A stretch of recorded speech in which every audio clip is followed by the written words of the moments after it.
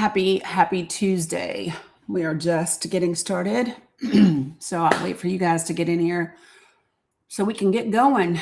What's up, Candy Kiss? Good to see you this morning. Hello, people. Good to see you. If you are watching me anywhere other than TikTok, make sure that you say hello so that I can greet you as well. Good morning, David. Good morning. Hey, Sherry, how are you? Good morning, Frank. Good. Oh, it started to go really fast. Good morning, Win Dixie. Jen. Yeah, it's going really, really fast. Good morning, Farah. Good morning, Nisi. Good to see you. What's up, Gumdrop? Good morning, Tam Bam. Hey, MG Brock. How are you? Hey, Jennifer. Yeah, it's going very, very fast, y'all. Just good morning to absolutely everyone because it's just going so fast that I'm barely seeing names as they pop through. So good morning, everyone. Right, because that's about all I got. Because this shit is just doop, doop, doop, doop, doop, doop. So yeah, so much for trying to keep up with that. Good morning, tech lady. Good morning, Deborah. Good morning, Cam. You guys doing okay?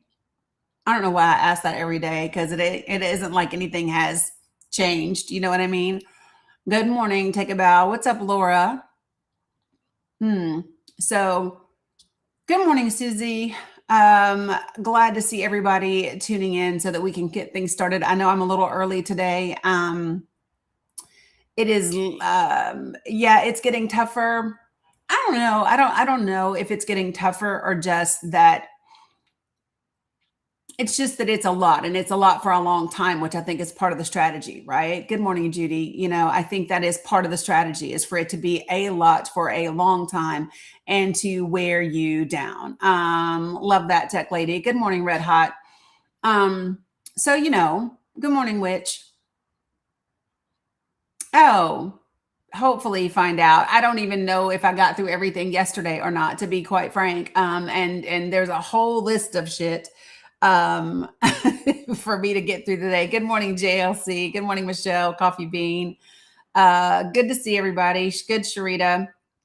Oh, thanks, Dax. Yeah.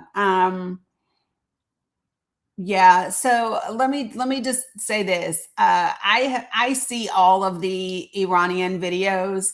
I don't really repost them and share them too much because I think that they are entertaining, right? And part of the issue with good morning, Sandy. Part of the issue with people in the US is we love to be entertained. And I think somehow when we are entertained, we forget the severity of what the fuck is actually happening. Right? I think sometimes we forget that like 300, 400 military personnel have been wounded so far. You know what I mean?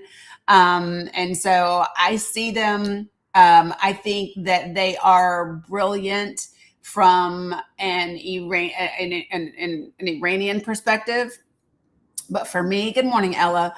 For me, I just go, they are smart and it's exactly what they want it to be. I just also think that when we share them, I just think we are being entertained. And I think that that is part of the problem in the US is that people have been being entertained while the country's been going to hell in a handbasket. So less entertainment, more factual news. And that's what I would like. Oh yeah, I know. Are you not entertained? Yes. Good morning, Cindy. So good to see everybody. Glad to see you all. And I definitely good morning in Florence, South Carolina. Thank you, Carla. Yeah, so you could thank the Democrats for that. For what exactly? User 6752. What should we thank Democrats for today? Let me just tell you something. If you come in and and your first thought is to group all Republicans or all Democrats into some generic thing, it probably tells me you have no clue what you're talking about. like literally, if that's your deal, you have to be very specific. You know what I mean? Because there's a lot of shit going wrong, and I don't know that there's any particular party that could take the blame for everything. I think that we could just divide it up, and there's a fair share of fuckery to go around. To be quite frank,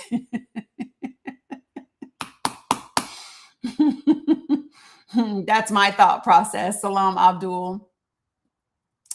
Yeah, Lisa, I did make it early. So good morning, Candy Red. So glad to see everybody popping in here.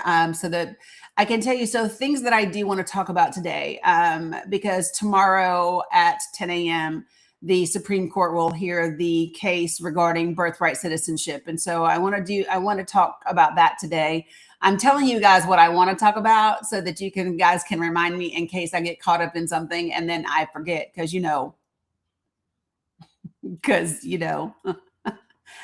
I think it's tomorrow, Cam. I think it's tomorrow. Um, Double check for me, but I think it's tomorrow. Good morning, Amy. I also want to play. I'm just going to be honest. I am not going to be able to listen to all of it. Let me just tell you, I didn't make it but about 10 minutes in listening to RFK Jr. And right, in case I squirrel, right. I only made it about 10 minutes in. Yes, Wednesday. Good. I was on it. Love that for me. But within the first 10 minutes of listening to him, I literally identified about 4 or 5 different lies. And at the very least, if I don't want to say they were outright lies, I can say at the very least that they were really poor information, because it was inaccurate. And I think when you are the Secretary of Health and Human Services, you have a responsibility to give accurate information to folks, right? And so I have an issue when you're not able to do that. Well, Deborah, one of the reasons why I was listening to it is because it was part of his deal. He spoke at CPAC, and hey, good morning, Carl. And I think sometimes it's beneficial for me to hear what they are saying to their base, right? So I don't want to listen to speeches to the world, and I don't want to listen to, the Fox or Newsmax version of whatever they say, right? No worries, Amy. I'm kind of right there with you, but I do want to see sometimes. I do like to see what they say in a room where they feel like it's just their people, right? It was one of the reasons why I wanted to see what Steve Bannon said, what Ben Shapiro said, what Tucker Carlson said during the Turning Point USA deal back in December, right? Is because there is a benefit sometimes in hearing what they say in the room of people that they believe is just for them. Last of the Mohica, I guess my question would be for why do we care? Why do we care if A, you're Puerto Rican, and why do we care too if you like Trump? Like, I don't know if that's like a thing where you want us to believe that Trump has a lot of Latino support. I don't know if that's what that's meant to communicate. For me, what it communicates is a significant lack of knowledge around the policies of this administration and how they impact Puerto Rico. For me, it indicates a lack of self-respect to vote for a man who doesn't want to give you aid when it comes to natural disasters. It provides a lack of self-worth when someone would come to your territory, right, and toss you paper towels during one of the worst moments of when you guys have experienced devastation. And so for me, I don't know if you think that that's a flex or if it's supposed to make us believe that like every Puerto Rican supports Trump, or I don't know what the purpose is, but for me, it just makes you seem like you are not well informed. That's all. Now, if you want to discuss it, you're free to request to come up to, you're free to request to come up to the panel. I would just say be prepared. Okay. Let me give you guys a little bit of, let me go back because I need to do a couple of things. Number one, if you are new to this room, please put a 1 in the chat. If you are new to my live, please put a 1 in the chat. If you're able to do that for me. Good morning, Bobby. Shut up, Candy Kiss. The lies you tell. Good morning, Jake's mom. Welcome. Welcome, welcome, welcome to all the new people. Salam, big boy. Glad to see you all in here.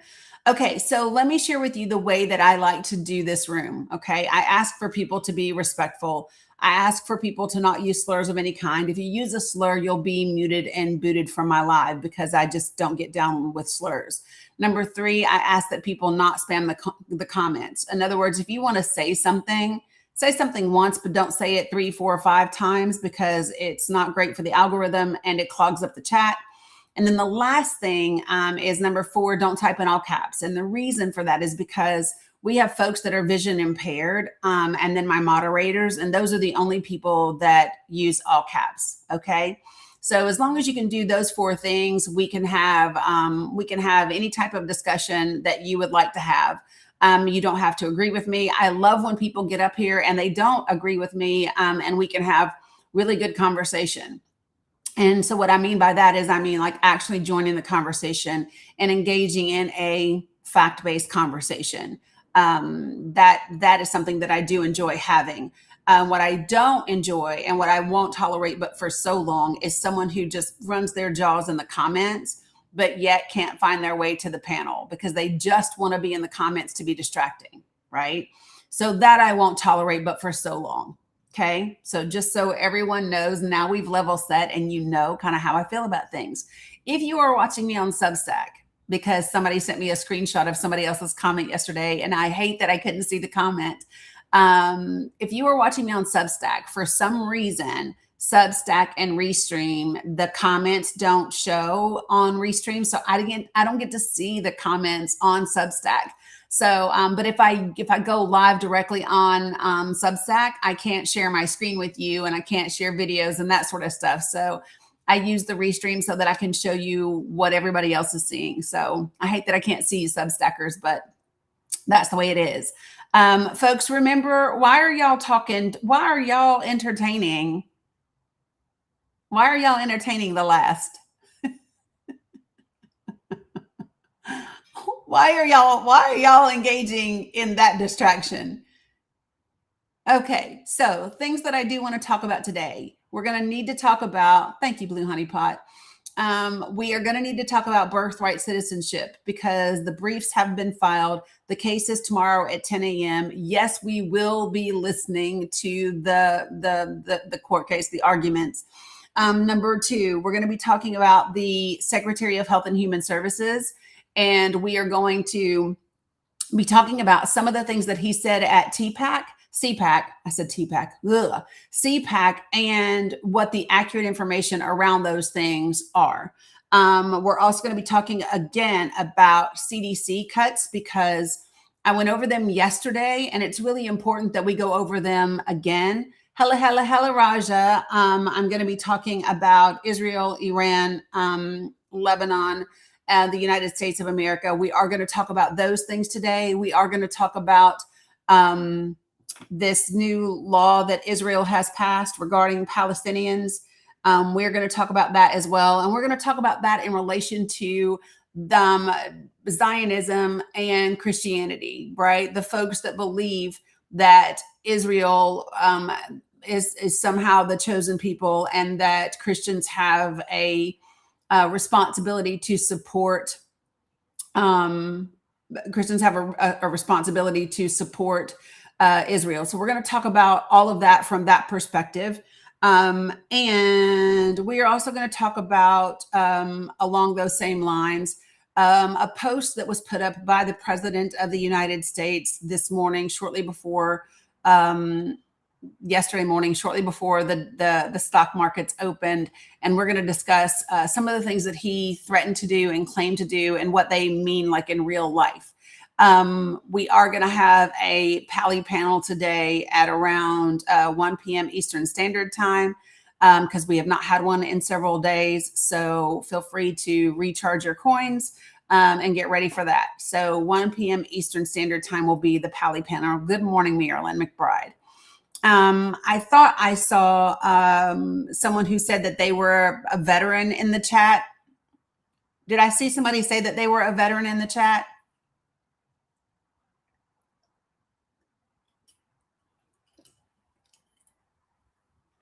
Where's the veteran at? Where's the veteran at? Okay, I'm waiting for the veteran to identify themselves. Who's the person that said they were a veteran?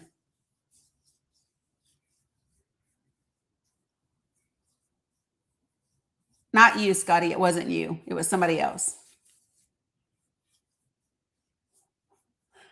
Okay, so apparently they're not here anymore, I guess. Are they not here anymore? Yeah. Okay. Yeah. No, I don't think it was I don't think it was your husband.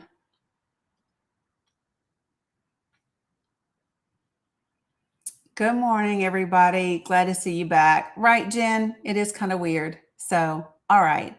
So I'm guessing the veteran that was in the chat doesn't feel strongly enough about what they said to identify themselves. So I'm going to move on. How about that? I'm going to move on. Good morning, Taryn. Let me put a little sticker up here really quickly so that our friends between the river and the sea know what's happening today.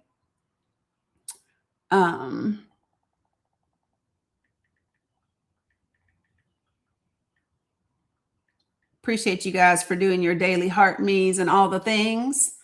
I really, really do. Oop, well, damn. I went to move the sticker up on the screen and just moved it right on off. I don't know what an AD is. So when you say is an AD member here, I don't know what that means.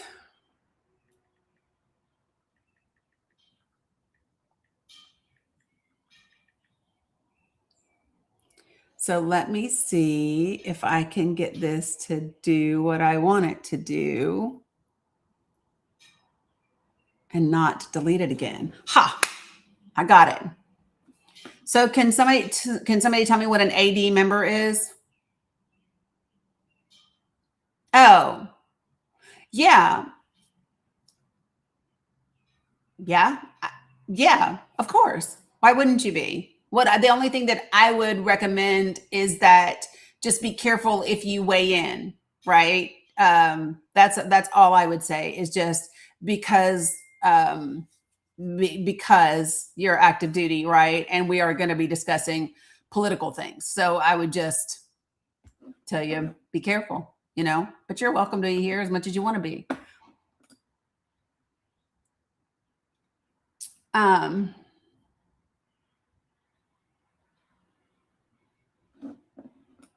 Love that. Love that little piece of info.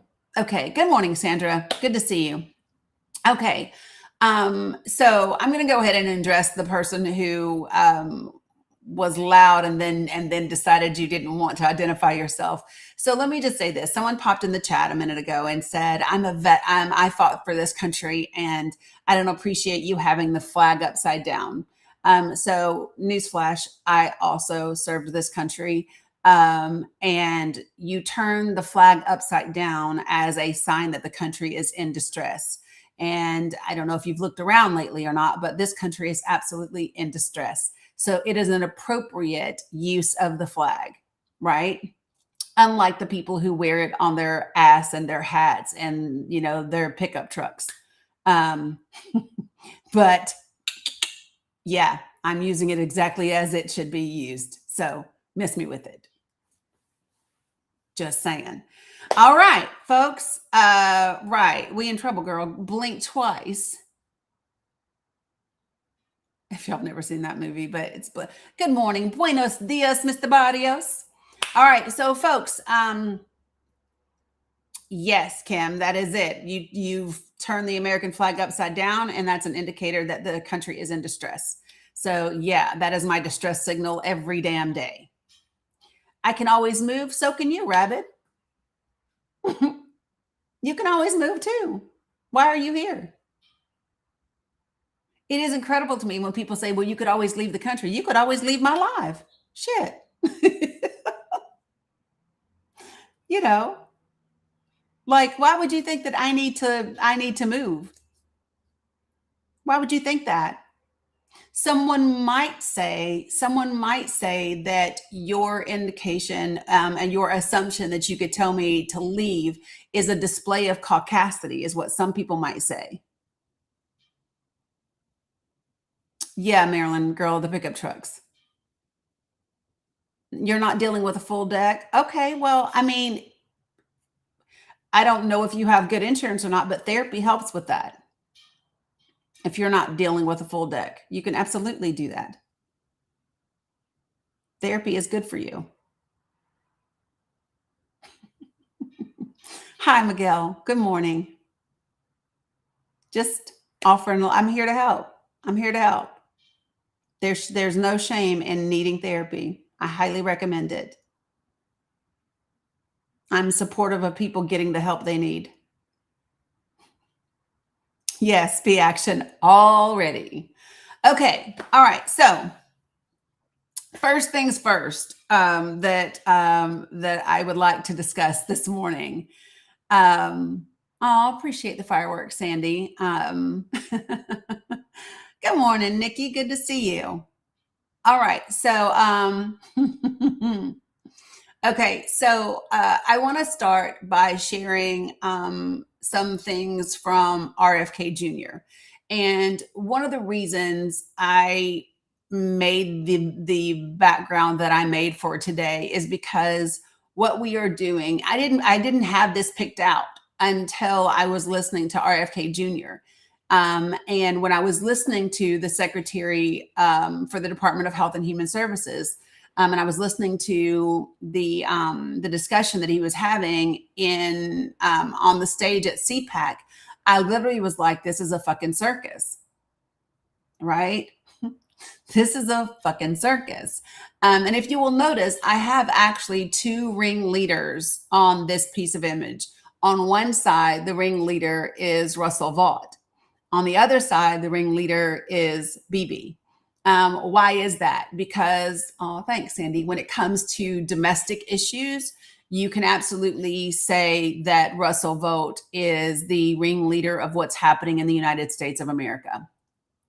The policies that are being implemented, the executive orders that have been rolled out, the changes that have been made with regard to staffing, and and throughout the administration, that is definitely being done at the direction and the guidance of Russell Vaught. Okay. I think you can also say that what is happening internationally, I think, when you look at our conflict in Iran, when you look at all of the things that we are doing, I would say that you can absolutely see that that is something that's coming from BB, right? And so, those are the things that I would recommend. So, Rapid, I sent you an invitation, like directly. I literally clicked on your name. Why don't you join the panel? Because you're being distracting in the comments, and so I would just rather have a direct conversation with you. Sounds good, Tracy. You guys, let me handle Rapid. Let me handle Rapid, guys. Let me handle Rapid. Rapid, why don't you join the panel if you would like to have a conversation? You seem to believe that you know a lot, and I love to learn. So let's have a conversation. Because this is the thing that I say all the time, right? I'm happy to have a conversation with people who disagree with me. What I won't do is let people just sit in the comments and be distracting because that's what they want to do, right? So if you think that you want to have this conversation with me and you seem to know so much more than me, hey Sherry, good morning, then join the panel. I don't debate Rapid. I said have a conversation. Oh, I know how many followers Rapid has. I saw. So, Rapid, is that a no that you're not going to join the panel? Is that what that is? Good morning, Cloud. I just want to double check before you get booted. Just double checking.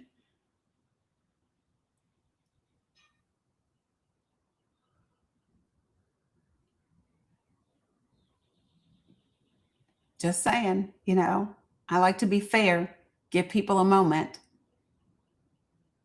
What do you think, Rapid? You coming or you're not coming? Read, ask God to send us someone, hears his voice. It could be a woman, women hear from God too. So, Gary, you want to talk about God and women? Because you're saying read, ask God. I'm reading this exactly as he typed it. Read, ask God to send us someone, hears his voice, period. It could be a woman, women hear from God too, period. I'm not sure what you're trying to say. When you're praying and you ask God for a leader, it can be a woman too. Yeah, women have been leading since the beginning of time. It sounds like a bot with a bad translation chip. Maybe. I don't know. But it looks like Rapid went away. Okay. So let's go ahead and let's talk about the Secretary of Health and Human Services. Can we do that? Let's do that. Thanks, Davi. Appreciate that. All right. So we're going to start with RFK Jr., and I'm going to share my screen for you guys over here that are watching elsewhere. Jeez, oh, Pete. Oh, before I start this video, let me say this to everybody, okay? RFK Jr. has a health condition. That health condition is what causes his voice to sound like it does. We do not mock people's medical conditions or disabilities, so don't do that about him. Okay? I just want to be clear about that. I can think he's a shitty person. I can think he's not that smart. I can think that he is a horrible Secretary of Health and Human Services.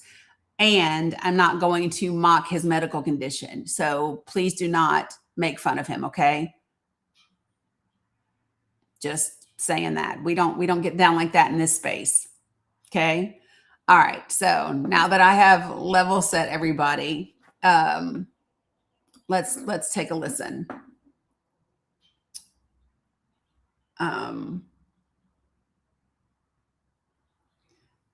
It's a lot. Okay. Yeah, I mean, he's still not smart. He's just not smart with a medical condition, So here we go. I'm going to hit play. A very loud cheer. I would say almost as loud as for President Donald J. Trump, right? All right, Mr. Secretary, I'm just going to call you Bobby because I feel like you're part of like our kitchen table every day when I have to decide what food our kids are going to eat. I shared with the secretary this story where when my girls were little, a neighbor brought them donuts and they came running to the house and told their dad, "This is the best tasting bagel I've ever had." But I really want to start with your incredible successes. Seriously, what you have done to shake up HHS, Health and Human Services, is remarkable. Talk about those successes and then what your top priorities are going into the next 3 years. Well, first of all, thanks for having me here, Mercy, and thank you all for being such a welcoming audience. We love you.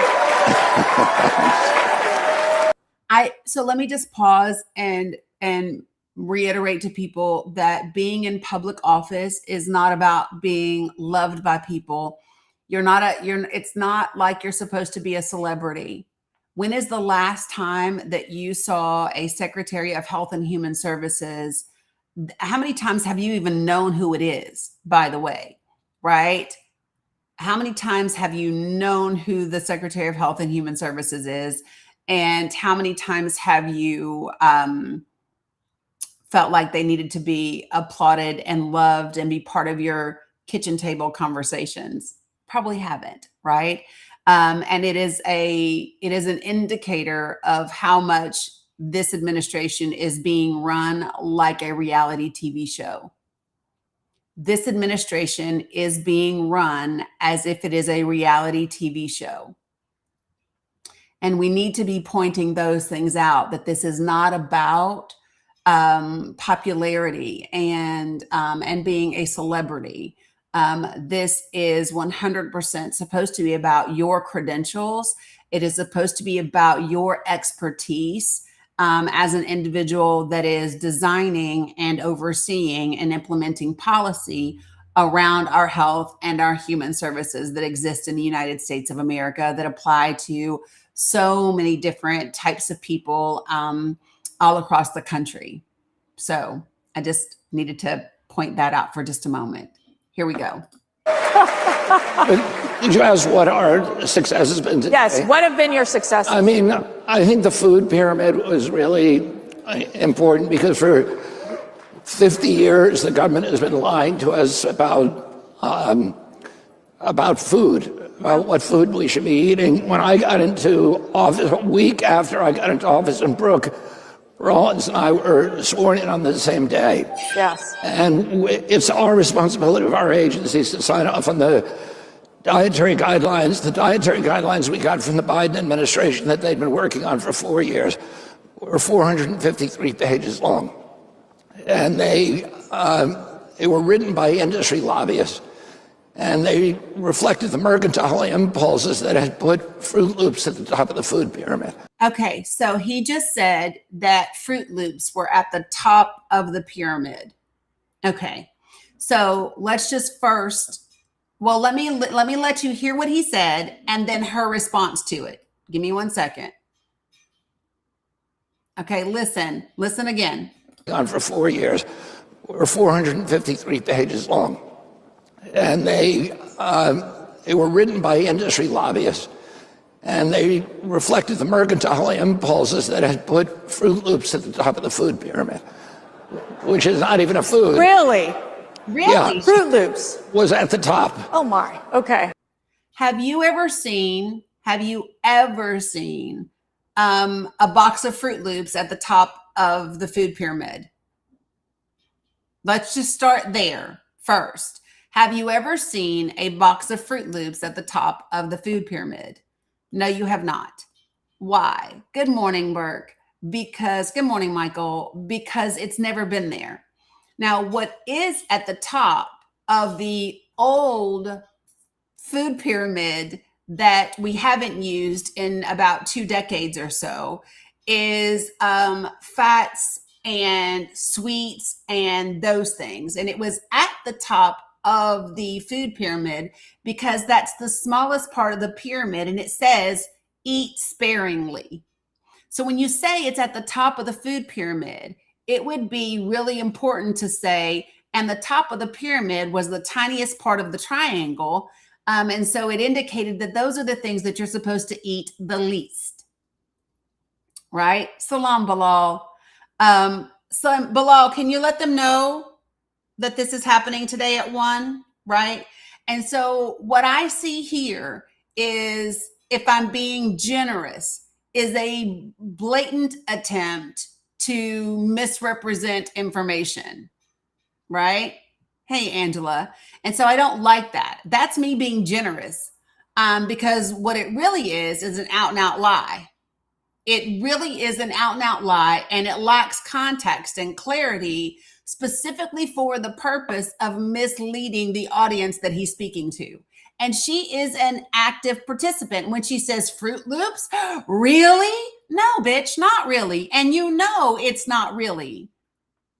And so I just want people who maybe you have loved ones that are sitting in CPAC. I want you to understand that these people are playing in your face. Do you all get that? They are playing in your face. They think that your intelligence level is so low that you'll just believe anything they damn say, no matter how much sense it does not make. That's how much they don't think of you. They're not even thinking about like believable lies, right? They are literally so, oh, honey, now listen, William, you were here yesterday. You know not to use slurs. So this is your first warning. Okay. Okay. So if you say that slur again, I don't care if you put dim in front of it or not, then you'll be blocked. And I know that you know better because you were here yesterday. That damn Dani derangement syndrome has y'all coming back every day. I think you secretly want to be a progressive, William. I think you secretly want to be a progressive.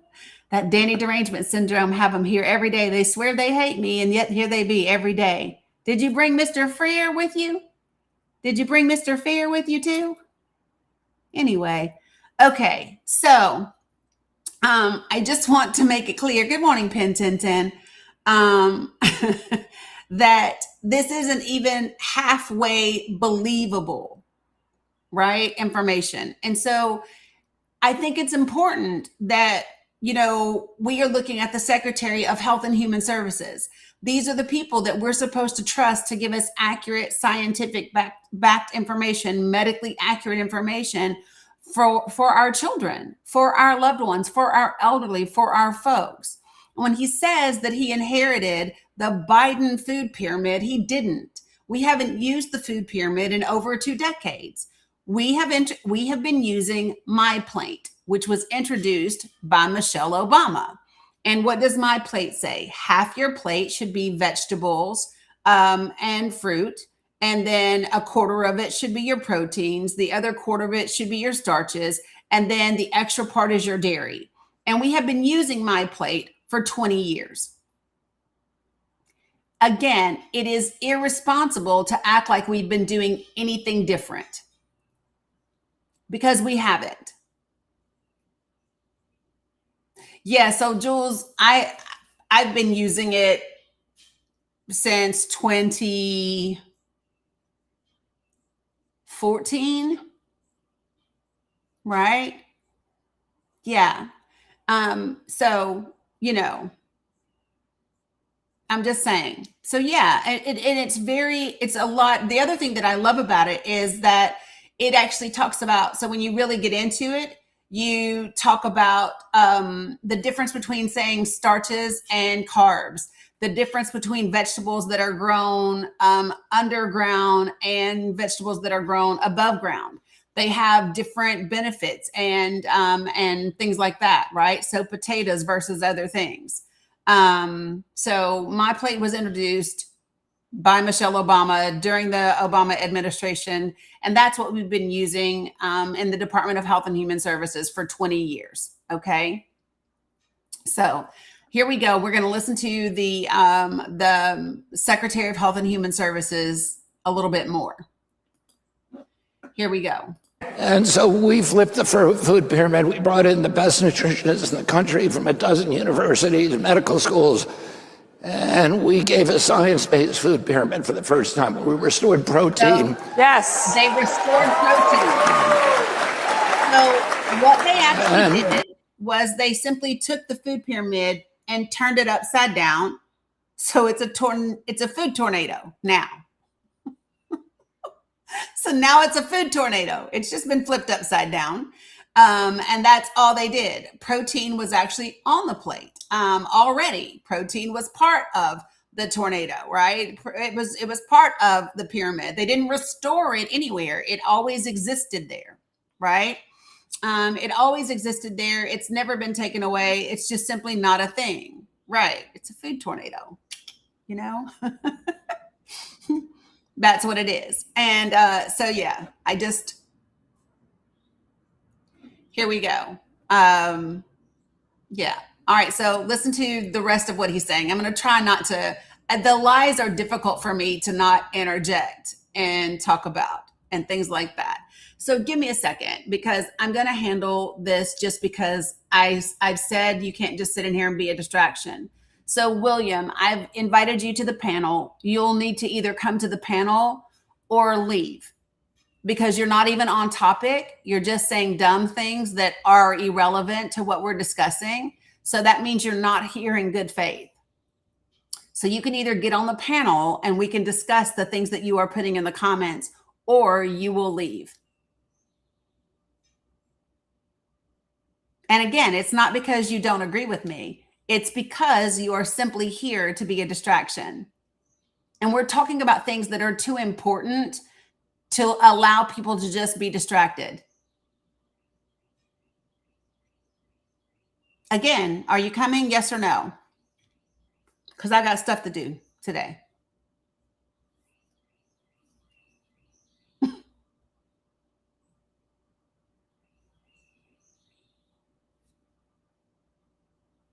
I don't care if you're an 82nd Airborne vet. I don't give a shit if you're a Green Beret.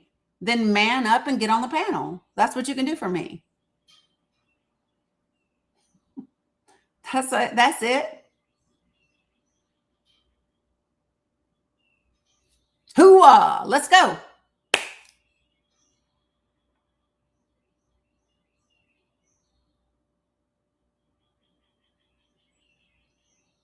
Thanks, Mr. Steve. Hey, Airborne. Yeah, just, you know. Good morning, Joanna. Yeah. So that's what I thought. Okay. So,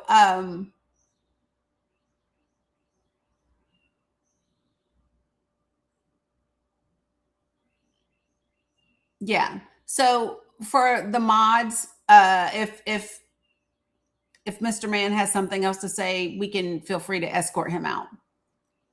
Okay. Yeah, it is. It is, Grammy. It's time. Okay. All right. So here we go. We're gonna listen. We're gonna listen to the rest of this. You ready?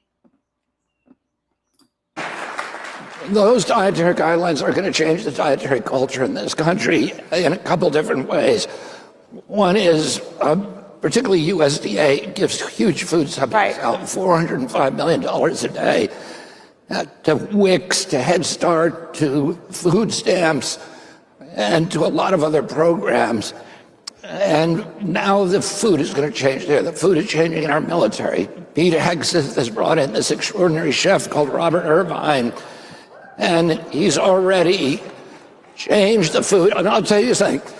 He's changed the food on 5 of the biggest bases. By the end of this month, it'll be in 20. So it's all fresh, really high quality food. And this is for our military. For our military. So we're taking care of our military. Can I ask you? So I just want to be clear. Pete Hegseth has brought in a chef, and he's changed everything on 5 military bases. Do you all know who cooks on military bases? Do you all know who cooks the food on military bases? Soldiers. Soldiers cook the food on military bases. Yeah, that's literally their job. That's their MOS. So yeah, it's just like, what are you talking about right now? Right. And we're taking care of, now let me tell you, now he said everything is fresh now. Apparently RFK Jr. has never ever in his life had an MRE, but anyway, so let me just tell you, he says that everything is fresh on our military bases now. Now I want you to hear what he says about financially how they're doing this. Listen to what he says. Something? Yeah. Who's stronger, you or Secretary of War Pete Hegseth? Come on. Who's stronger, you or Pete Hegseth? Since when in the United States of America have we ever cared how strong the Secretary of Health is? Are we sending him to Iran? Are we sending him to Iran? Is all of a sudden the Secretary of Health and Human Services gonna go to Iran all of a sudden? It's just crazy to me that people would say that. Like, who cares? And why are we listening? Right? No, that's not my IP address, beloved.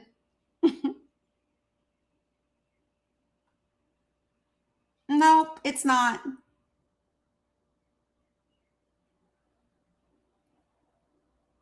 Like, that's just a wild thing to post and say, oh, this is your IP address. No, it's not. Bless it. Yeah, not my IP address. And what would be the purpose if it was? Cam said, and that's why they can't talk in the chat anymore. Yes, Jules, that could be considered a threat. It could. Correct. Yep. All right. So here we go. On. Tell us, who's stronger? I think he's got a couple of. Couple of pounds on me. All right. Well, I'm going with you, Bobby. I'm going with you. Anyway, I'm going with you, Bobby. He brought in Robert Irvine. At the military bases, only a third of the food was getting eaten because it was so appalling. And the troops were going out and buying food at McDonald's or fast food places. Wait, but the president of the United States buys McDonald's? Yes, this is real. This is him at CPAC. But wait, the president of the United States gets McDonald's. Matter of fact, he serves it to professional athletes that win gold medals. Right? So if the commander-in-chief eats McDonald's and serves it to Olympic athletes, what's wrong with our military going to buy McDonald's and fast food?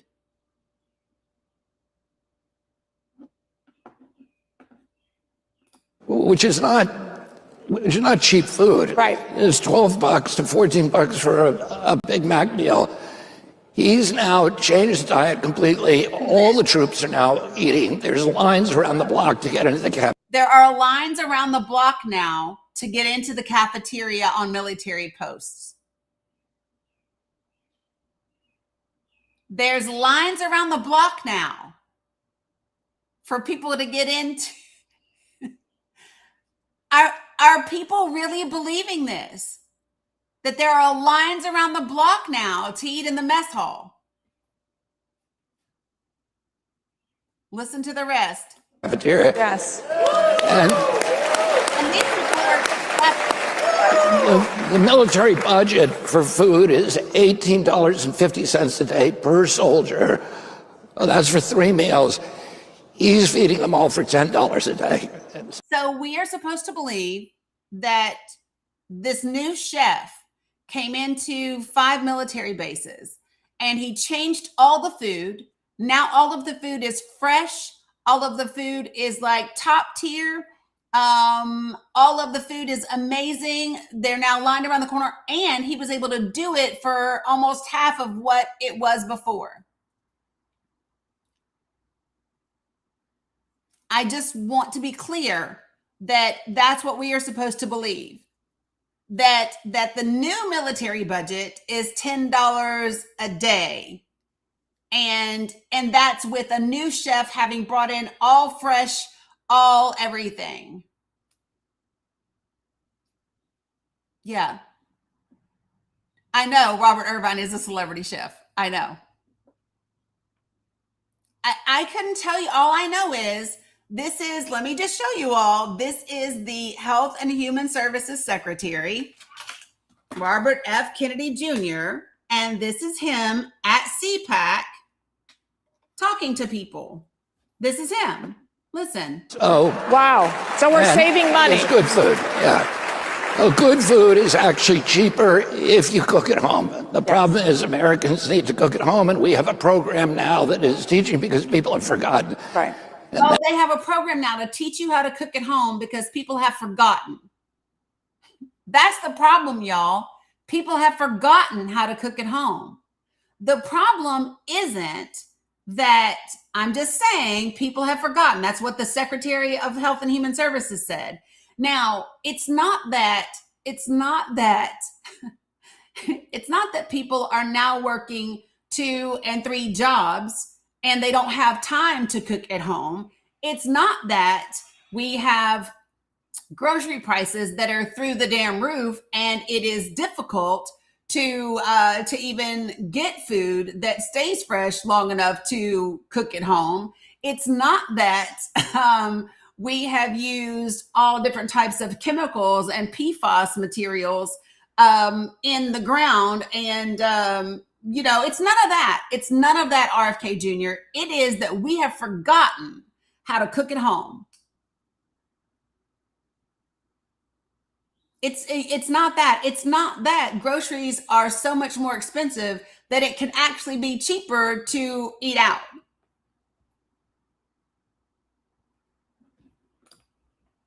So now they got a program to teach you how to cook again. That's important not only because it's important to get food, but also gives you time with your family. It's a sacred ritual. It's been around forever. Right. It's a sacred and ritual. We've lost that. It's a sacred ritual to eat with your family. I don't know. That sounds like witchcraft. Sacred ritual sounds like the Secretary of Health and Human Services is engaging in witchcraft.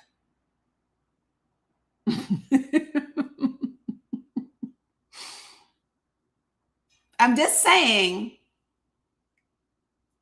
that type of verbiage makes me a little skeptical right there, right, MG Brock, blessed be. Okay, listen. And we have now a crisis, a spiritual malaise in our country. It's a crisis of loneliness, of atomization, of fragmentation. And one of the ways that we need to bring people back together is for having this day, encouraging people to have this daily meal ritual. We've done the first test in Operation Stork Speed on the baby formula. Okay, so we're going to talk about this whole baby formula thing because this is an out and out lie that you're talking about.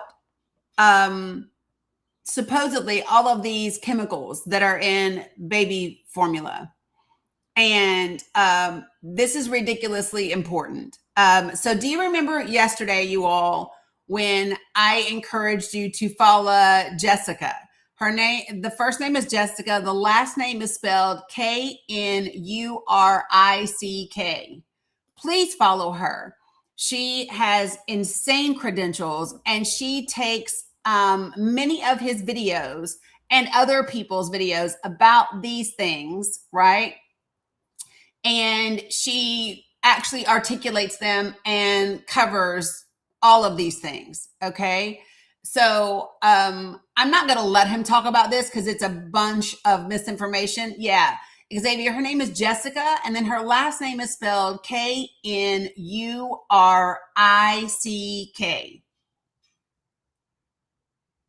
Can somebody put it in the chat and one of the mods pin it? It's Jessica. And she dives into root causes. Like, this is her field of expertise. She is amazing. Yes, Rob, that would be her. That's her right there. So give me a second. I want to show you all something. Give me 1 second.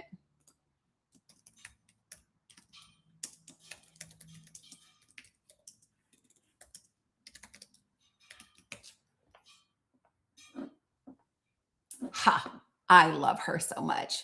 It's so easy to find.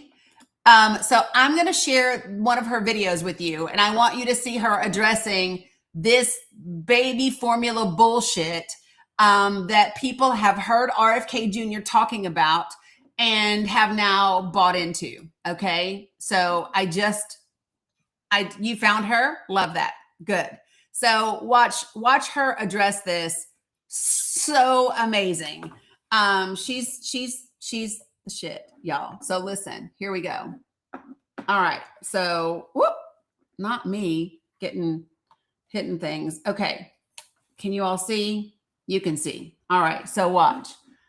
I'm going to, oh, hold on. I gotta unmute it. Okay. Now listen. Baby formulas containing this ingredient, canceled. This ingredient is already banned in all European formulas. No, it's not. It's just called something different, and you don't know that because you don't understand what you're talking about. Look closely at this first and most abundant ingredient, corn syrup solids. This ingredient is 100% glucose, aka sugar, made from dehydrated corn syrup, often used in processed foods to add sweetness and calories. Do you really want your baby ingesting that? The formula he's holding up here, which is the formula they always seem to be holding up when fear-mongering formula in grocery stores, is Enfamil Gentilese. This is a formula that's specifically designed for infants who are sensitive to solely lactose-based formulas, and so the lactose is significantly reduced to help alleviate digestive symptoms in the infant. These are the ingredients for Enfamil's main formula, which is made for infants who don't have those same sensitivities, and you can see that the main ingredients are not corn syrup solids, but instead non-fat milk and lactose. From a calorie perspective, breast milk contains sugar, amino acids, and fatty acids. For sugar, there are three main single sugar molecules that comprise nearly all of the sugar that we consume. Those are glucose, fructose, and galactose. Galactose is a sugar primarily found in milk combined with glucose to form lactose. If an infant is sensitive to lactose or can't tolerate lactose, they need a formula that reduces or eliminates galactose. Now we're left with two sugars, glucose and fructose. Fructose,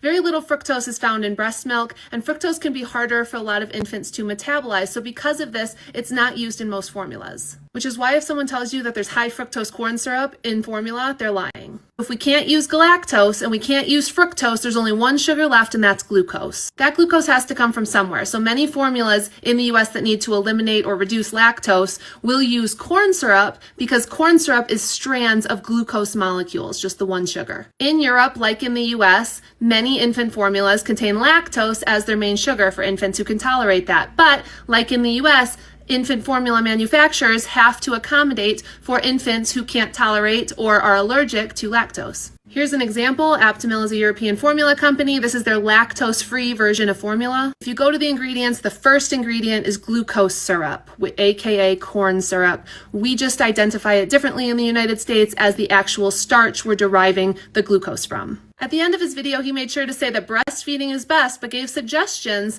including making your own homemade infant formula, which is incredibly dangerous, and choosing lactose-based options. The guy does not even understand why these ingredients are used, does not even understand what he's talking about, and I would suggest that we don't take infant feeding advice from people named Non-Toxic Dad. The secular government of Israel. That is her all the time. She's so amazing. Listen, when I tell you all that she is so good, her expertise is this.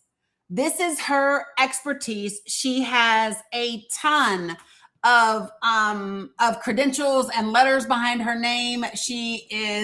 This is her jam. And when I tell you that she knows exactly what she's talking about, she does. Her name is Jessica. We just had it pinned up here. And she backs it all up. So her last name is spelled Knurick. All of her videos are that great. And do you know how I found that video? I typed in her name and baby formula, and it pulled it right up. Yes, Amy, that is her. I can't stress enough that if you are busy seeing all of these creators that are talking about what is or isn't in our foods, because listen, I had even found a couple and I was like, oh shit. And then I saw her video and I was like, oh shit, because it's not. And she actually breaks down how many of the dyes that we have in our food are still in European food. They're just called something completely different. And they are not banned. They're just called something different. And so she's just fantastic. And I highly recommend that you all follow her. She is fantastic. So I'm going to scoot past this lie that he tells about baby formula. Now that I've shown you the real deal about baby formula, and we're going to go to the next set of horrendous information that the Secretary of Health and Human Services tells people.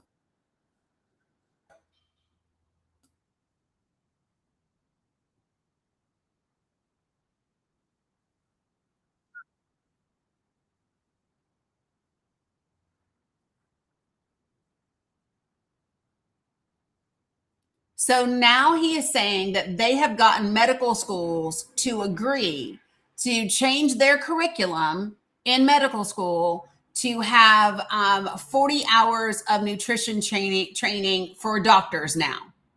All right. So let's just see if that's true. Because this is what I do. I listen to them, I pause it, and then I Google and look for the information, right? So we're just going to see. Have 40 medical schools schools changed their curriculum to require 40 hours of nutrition training.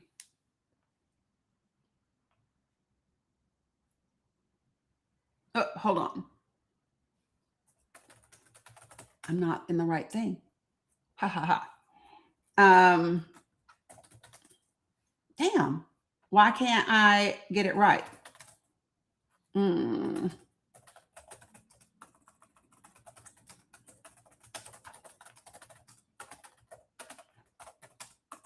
And curriculum to require 40 hours of nutrition training.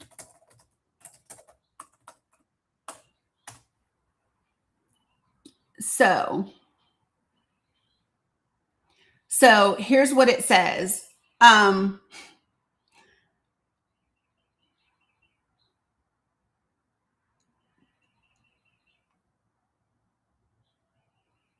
So there have been 53 medical schools that have committed to expanding their nutrition education to 4 hours or more starting in the fall. And it says, hold on, let me see what it says.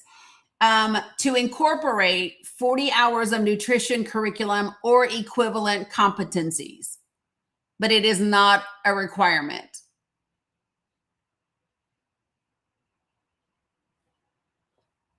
Yeah.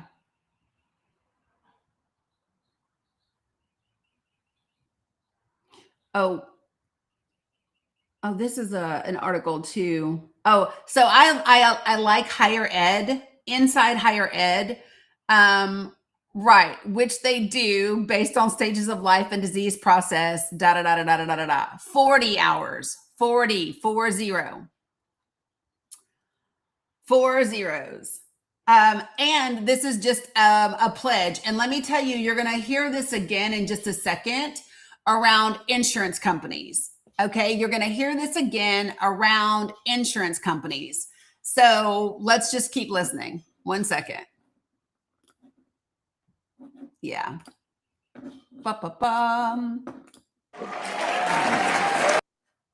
Require nutrition training and continuing medical education. Is different than offering. And the highest price for medicine in the world. Oh, here's one. Listen, this is the one that I was telling you about. This shit right here. MFN, running the agency with operations, the agency for me. We got through the MFN, most favored nation status, so that we have been paying the highest price for medicine in the world in this country. We make all the medicine, we pay for the innovation, and we pay in some cases 10, 13, 15 times what they pay for the same medication in Europe. It's made in a factory in New Jersey. And now we're going to pay the lowest prices in the world, and you can already get those. Now we're going to pay the lowest prices for our medication in the world. The Secretary for Health and Human Services just said that we, the United States of America, are going to pay the lowest prices in the world for our medications. Listen to what he says. And then we're doing, with this week, we passed new regulations that are going to require hospitals to post their pricing. So we're going to price transparency and the insurance. So he says this week we passed regulations that are going to require hospitals to post their pricing. So let me just tell you all this. First and foremost, the law, the statute that requires that happened during the Affordable Care Act. Listen, they do already do that, gummy nerd. So let me explain.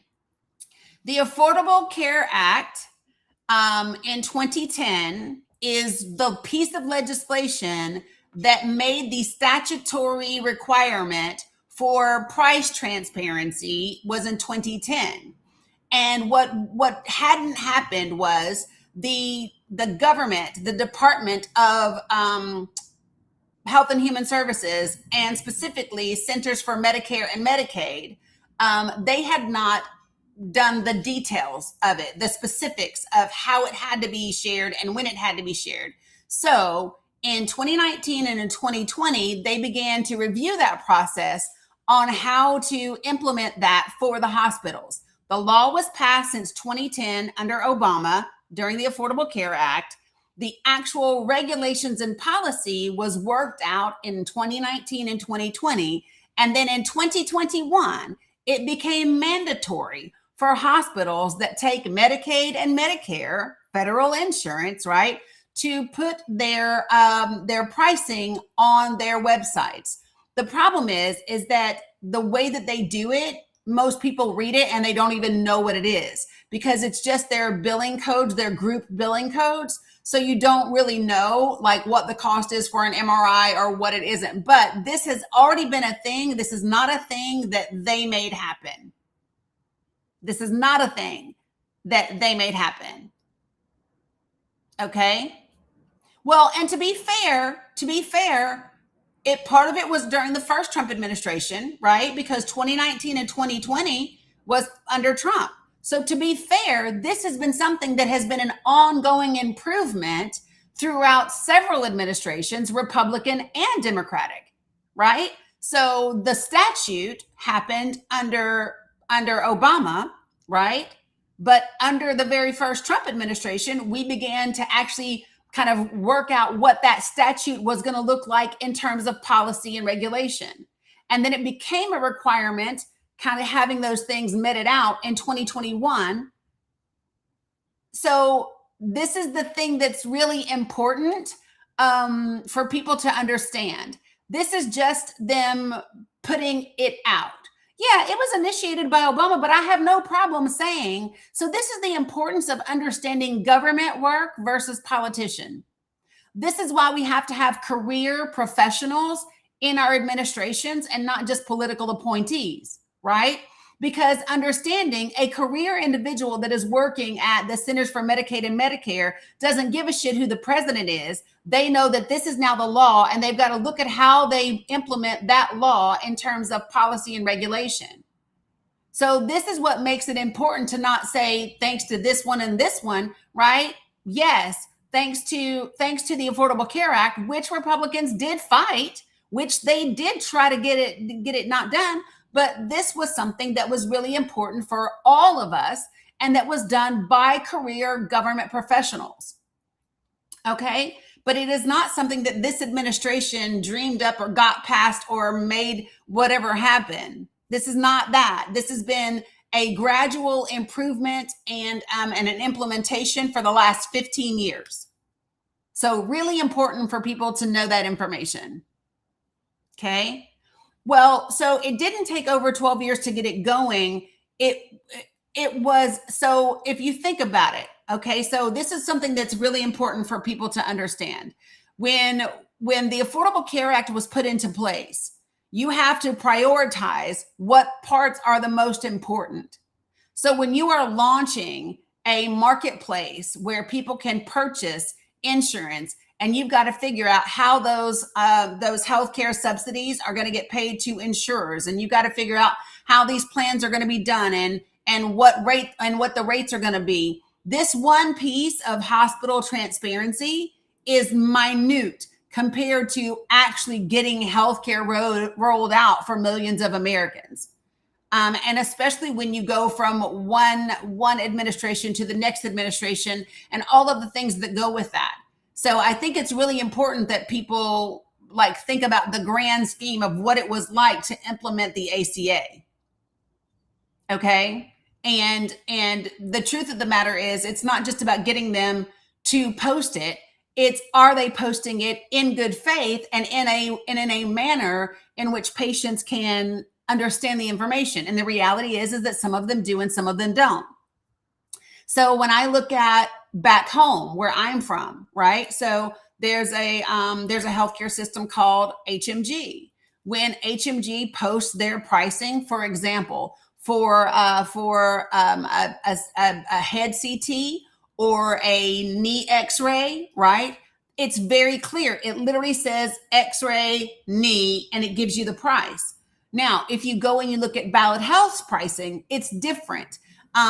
It's posted on their website, but it's this big Excel spreadsheet, and it has a lot of billing codes that most people don't know, and you don't really know like what the price is or what the price isn't for everything. And so getting people to post it is one thing. Getting people to post it in a manner that actually benefits the public is something completely different.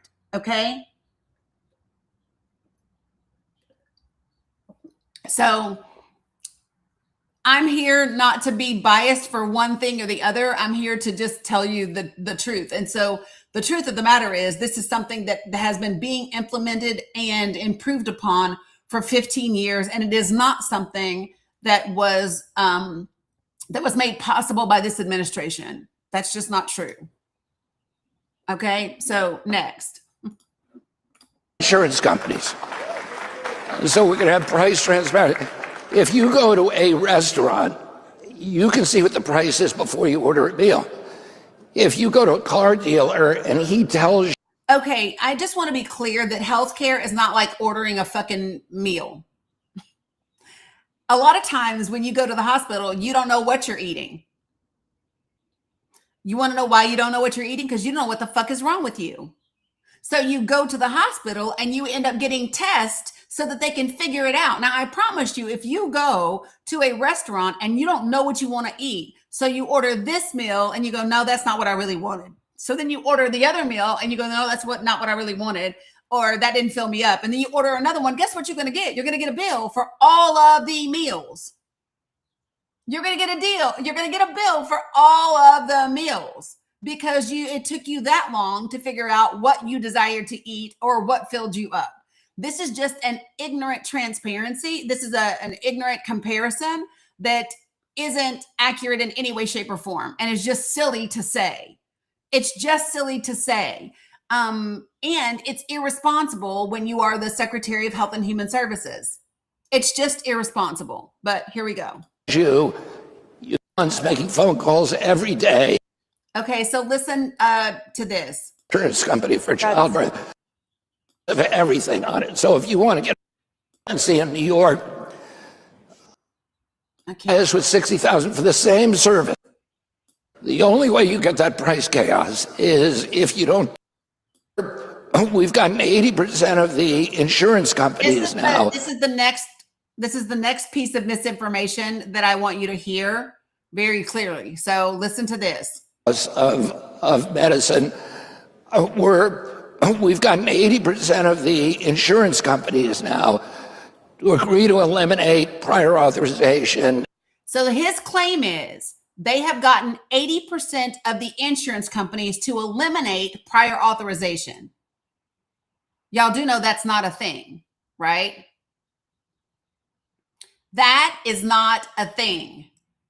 80% of all insurance companies have not agreed to eliminate prior authorization. Now, here's what has happened. Insurance companies that cover 80% of Americans have said, we'll try to do better. That's what happened. That's all that happened is insurance companies that cover 80% of the country said, you know what we'll do? We will try to reduce the amount of prior authorizations that we have. We'll try to speed up the process so that care isn't delayed. That is not the same. That is not the same. And it's just not true. It's important that people know how not true it is. So, I love this post by this particular physician. And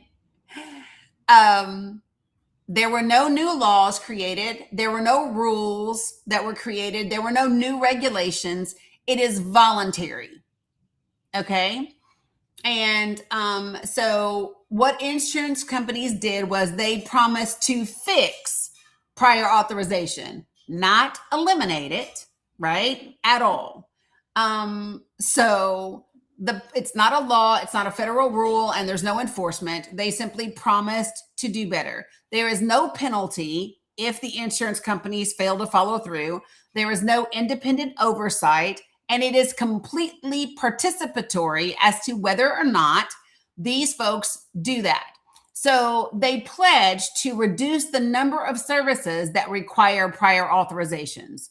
They pledge to respond faster to some requests. They pledge to improve their electronic systems.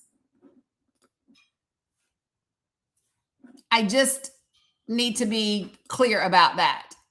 Let me make sure I didn't miss anything. Yeah, that was it. So it's important for people to know and understand that all that happened was the insurance companies said, oh, sure, we'll do that. And you can say we're going to do it. Now leave us alone so we can continue to go on making the shit ton of money that we continue to make at the expense of people. 80% of all insurance companies did not promise to eliminate prior authorization. That is a bald-faced lie. And here's my thing. So one of two things,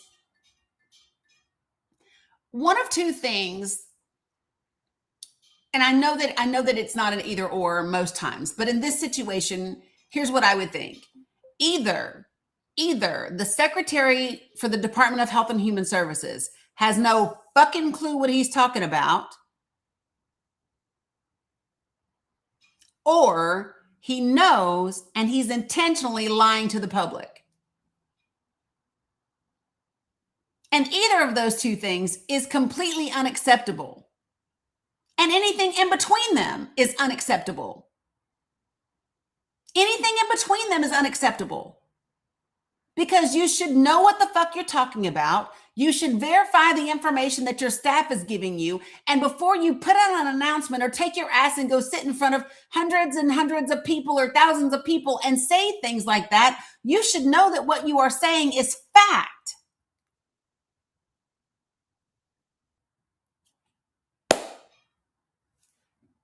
And yet here he is sitting at CPAC telling people these things that are not true in any way, shape, or form. Whoops, not that one. That's about fascism. Hold on, I shared the wrong screen for you guys.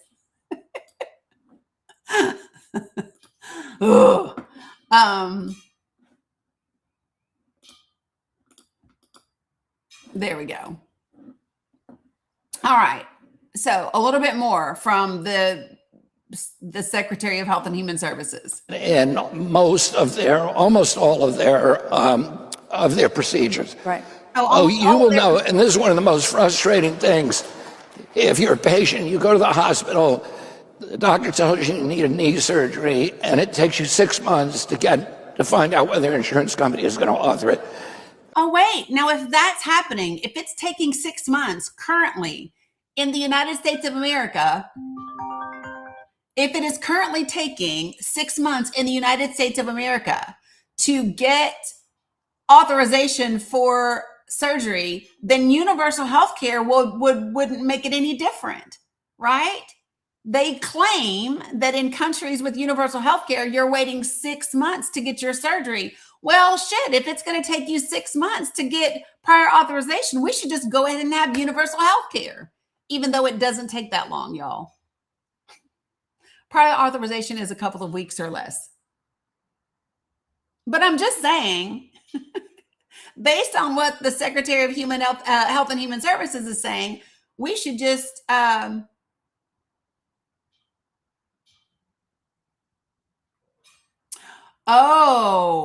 I know who that is calling me. Damn, it only took you almost a month to call me back.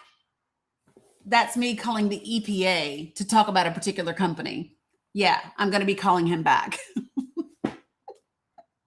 Yes, y'all, I'm that person that calls the head of the regional office of the EPA. I'm that girl that says, we need to talk about this company. Yeah, that would be me.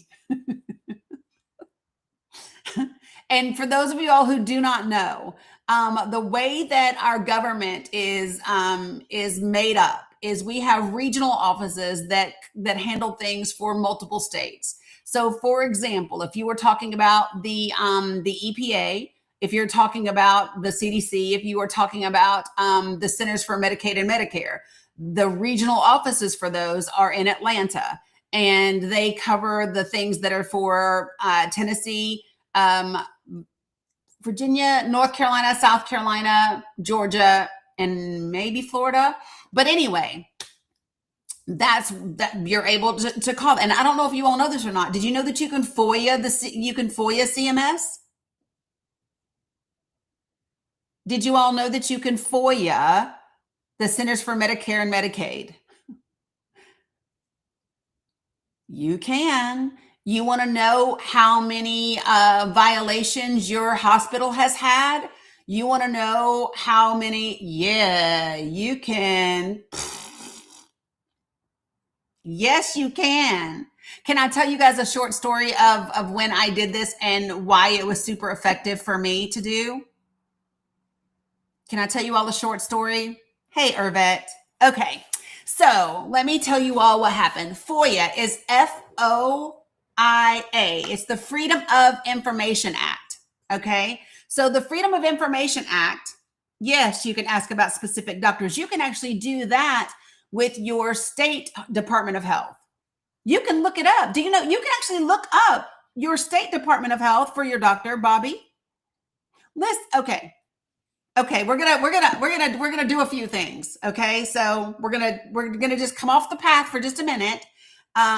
Yes, you can look it up on your state. Yeah. Okay, so let me just share with you all something that occurred. So many of you all know that my middle granddaughter was born weighing 1 pound 3 ounces back home in Kingsport, Tennessee.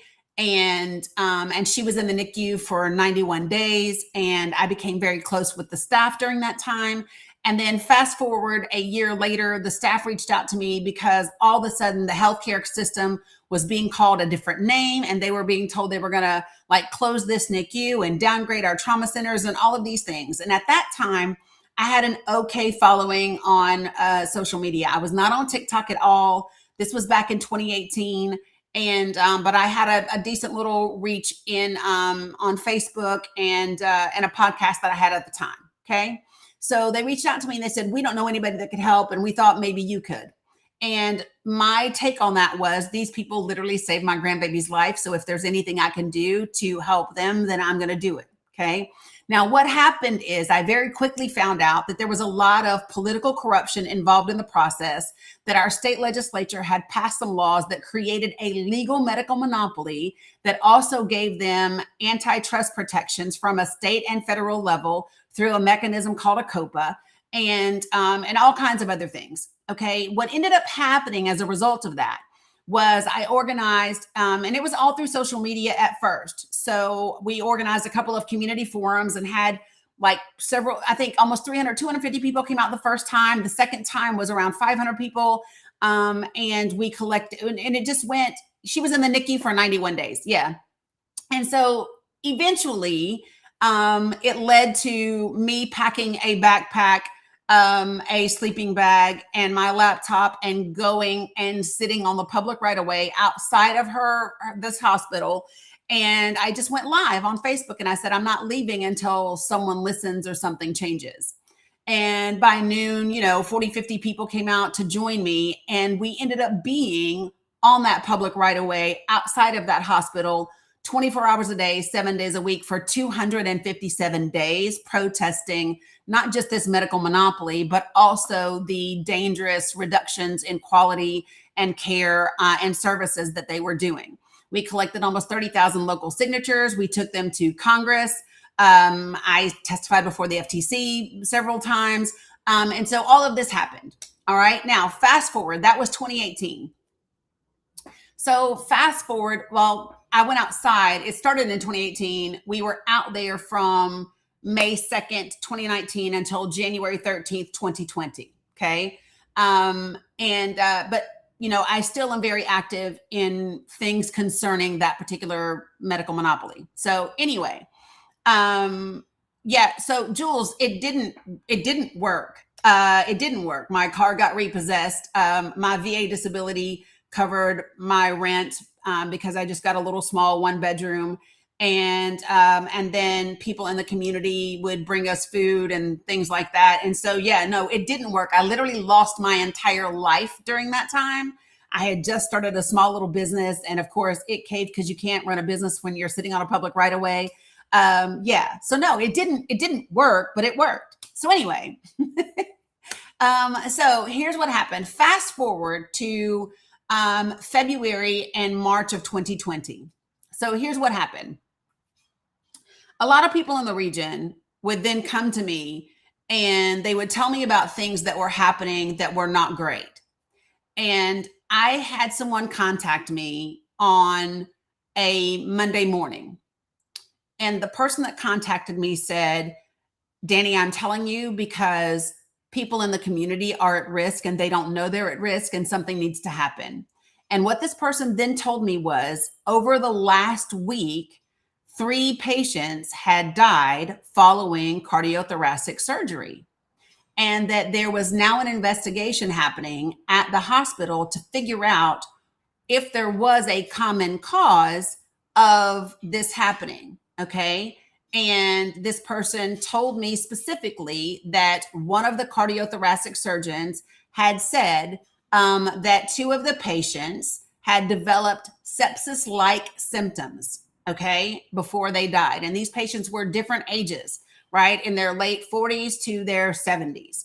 And the reason this person was telling me this information is because the hospital had still not closed the cardiothoracic ORs. They were still, as of that Monday, they were still performing surgeries. And this person said, this is a danger to the community.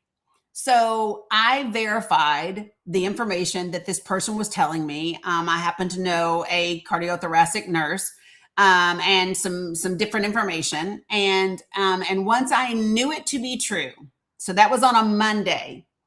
On that Wednesday, I went live on Facebook. Now, what I did before I went live was I contacted the Tennessee, what is now the Tennessee Health Commission.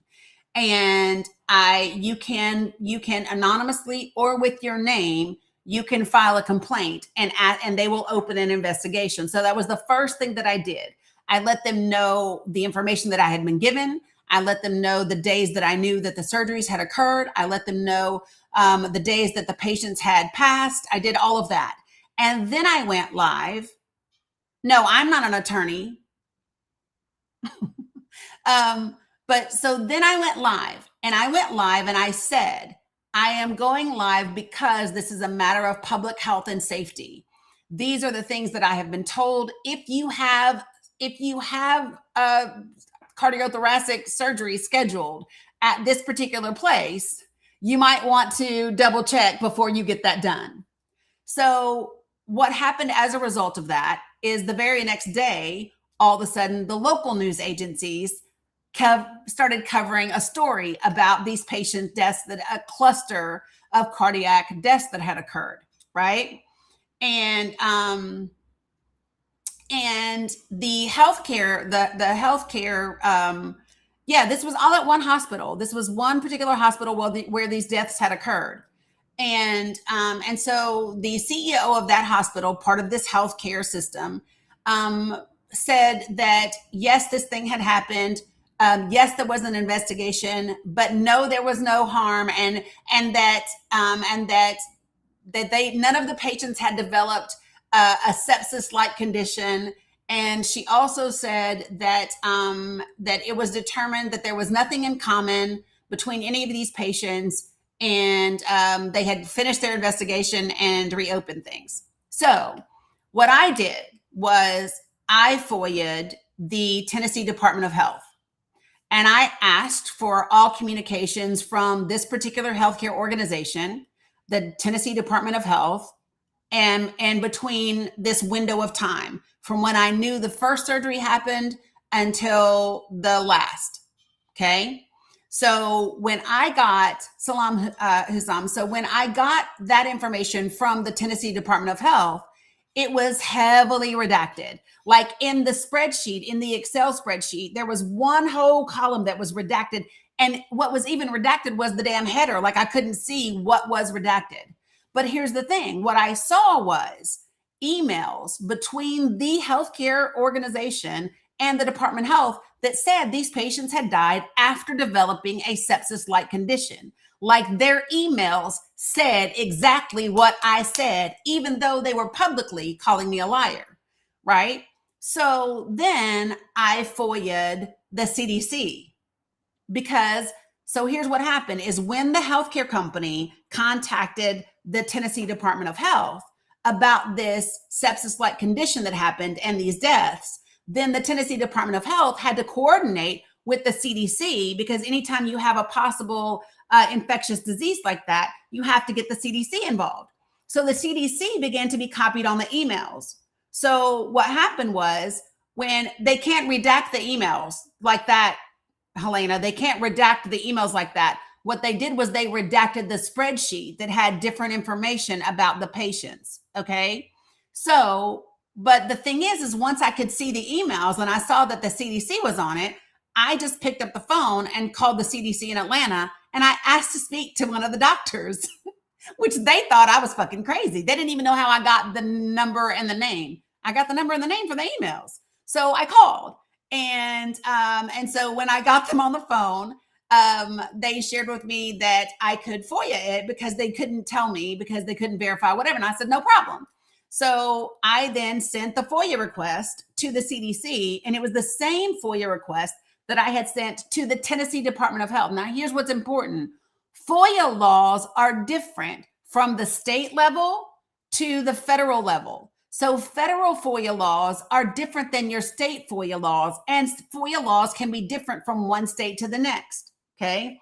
Some states you have to be no, this is back home in Tennessee. So in some states, you have to be a resident and you have to send in a copy of your identification to know that or not know that or whatever, right? So anyway, I was able to FOIA the CDC and they sent me the emails and the spreadsheet and all of that. Now, here's what's interesting is what the CDC redacted was different than what the state redacted because state laws are different about what gets redacted and what doesn't. So by the time I looked at what the Tennessee Department of Health gave me and what the CDC gave me, I could now see everything, because what the Tennessee Department of Health redacted, the CDC did not. And what the CDC had redacted, the Tennessee Department of Health had not. So I could see everything. And here's what I found. Number one, what I found was emails saying exactly what I said, that it was in fact a sepsis-like condition. But then what I also found was every single patient had been in the same room before or after surgery. And it was room L20. That was the column that the Tennessee Department of Health completely redacted. I'm going to say that again. That was the column that the Tennessee Department of Health completely redacted. So Ballot Health was claiming that these patients didn't have anything in common, but they did have something in common. They were all in this one particular room. So I was able to find that out only because I FOIA'd the Tennessee Department of Health and I FOIA'd the CDC to get all of that information. Now, do you know what else I found in those emails? And it was really astounding to see is that Lisa Piercy, who was the health commissioner at the time, Lisa Piercy had emailed Alan Levine, who is the CEO of the healthcare system, and she had told him on that Sunday that she was sure that that nothing had been that they had done nothing wrong. She was sorry that I had put this information out to the public and that they were going through this. But the problem with that is that she sent him that email on Sunday saying that she was sure they did anything wrong. But on Tuesday is when the investigation wrapped up. So how could you tell him on Sunday that you were sure he did nothing wrong if they didn't finish the investigation until Tuesday? Now, do you want to know how I got that email? It didn't. So let me tell you what, that email didn't come to me. It did come to me in the FOIA, but not from her. That email came to me in my FOIA request because a member of her staff took a photo, took that email and forwarded it to themselves at home. So when I FOIA'd them, I got the email that staff member had forwarded to themselves at home because they had taken that picture to be able to prove that that's what she had done. That's how I got it. So when I say to you, yes, you can FOIA your Department of Health. Yes, you can FOIA the Centers for Medicaid and Medicare. Yes, you can FOIA the CDC. Yes. Yes, you can. So give me 1 second.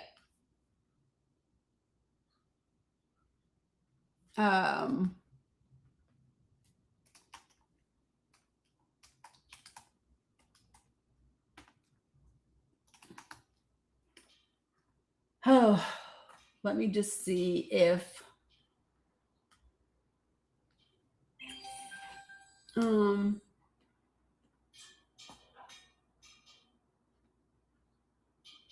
hold on. So anyway, maybe one day I'll walk you all through like the entire thing. But yes, and so things that you can do. You can absolutely go to the licensure for your state. You can look up your doctors. You can look up your nurses. You can see complaints or any lawsuits that have been had against them. You can see any disciplinary actions that have been taken against them. What does not exist, which I wish did exist, is a national database for those things. So it doesn't exist. Just like you can access it, but like I believe the same thing needs to occur with police officers. I believe that police officers that are found guilty of or they receive, disciplinary action for abuse of force or any of those things, I believe that there should be a national database because police officers shouldn't be able to leave one particular district or one state and go to another one when they've unalived somebody in another state. You know what I mean? But we don't have that. I believe that is something that should exist, and it does not. But anyway, that was a whole like little, yeah. So you can definitely find those things out. It is just a lot of work to do it, right? It's just, no, there's never been one. There's never been one for police officers ever. Okay. So, absolutely you can. Yes, you can. So let me see if I can show you, Sin.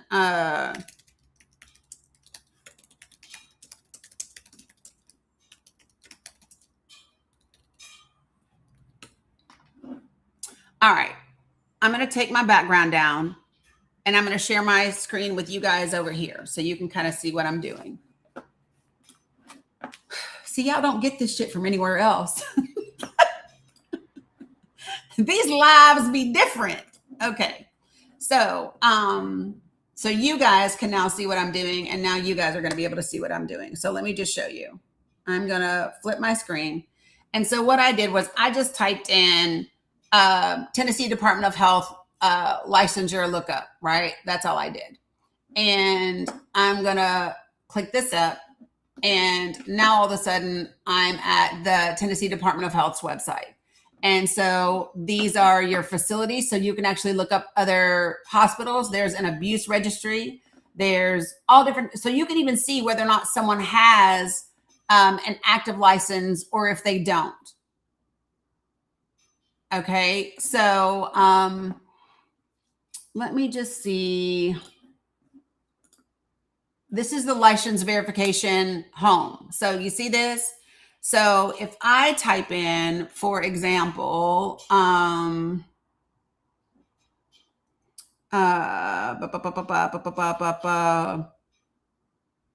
does he spell it?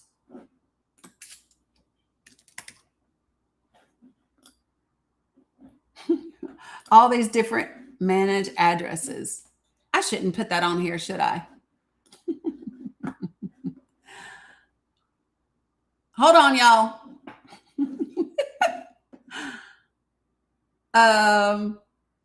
They're old anyway, but I still shouldn't because they're old. They're like from years and years and years ago. Should I, let me see. Can I delete? Can I delete? Okay, now I can. I know it is, Mama Dukes. Okay, so watch me. I'm going to do Eric, and I believe his middle name is Nathan Smith. And I'm going to do profession. I actually know this person is, hold on.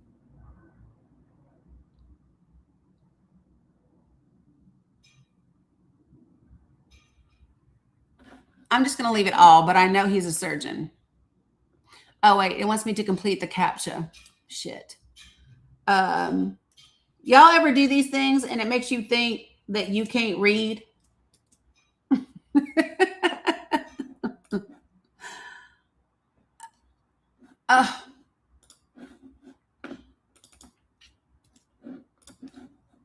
I'm going to do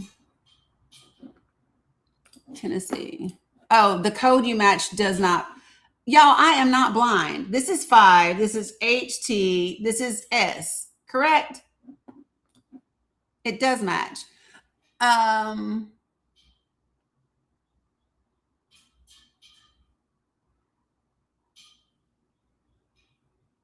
looking for the one that I want.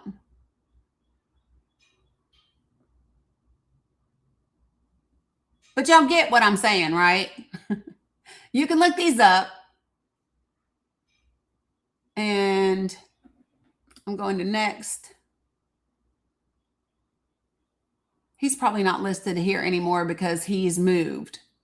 But do you see how it says they have a status that is multi-state, but it is expired?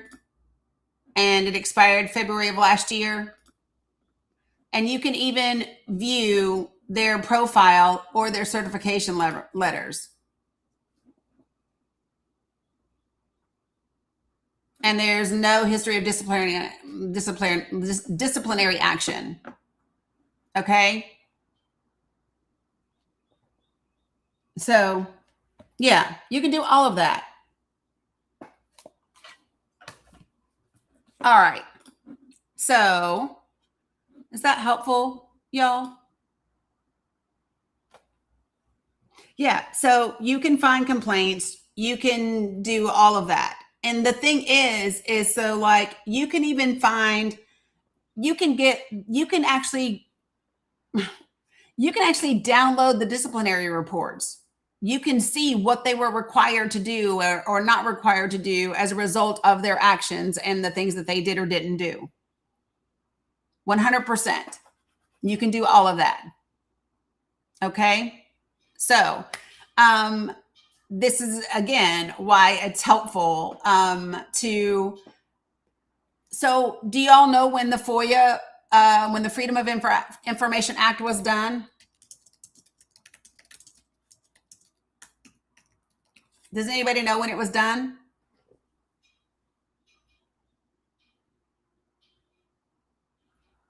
You remember when JD Vance and Kevin Roberts said that there were all of these horrible things that we did in the 60s and the 70s? No, FOIA was done in 1966. That's when Lyndon B. Johnson signed it. It was in the 60s. Yeah, we were really big in the 60s on government transparency and being able to find out what our country was doing and being able to find out what, Congress was doing and all of those different things. And so your ability to be able to FOIA the federal government happened in 1966. Yeah. It was done under Lyndon B. Johnson. That's who signed it. How about that? And so it was, it's fantastic. It really is. And it is really critical that people know that, because we have a government that would like to, so Sandra, it's important for verbiage to be accurate. Okay. So let me just share this with you all. So Sandra is asking, did the Supreme Court just rule to bring back gay conversion therapy? No. What the Supreme Court did was rule that it was illegal to ban gay conversion therapy because it infringed upon freedom of speech. So they didn't rule to bring it back. What they ruled is that Colorado could not ban it. This administration can't do away with it. It has to be Congress. It's a law. It's a law. So, Sandra, let me ask you a question. Did you see someone post that the Supreme Court ruled to bring back gay conversion therapy? Did you see a post that said that? This is my problem with Democratic and progressive creators and news outlets. My problem with them is trying to fear monger. She said yes. So see, I hate this. And I nitpick about this because accuracy is important. And the same way words matter when we're listening to RFK Jr. is the same way that words matter when we are talking about progressives and Democrats. That's just fucking dumb. Don't say that. The Supreme Court did not rule to bring back gay conversion therapy. No, the Supreme Court ruled that the state of Colorado cannot ban gay conversion therapy because it infringes upon free speech. And the other thing that I will say about this, right? Let me just say this. The other thing that I would say about this is the same way I do not want the state to ban AB is the same way I do not want the state to ban any medical thing that I choose for myself. It would be different if people were being forced into gay conversion therapy, but they're not. Listen, Sarah, it is free speech. I don't have to agree with it because I don't. I do not agree with, but children are being forced into a ton of things. Children are forced into a lot of situations because of the homes that they are born in. And here's what I will also say is that children also in this day and age, it is very different for children in this day and age than it was when gay conversion therapy was a huge thing that was part of the evangelical movement.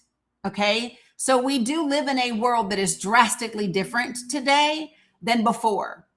And children today would have a ton of support from a governmental perspective if their parents were trying to force them to go to a gay conversion therapy program. Right? They would have a tremendous amount of support. This is not about whether or not I agree with it, because there will be some people that tell you that children are being forced to get an AB. Well, the headline, so it is kind of, Michelle, because the headline that she specifically saw and the court case was specifically about LGBTQ conversion therapy. Okay. So I just, listen, this part is important, folks. Yeah, because people will use words to try to rile people up. I think conversion therapy is fucking horrific. I think anybody that forces their child into it should be handled by DSS and Child Protective Services. That's my personal opinion. Okay. What I also do not want is to have courts regulating private and personal things. If I want to be able to decide with my practitioner whether or not I get an AB or not, then I want to be able to determine with my practitioner or whomever else, right, whether I go to whatever kind of therapy I want. So we either want the courts to stay out of our medical and private decisions or we don't.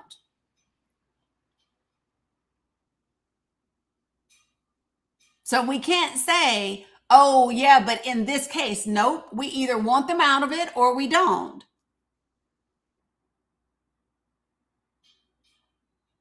So for me, I don't support conversion therapy in any way, shape, or form. I don't. I also think that we are in a different day and age and time than when that was a huge. So if you guys haven't seen the documentary that exists on Netflix called Pray Away, I would highly recommend that you watch it. It's basically where there are different types of programs, and some of them are more horrible than others. Okay. But basically using religion to pray the gay away.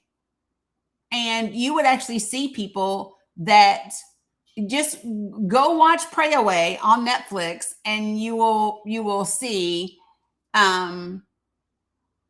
yes, it is a great, no, there is nothing scientifically to show that it works, because you don't pray away who you are. You don't pray away who you are. It's not like, oh, I'm going to quit smoking. No. You like who you like.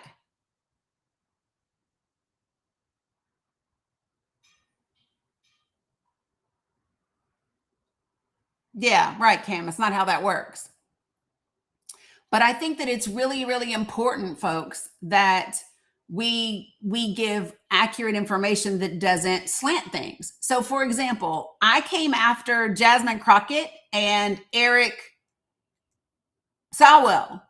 Okay, so do you remember when Jasmine Crockett and Eric Sowell said that that the GOP members of the House had just voted to allow ICE to detain American citizens or deport American citizens? Do you remember when they said that? And I was furious because that is not what the fuck happened. What actually happened was they voted against a provision. So what Democrats wanted was an amendment added to the bill that would have said specifically the funding could not be used to detain American citizens. And they voted against adding that. But voting against adding a provision that would keep you from doing something is not the same as voting to enable you to do something. It's a different. And it's important that we state the differences. Because when you don't and you skew it, it damages your credibility. I don't have to make what they're doing seem worse than what it is. The shit that they're doing is already bad enough. If you are just honest about the things that they are doing, you don't got to make it be any worse than it already is. It already is that bad. Yeah, well, and it will be challenged in court.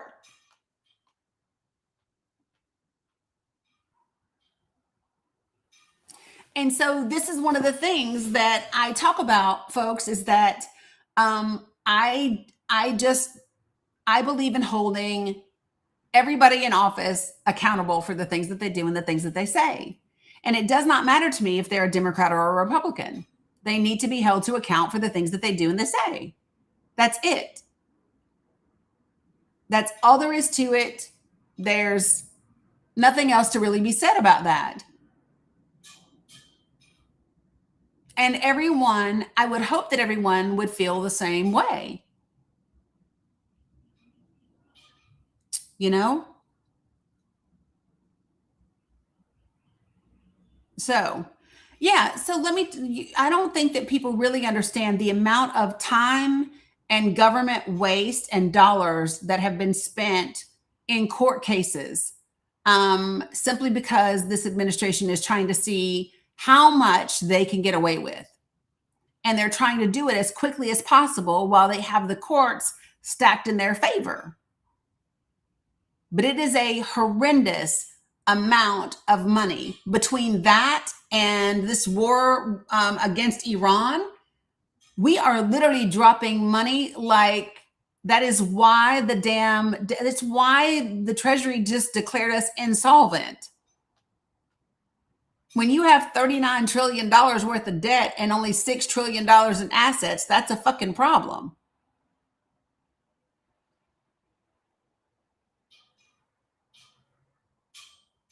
Right? That's the federal government. If the United States of America was treated the way the average person is treated when they go to apply for a loan, we wouldn't get shit. And the interest rate for the United States of America would be 44%. Right? If the United States government was treated the way the average person is when they go to try to get a loan, right? They wouldn't get a loan. They might only qualify for a secured credit card. And if they got one, it would have an interest rate of 44%.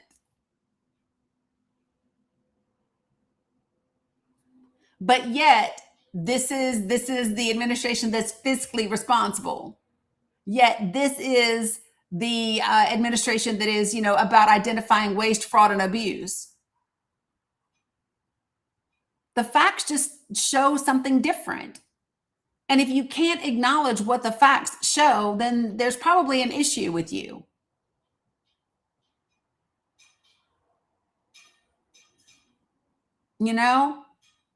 There is probably an issue. So, let me see if there were any other very significant lies that he told that I needed to address real quick before we head on. Because, geez, oh, Pete, where am I? That's enough. Yeah. So I think I got all of the lies because I told y'all I could only get 10 minutes in and then I gave up. I could only get 10 minutes in. And when I found like 5 or 6 lies in the first 10 minutes, I just couldn't stomach it. But I wanted to make sure to address those 5 or 6 lies. The scary part is he went on to speak for another 20 minutes. His total speech, his total conversation at CPAC was 30 minutes long. 3-0. So if he just stayed on pace with 5 or 6 lies every 10 minutes, about 15 occurred. So it's just important for people to know that. Okay. So yeah, there's that. Okay.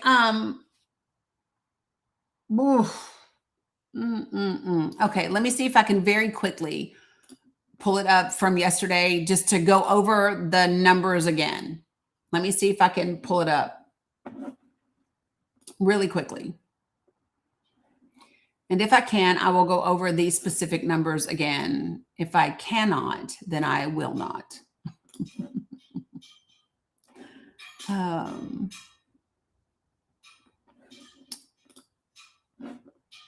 Okay, I got it. All right, so here we go. Yesterday, I shared with you all that that the CDC's budget under this administration was for fiscal year 2026, which started in October of last year, was put together, and the idea was to cut the CDC's funding by more than half. So the Trump administration proposed to reduce the CDC's budget by 54%. And I'm just going to give you the highlights that I went over yesterday. So the program for chronic disease prevention was was decreased by 98%. 98% of the budget for chronic disease prevention was proposed to be slashed by this administration. For HIV, AIDS, hepatitis, STDs, and TB prevention, that budget slashed by 63%. The budget for public health preparedness and response, that budget cut by 37%. The budget for injury prevention and control, that budget cut by 29%. The budget for global health cut by 53%. The budget for CDC-wide activities and program support cut by 40%. The budget for occupational safety and health, you all know that as OSHA, cut by 80%. The budget for environmental health, in my link tree, Renee, the budget for environmental health cut by 37%. The budget for birth defects, disabilities, and health cut by 12%. And those are the main thing. The CDC has lost more than 20% of its personnel in the first 12 months of this administration. So we went from having approximately 13,000 staff at the CDC to 10,000 staff at the CDC. I was trying to find the exact numbers again, but I don't think I still have them pulled up.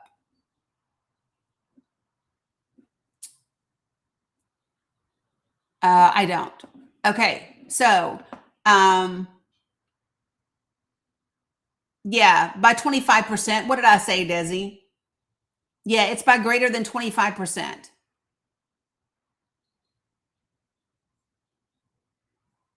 If this information for the public, if Bronze, I don't know what you're asking me.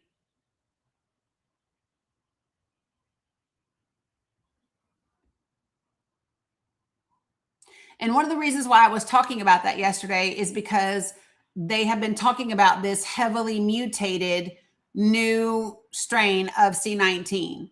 And the measles outbreak is another reason why I really wanted to talk to people about this and make sure that people were aware that that the staffing at the CDC has been cut by more than 25%. Why do they charge people to sit and listen to information from the CDC? Because that's not what they were doing. CPAC is not for that. CPAC isn't about listening to people from the administration, or Steve Bannon wouldn't have been there. CPAC is about raising money for the political PACs and the Republicans and part of the conservative ideology for this upcoming election. That's why. They're raising money for their agenda because they want more money to spend in this 2026 election. Yeah, it's a pep rally. Yeah. It's not about getting information from the administration. It's getting prominent members who represent the Republican Party, the MAGA movement, the conservative movement. It's about getting those people to get conservatives all worked up and get them to come together to support each other, especially in this midterms. That is why Steve Bannon was so busy saying, we can't afford to be split. We can't afford to be split. We have to come together. And they are very split, you know, between what is happening with the war on Iran, between that and the cost of groceries and gas and just overall affordability. While there's a big gold ass ballroom being built in the White House, and, you know, they're having steak and shrimp in the Pentagon, and you know, Kristi Noem is riding around in a $200 million jet. The American people are getting a little pissed. Salam Muhammad Osama. And rightfully so. And rightfully so. And they are concerned, as they should be. Okay. So next things next that I want to talk about real quick. Let me mark these things off. Oh, I need to talk about this real quick. I've talked about that. So before I get into Iran, Israel, and the United States of America, which would obviously include Palestine and Cuba, before I get into that, I need to talk about the court case tomorrow. So tomorrow, the Supreme Court is going to be hearing a court case regarding Trump's efforts to change birthright citizenship through his executive order. And this is incredibly important. And a lot of people are focused on the racist ideology that is behind this court case, right?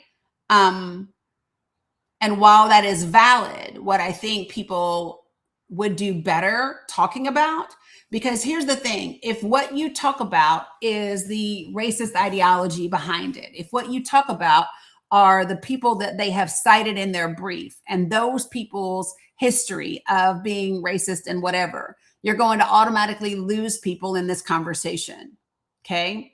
So for me, a way that I think this conversation would be impactful to have with folks that are conservative, with folks that are Republican, with folks that consider themselves to be pro-life or especially pro-baby, I would want to have this conversation from a healthcare perspective. Yes, Cheryl, happy Trans Day of Visibility. You matter. All right. So listen, I want to give you this. So I want you all to imagine that you are here in the United States of America, and you are here under temporary protected status, which is a legal status for your existence in the United States of America. And I want you to imagine that as you are here under temporary protected status, you are dating a U.S. citizen. And then I want you to imagine that you get pregnant by this U.S. citizen. However, when you tell this U.S. citizen that you are pregnant, he ghosts you, which does happen sometimes. And you don't know any of his social security number information. You don't know any of the ways to be able to prove he's the daddy. And you give birth in the United States of America. And you cannot put the father on the birth certificate because the father is not in the room. Therefore, you cannot prove that the baby is a U.S. citizen because the father is not there to say, I'm a U.S. citizen. So there's no way to prove that, which means if they did not, if under what Trump would want to do, this baby would not be covered for any of its medical care during the birth or afterwards.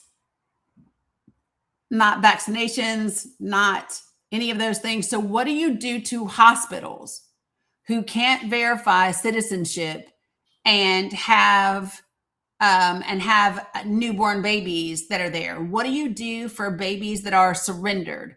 babies that are found, and you do not know the parental options of those babies. You don't know the parents or the parental background of those babies. Do those children just not get health care in this country because you don't know who their parents are, therefore you cannot prove citizenship? There are so many different scenarios in which this could be ridiculously devastating, not just for the people themselves, but also for our healthcare corporations, and the amount of unpaid medical bills that would result, as you know, that would happen as a result to this particular effort to overturn birthright citizenship. Right? What happens to the things that exist? And so what is going to be, thanks, Cuddy, I actually need water because I'm out. What is going to be critical when we talk about all of these things, okay, is the impact not just on people, but the impact on babies and the impact on healthcare systems. So, yeah, so I know what the ideology behind it is, Cheryl, but what I believe is that if you have a conversation about the ideology behind it, you will lose a lot of people in the conversation. People don't want to hear that there are particular issues that this administration is pushing that is rooted in racism and bigoted ideology. People don't want to believe that. They don't want to hear that, right? So if I'm going to have a conversation with a conservative about this, I'm going to have a conversation about the economic impact. I'm going to have a conversation about the economic impact on your community, on your hospitals, on your physicians, right? Are you ready to pay more in taxes to cover your hospitals? Are you ready to foot the bill instead of the government? Because that's part of the question, right?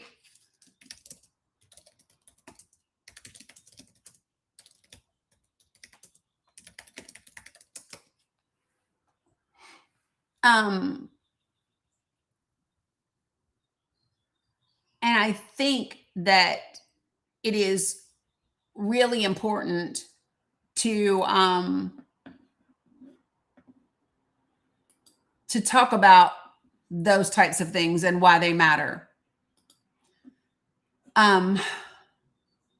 So that is happening. Won't that just move some to say just deport them and that solves the problem? No, because we have laws about deportation.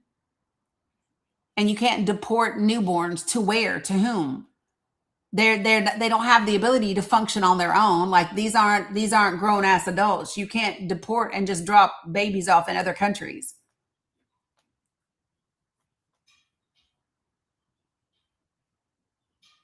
Yeah, like that's just not a thing.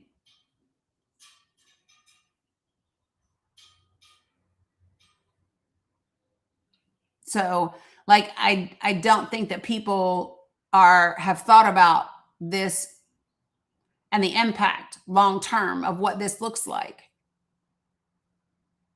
Do you know how many times I just want you all to think about even the best of circumstances. If you are a person in this country that does not have a green card, or you do not have citizenship, and you get pregnant in this country, if the dad does not show and signs that birth certificate, there is no way to prove that the baby you are having is a US citizen. There's no way to prove it.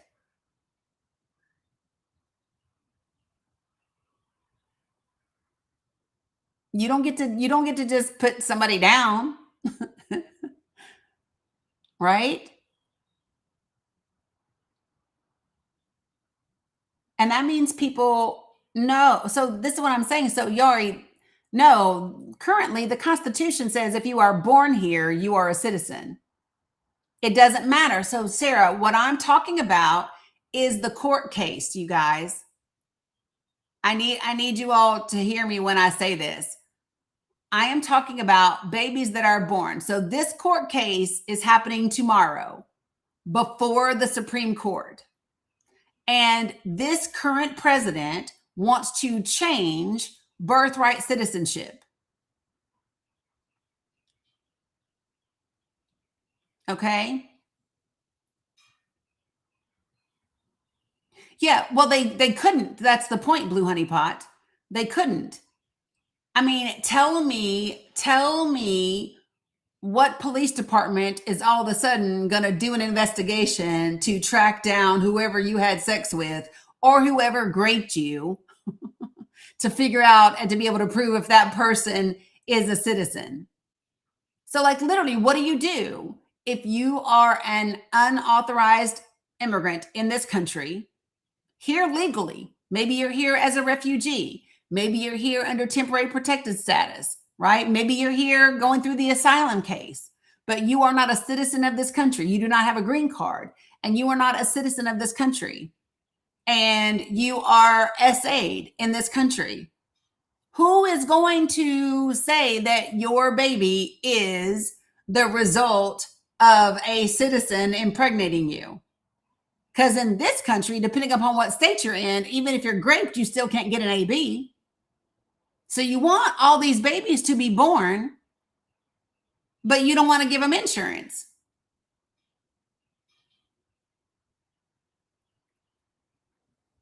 I'm just throwing that out there. Yeah, but Sandra, it's not retroactive. And this is what I need people to understand. This is what I need people to understand. It is not retroactive. Yeah, they would have no rights. They would have no Medicaid. They would have no WIC. They would have no SNAP benefits. Your 1 month checkup, your 2 month checkup, all of the immunizations that baby would require, they would get none of those things.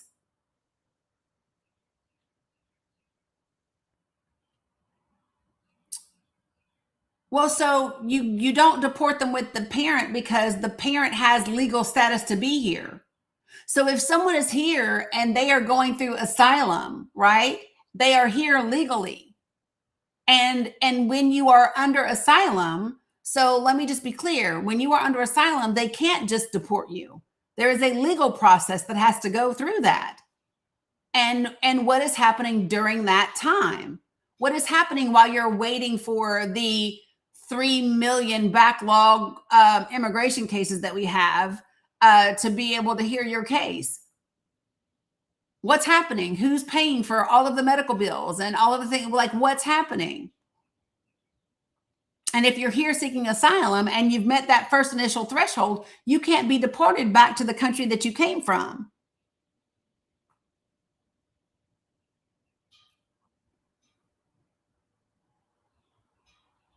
So these are the things that people just don't think about. They would have dual citizenship, Nance. They had dual citizenship. So, for example, my dad was stationed in Germany with my mother. When my mother gave birth to my middle brother, my brother had dual citizenship. He had German citizenship and he had U.S. citizenship until he was 18. And at that time, he gave up German citizenship and became a U.S. citizen.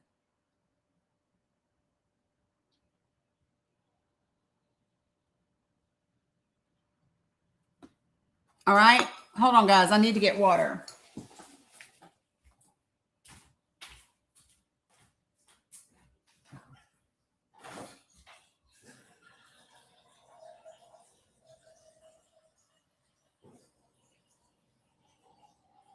All right, you're going to have to wait a second, but.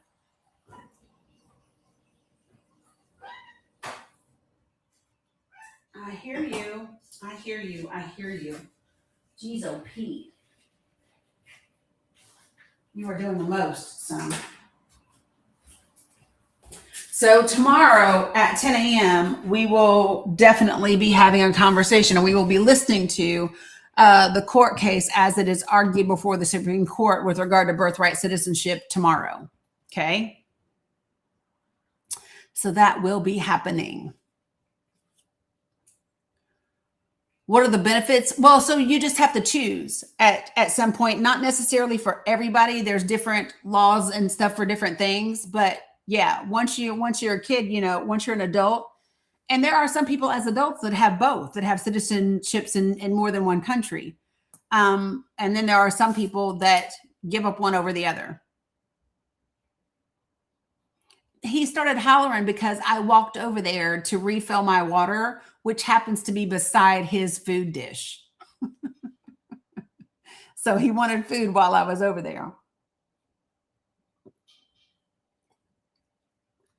So, these are the things. And so I think that one of the questions that I would ask people is, who does,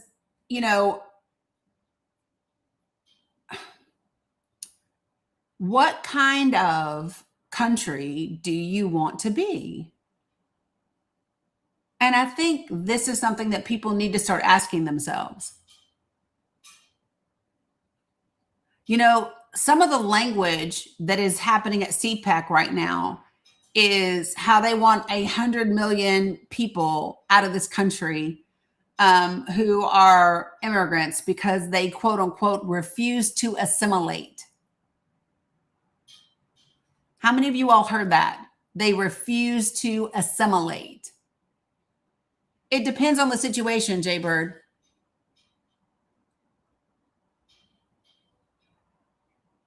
Now I'm asking, did you actually see the video?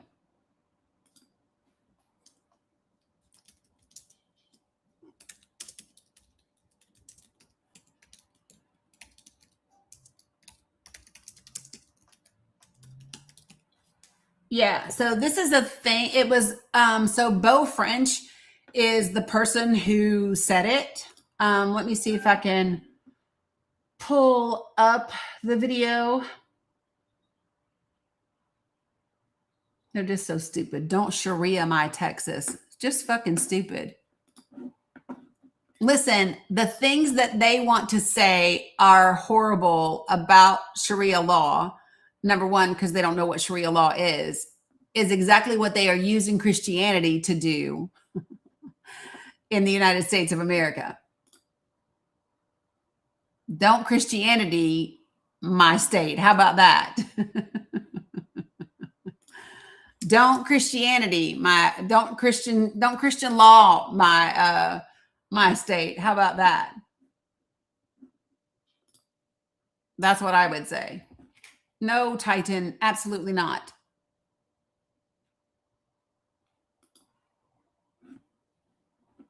Yeah, so Beau French is the Texas Railroad Commissioner, and he was the former GOP chair of Tarrant County down in Texas.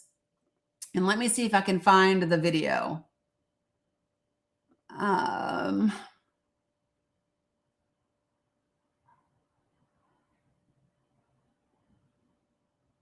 Good Lord. Hold on.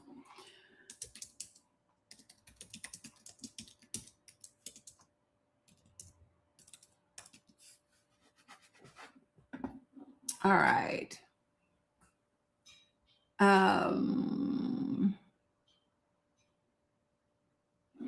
Why is this just the damn introduction of it? Oh, here we go. Let me see. I think Justin put this up. Yep, he did. Love this. So this is from the Tennessee Holler, which is done by Justin Canoe. And I want to take this down so that you guys can hear it. Okay.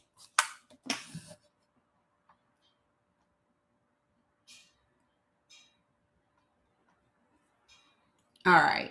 So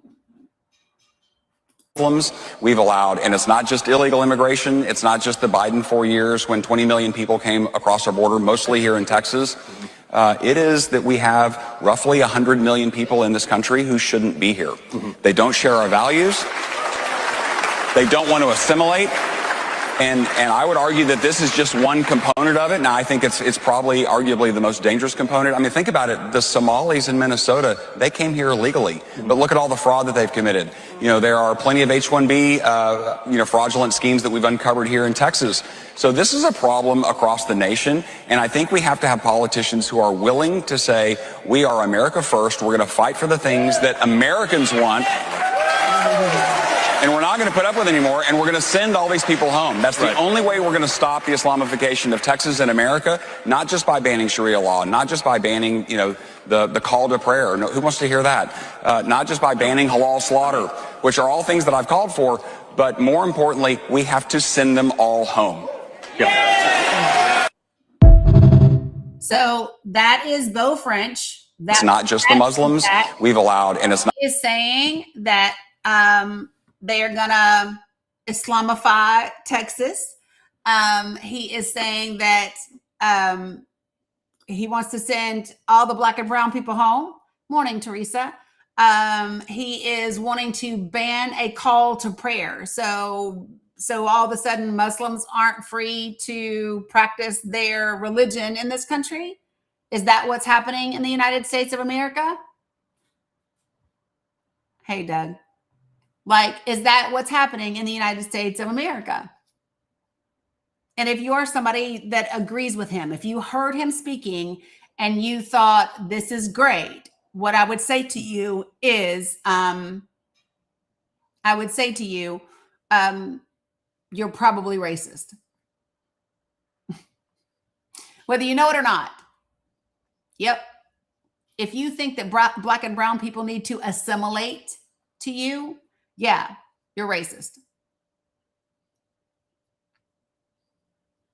Just to be clear, I don't believe there's anything in the Constitution that says you need to assimilate.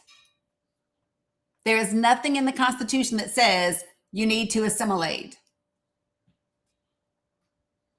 I would love for Beau French to tell me what values people don't have. What values do immigrants not have? Because here's what I would share with you. The majority of immigrants who come to this country have a strong value around family. They have a strong value around marriage. They have a strong value about work ethic. They have a strong value around education. They have a strong value around all of those things. What I would like for you to do is to tell me the number of immigrants in this country that essay women and children. And then I want you to tell me the number of Americans in the United States that essay women and children. What I would like for you to do is then tell me the number of white males that essay women and children in this country compared to the number of immigrants that essay women and children in this country. That's what I would ask you to do.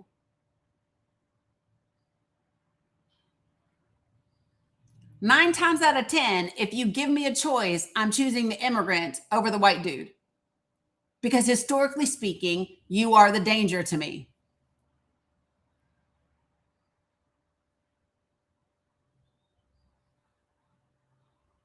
Evidence says I should be scared of you.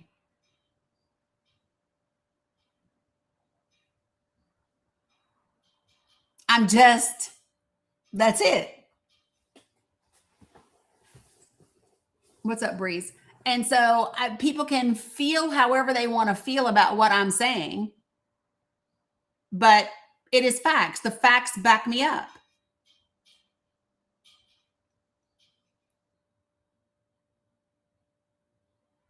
So, you can miss me with it.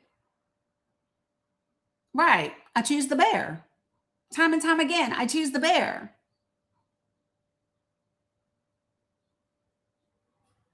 This is one of the reasons I was having conversations just last week where we were talking about PTSD and the military and how that, it's not just about going to combat.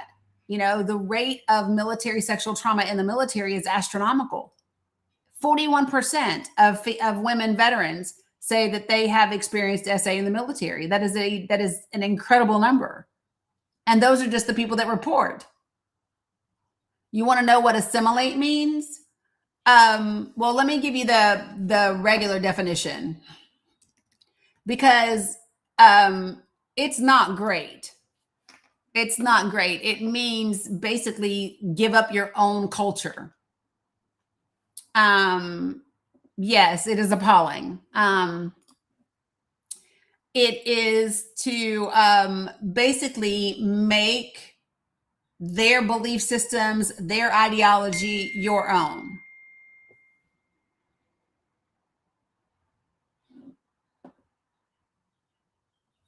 Yeah.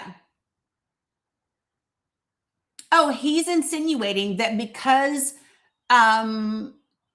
Muslims and Latina community are here and they are maintaining their own religion, their own culture, their own language, their own way of being, that they're basically, you didn't become white, damn it.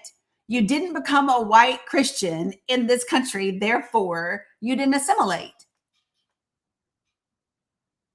So you need to go.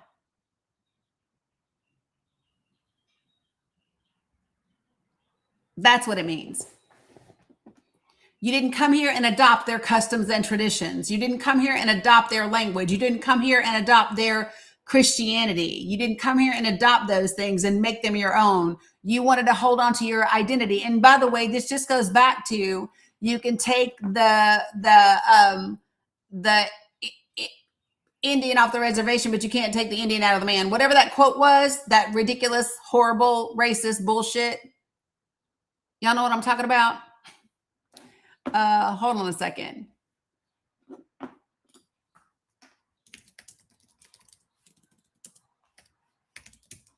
It's that mentality. Oh, yeah. So this was it. The quote used to be, the phrase that was here in the United States of America in the 19th and 20th century around residential and boarding schools was, quote unquote, kill the Indian, save the man. That was the ideology.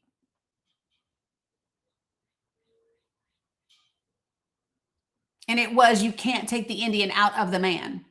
And so this is literally, I'm just going to read you exactly what it says. The phrase, quote, can't take the Indian out of the man, end quote, is a reversal of the historical assimilationist slogan, quote, kill the Indian, save the man. And this is when they took Native American children out of their homes, and it's when they cut their hair, and it's when they refused to let them sing their songs, speak their language, do their dance, pray their prayers, all of that. And they stuck them in Catholic and Baptist residential boarding schools where they were beaten and starved and had to do forced labor and sometimes even killed. And they've literally dug up bodies in Canada and the United States of America.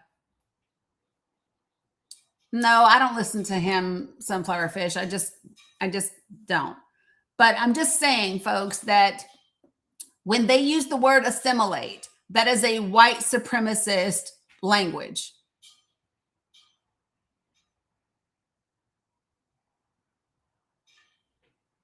That's what that is. So when you hear someone using that language, that is racist, supremacist ideology language.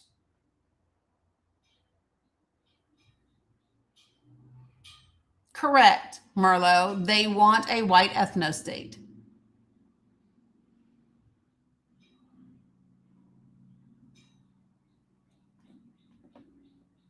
And they've been saying it, folks.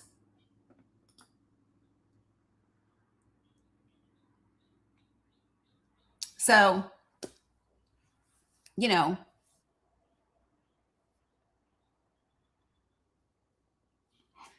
yeah.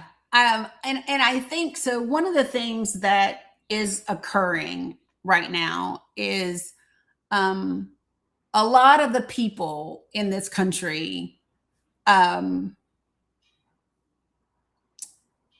really have a a solid knowledge base around racism and what it is. They don't have a solid understanding about the United States of America, its government, its policies, its laws. I'm going to give you all an example. Yesterday, somebody commented on my video and she said, well, I just want to clarify. You have an issue with Israeli government and the Israeli military. She said, but you do believe that Israel has the right to exist, right? And I responded back and I said, this is not a genuine question. What other country, what other state do we ask, do they have the right to exist? Do we ask, does Germany have the right to exist? Do we ask if Australia has the right to exist? Do we ask if Canada has the right to exist? This is not a real question. This is a question designed to make you be scared to answer it and call out the things that Israel is doing. That's the purpose of this question.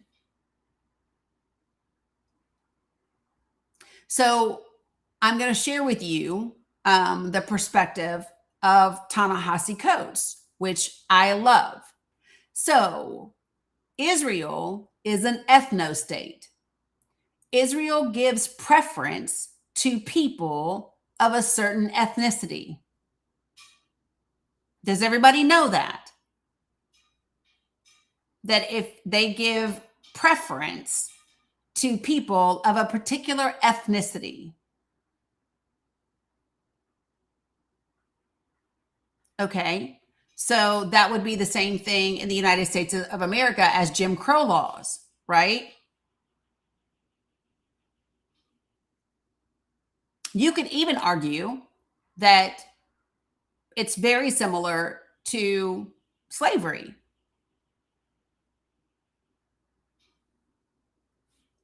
Right? Repeat the sentence. So the state of Israel is an ethno-state. They give preferential treatment. There is a caste system. There is a preference. They give certain privileges to people of a particular ethnicity.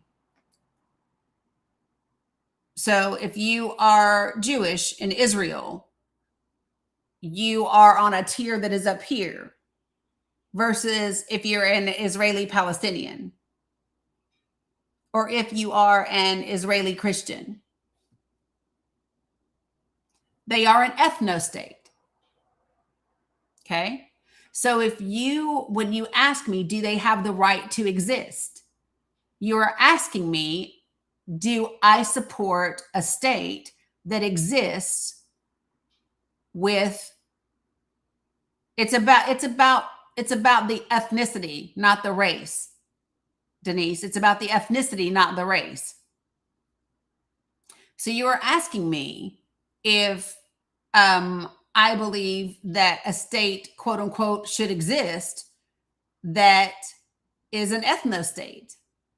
Do we do this anywhere else? We do not.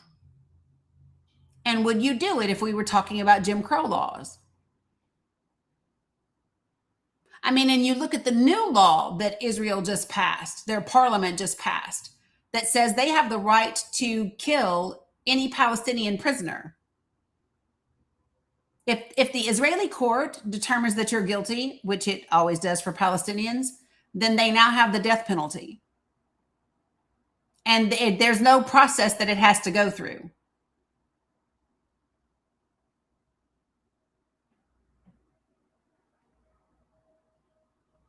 Yeah. This just happened this week in the last few days, which I knew that it was going to pass, right? Because this is Israel.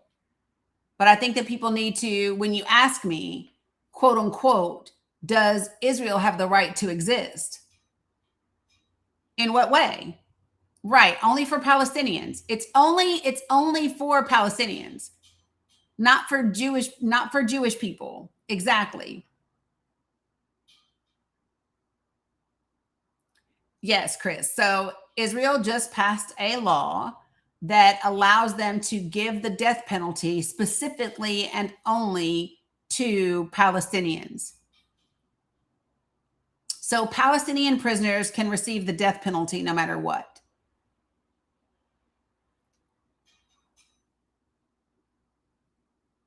And it was specific to Palestinians. Yeah, I saw them celebrating. I don't think that you all understand.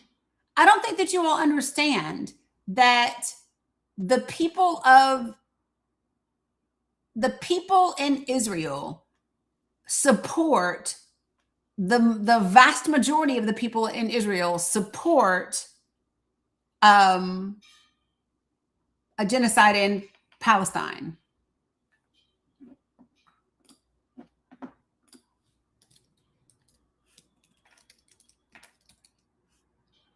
They believe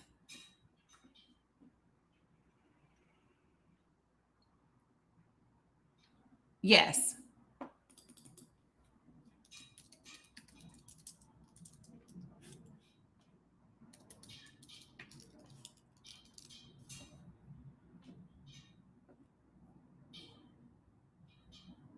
So let me give you all just some facts about it, okay? Because I think it's really important. So in 2018, Israel developed what they call a nation-state law. Did you all know this?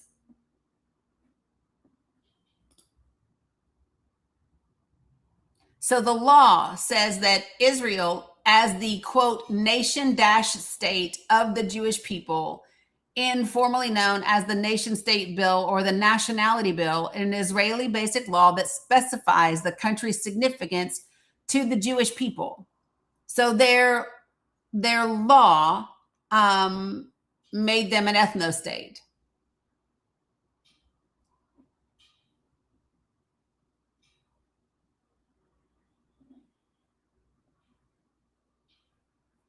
Yeah. So the Duke University Press did a great little article about this. Let me see how long it is to see how much of it I'm going to share. Give me a second.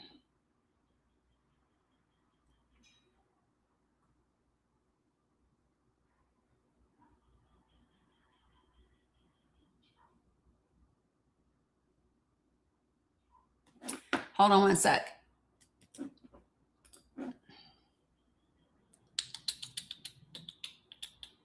Yeah. So the nation state law that was done in 2018 affirms a hierarchical regime of citizenship. So they're literally it's the country. It's not just Benjamin Netanyahu. It is the parliament. The parliament passed this legislation. This is I keep telling you all the same way that it's not just Donald Trump that is the problem here. It is not just Bibi that is the problem in Israel. It is the ideology.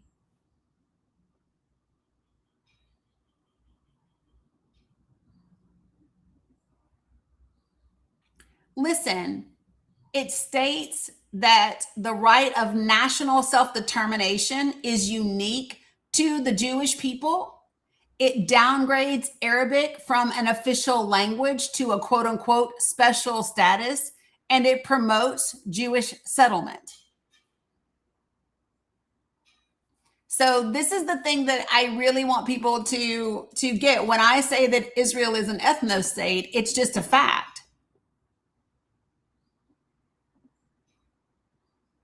So I'm going to read a little bit for you guys, okay? So the principal vision of the basic law is that Israel, the nation state of the Jewish people, the nation state law, is premised on the rights and interests of the Jewish people in Israel and the world, and the disqualification, listen to this, the disqualification of any values of inclusive citizenship guaranteeing the equal membership of Palestinian citizens of Israel.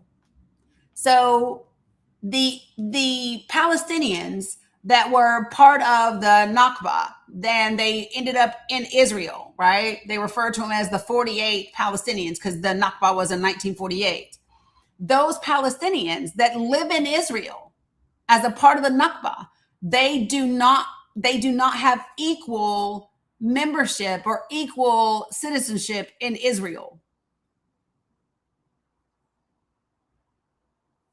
The exclusivity of the rights in the quote land/state of Israel is the central organizing principle of the nation state law. Jews are deemed the sole people deserving national and collective rights. Furthermore, the law applies not only to the Jewish citizens of Israel, but also to Jews from all parts of the world, regardless of the extent of their relationship, affiliation, or even desire to become part of this entity. Yeah, I know who she is. Citizenship is thus reinvented as a transboundary ethnos that automatically subsumes Jews from across the world into an ethno-racially engineered reserve of potential citizens. Under the law, the state's guiding values and the legal rights it vouchsafes establish Jewish ethno-racism. This racism not only discriminates against Palestinians, but refuses to recognize their existence. When you hear people, like I've heard people in Congress walking the halls saying Palestine does not exist, that is part of this ethno-state. That is part of the refusal to even acknowledge their existence. The law frames Palestinian land as an uninhabited space that is available for settlement.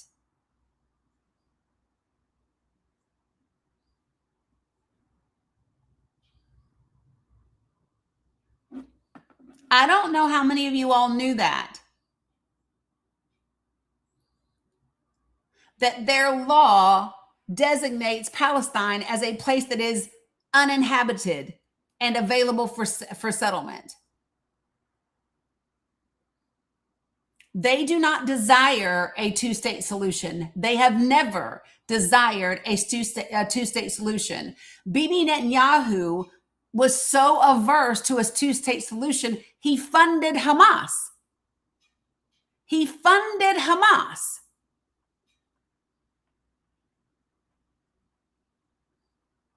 Because he did not want the Palestinian Authority to rise to a level where the rest of the world would say, yes, Palestine can be its own state. That was 2018, Renee. That was passed in 2018. Yes, Benjamin Netanyahu funded Hamas because he did not want Palestine to become its own state.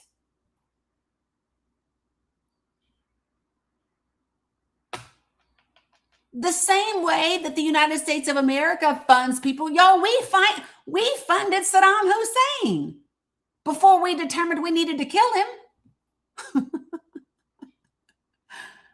We fund the people when we want to use them, and when they no longer serve our purposes, then we call them terrorists, so that the public will be okay when we go after them.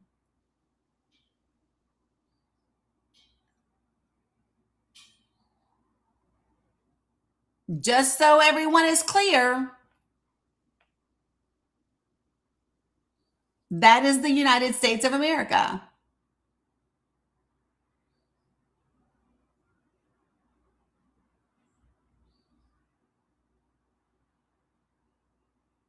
So it's just really important for people to know exactly what we're talking about. But this is what was said to me yesterday. Oh, I just want to be clear.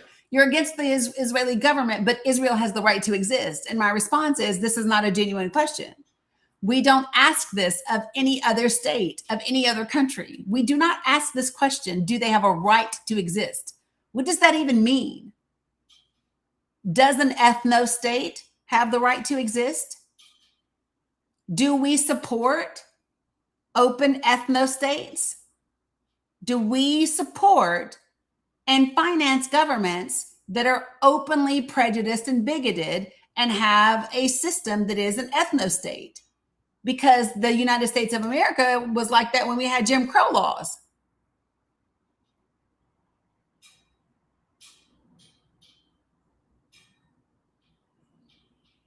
Right?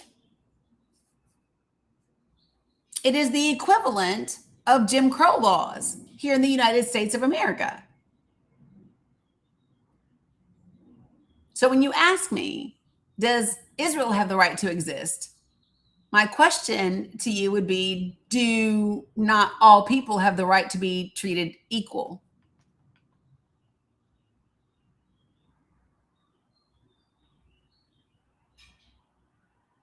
Do not all people deserve to have the same rights?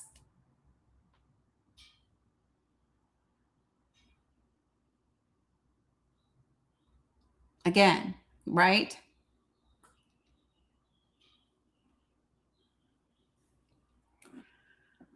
I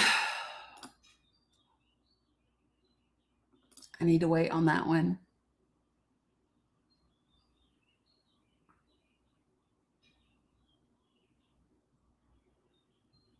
My God, I love Zoran Mom Dani more and more every day. He rescinded New York's ban on TikTok. I love him so much. Oh.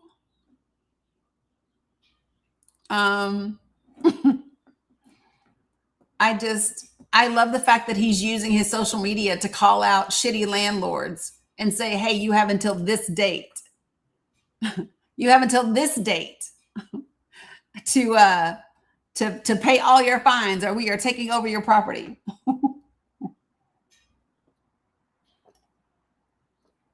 The same way the federal government does. Right.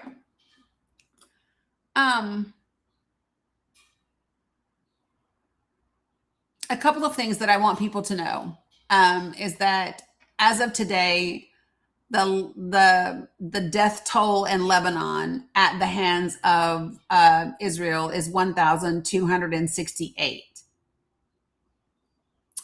1,268 people have been killed by Israel in the last several weeks. Among people killed in Lebanon by Israel were 3 Indonesian peacekeepers. There were 3 Indonesian peacekeepers in Lebanon, and Israeli attacks killed 3 of them.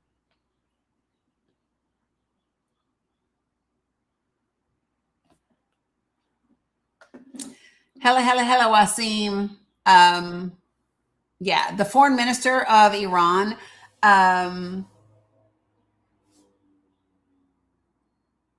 probably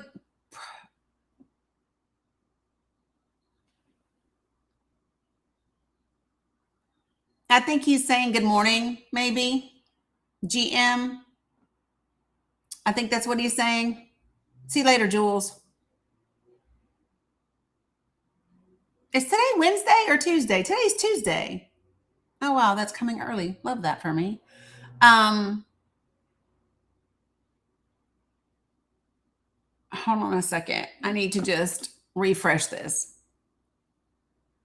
I was like, what is it? Let me see what this is.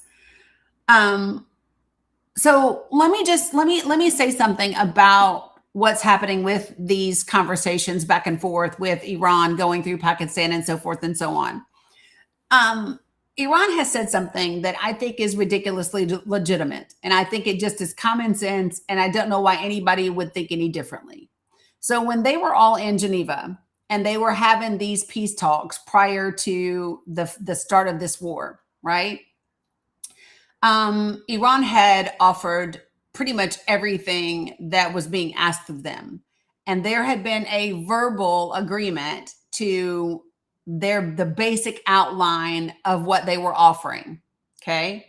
And the United States of America said to Iran, okay, cool. We're going to meet again in 2 weeks to work out the specifics and the details and just finalize things. Okay. And then 2 days later, Israel and the United States began to bomb Iran. It is now being confirmed. It has now been confirmed that the United States of America bombed two schools, not just one. And in the second one, we obliterated a volleyball team.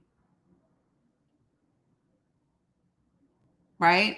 So from Iran's perspective, what they are telling the world is the United States of America does not believe in democracy or diplomacy. Why should we trust negotiations with the United States of America? Because the last time we negotiated with the United States of America, they told us verbally that we were on a path, that we were moving forward, that, that we had worked something out, that all we needed to do was finalize it in a couple of weeks. And 2 days later, they bombed the shit out of us and killed our children.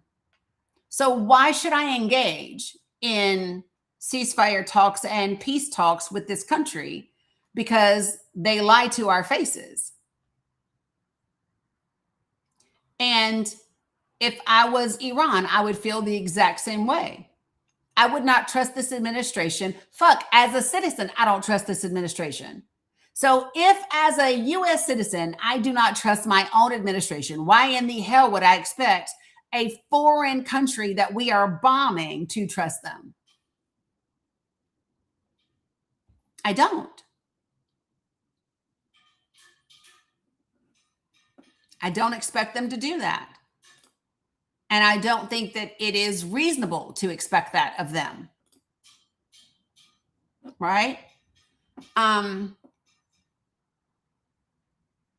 There are a lot of people. So the peacekeepers are UN. They are United Nations peacekeepers that are there in Lebanon. That's who it is.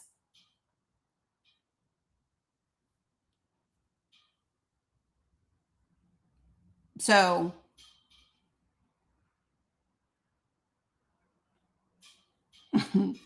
and Qatar is very upset. They keep saying that Iran's attacks on neighbors have crossed many red lines. And Iran's position is, y'all are befriending the people that are bombing us.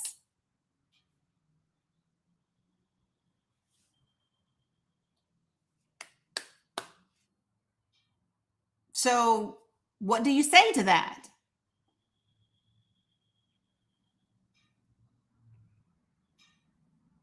Right? I think it's just, so these types of headlines make me angry.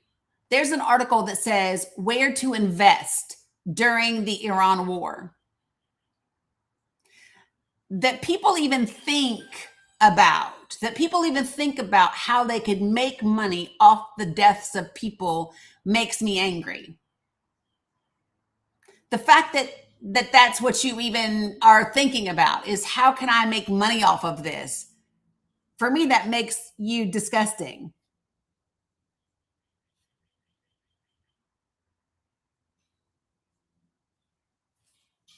Oh, well, no, we know that Bibi knew this because they were all in the talks together.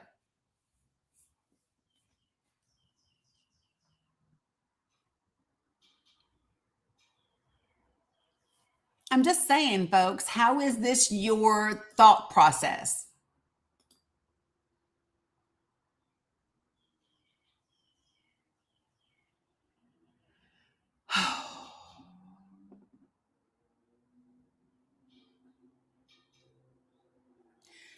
So things that make me angry, since I'm just going down this path, I guess, right?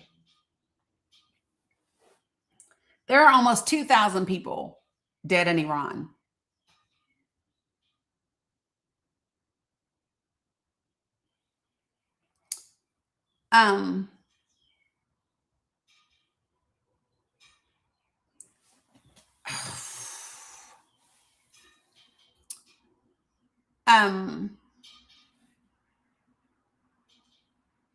Yeah, so I'm just going to tell you that a lot of the folks around the world, a lot of the other countries are having a reaction to Israel's death penalty law that exists only for Palestinians. my whole thing is I don't care if all they're going to do is issue strongly worded letters or strongly worded admonishments. I do not want to hear a single thing from any of these countries around the world if you're not going to step up and sanction Israel. If you're not going to sanction them, if you're not going to arrest Bibi, if you're not going to put an embargo against them, if you're not going to stop sending them weapons, if you're not going to actually do shit, no one wants to hear about your disapproval any fucking more. You have been strongly wording for 2.5 years now, while 70,000 Palestinians have been murdered. So do something or just shut the fuck up.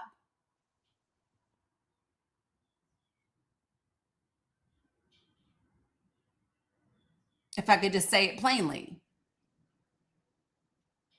I don't want to hear that this is a dangerous escalation.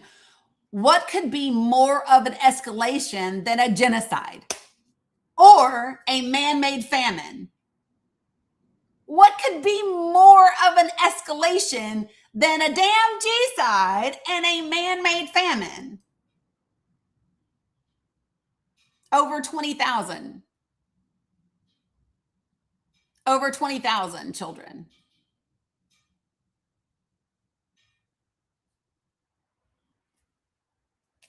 Like, this is just where I sit. I don't want to hear the UK. I don't want to hear France. I don't want to hear Italy. I don't want to hear anyone say, oh, Israel, this is a dangerous escalation, you passing this death penalty for Palestinians.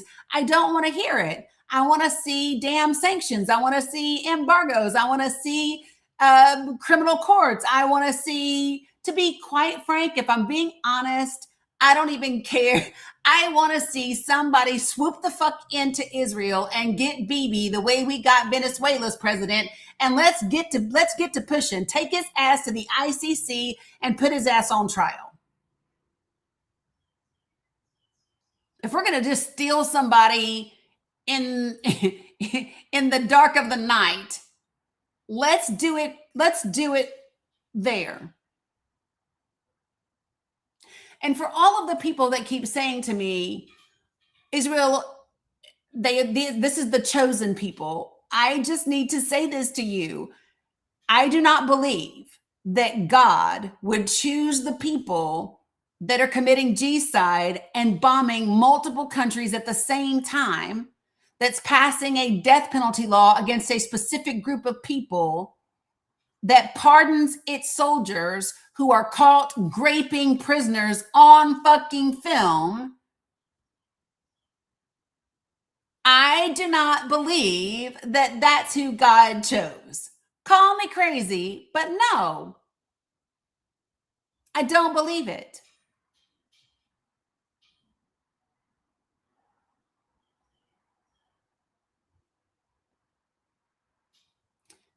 Mama Dukes, Israelites are not the chosen people either. Jesus said there is no difference between the Jews and the Gentiles. No, they're not. God does not have favorites.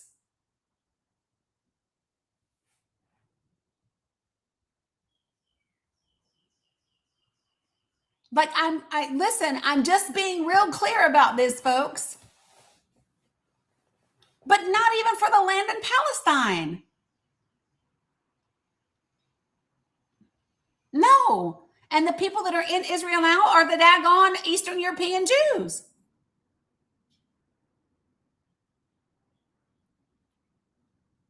That would be like me taking my ass back to Africa right now and saying, this is I'm entitled to this land.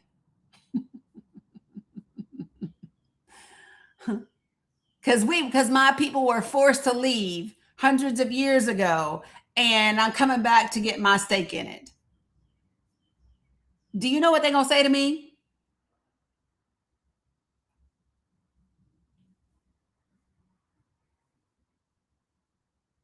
It's just not a, listen, I'm going to tell you something right now. If you want me to believe that God is okay killing people for land, No,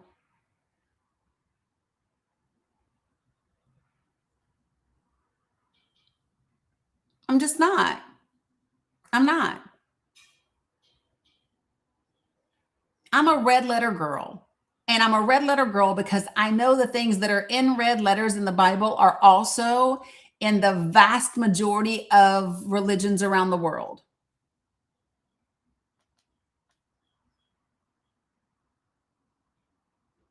We all agree on those basic things.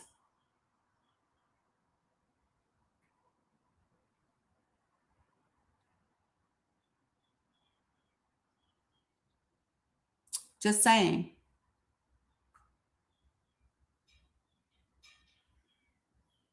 So I think it's just really important, which by the way, I'm going to set up a movie night for subscribers and super fans. And I think this time we'll do BB's documentary.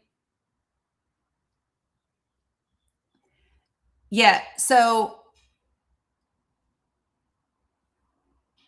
no, Denise,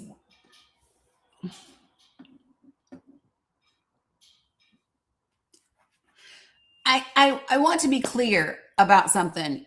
You cannot take one group of people's God and tell them that my God gave me your land and be like, it doesn't matter that your God didn't say I could have your land. My God says I can. No, it's not a thing.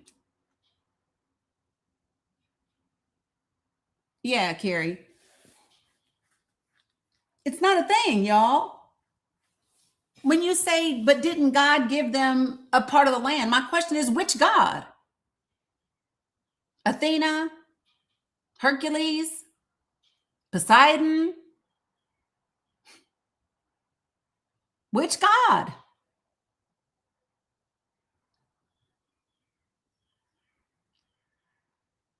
When you say Lord, Denise, same question.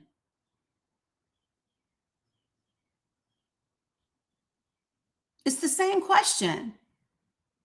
The Lord of what religion?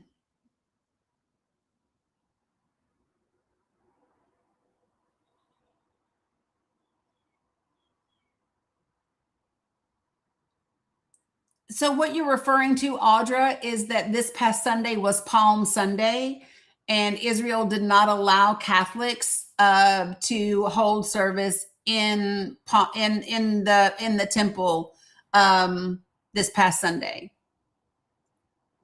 Who said he's the only way? If you're referring to Christianity, that is your faith, Denise, but we don't dictate the world by your religion. There are billions of people in this world that do not share your religion, and your religion doesn't dictate how those billions of people live.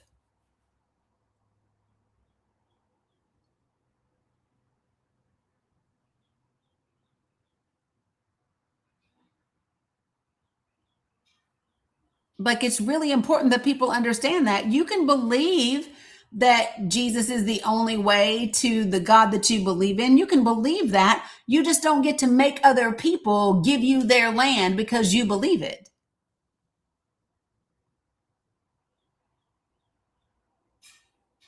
What's up, beautiful tonight?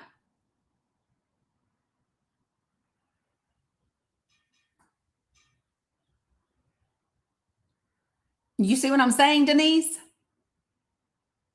We do not get to make laws and dictate the lives of other people based on our individual faith. Well, but the Bible was written, the majority of the Bible was written by men. Matter of fact, the majority of the New Testament was written by Paul. There's actually very little in the Bible that Jesus actually said. Like, if you go look at a red letter Bible, which is like the parts that actually came out of Jesus's mouth, it's not that much. And the principles that he is speaking of are actually found in every major religion. Well, so Denise, when you say they were inspired by God, who said so? Who says that they were inspired by God? So if I write a Bible and I tell you God inspired me to write it, does that mean you have to believe what I say? Because I don't know Paul. And do I believe that God inspired Paul, but God ain't talking to me? Do I believe that God shared with Paul things that he wouldn't share with anybody else?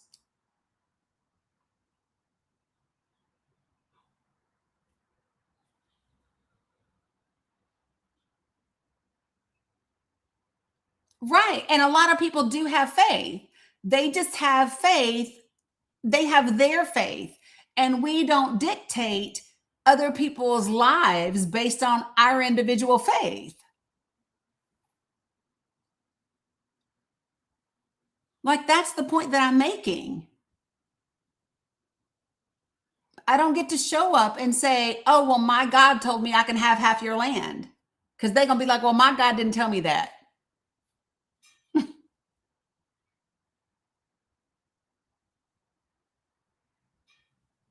And there is nothing, in my opinion, more dangerous than people who believe that they are doing something for God or ordained by God or chosen by God. Because when people believe that, they make excuses for anything they do. They make excuses for anything that they do, no matter how horrific it is. Hence chattel slavery in the United States of America.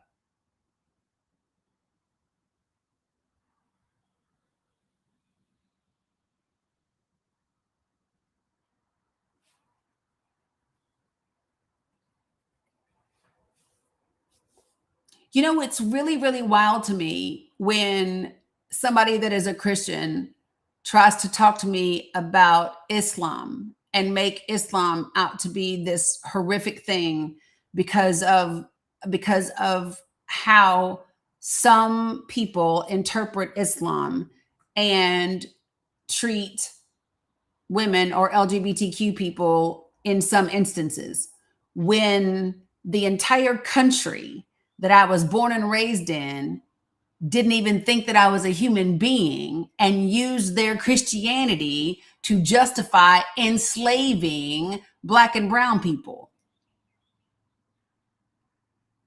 It's just wild to me.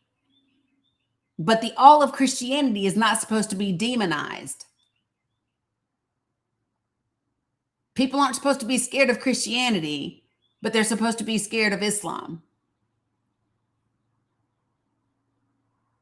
But Christianity in the United States of America enslaved a whole ass group of people, built a whole country, a whole economy off of enslaved Black and brown people.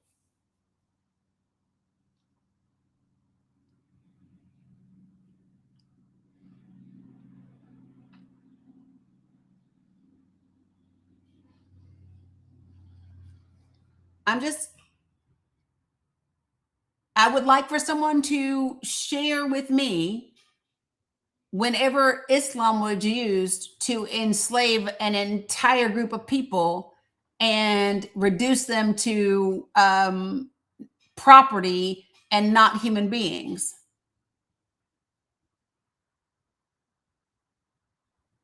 Hey, Sekhmet, I would like for someone to show me that.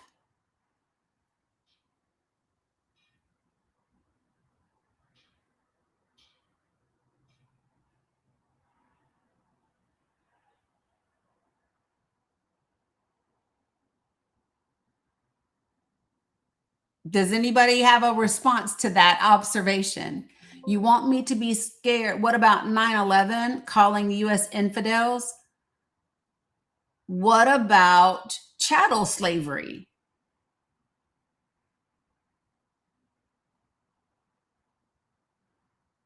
And again, this is my thing. So you want to judge Islam by the acts of 5 or 7 people? Because if that is the case, I will judge Christianity by the acts of 5 to 7 people. We could start with David Koresh and Jim Jones and Timothy McVeigh.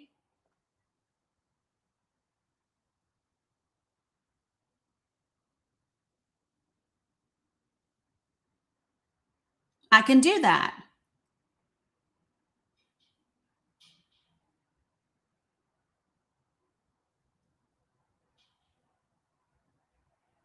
If you would like to do that, we could do that. And the other thing that I would offer to you is I would like for you to show me where the people that committed those acts didn't have a reason to hate our country. Because from what I know, the things that have happened to us is because we were fucking around with people. We interfered in their land, in their business, in their lives. We stole from them, whether we stole their resources, their art, or their people, right? They have a reason to hate us. Tell me what reason Christians in the United States of America had for creating chattel slavery against enslaved Black and brown people. Tell me what Black and brown people did to Christians.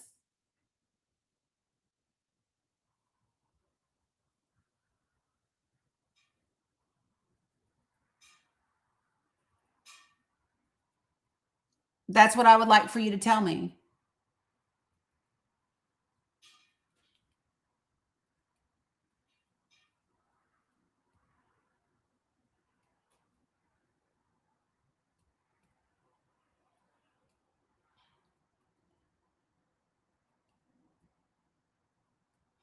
Oh, so in that case, Denise, what you are saying is anybody that does something bad in the name of Christianity, they're just false prophets and hypocrites. But if somebody does something bad in the name of Islam, they are representative of all of Islam.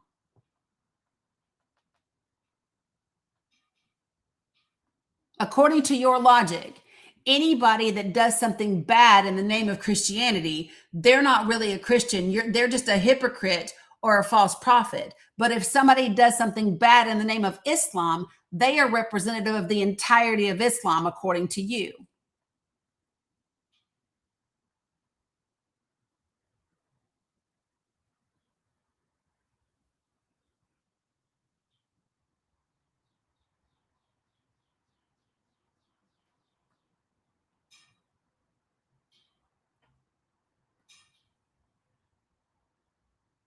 Well, but yeah, we literally are talking about Islam, Islamophobia. Because if not, then why bring up 9/11? You specifically brought up 9/11, which was committed by a handful of people. And you specifically said, yeah, but what about 9/11 and them calling us infidels? As if that represents Islam.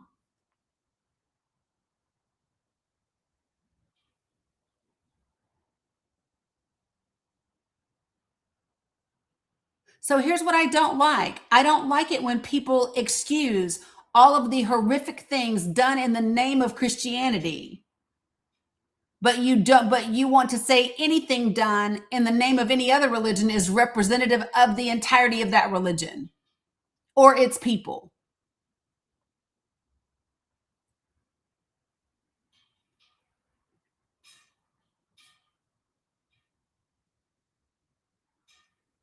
I would argue that if the majority of the people that are voting for Donald Trump and supporting this administration go to church every Sunday, consider themselves like call themselves Christian, right? Read their Bibles every day. I would argue that they are in fact Christians and that is what the Christian religion has become in the United States of America.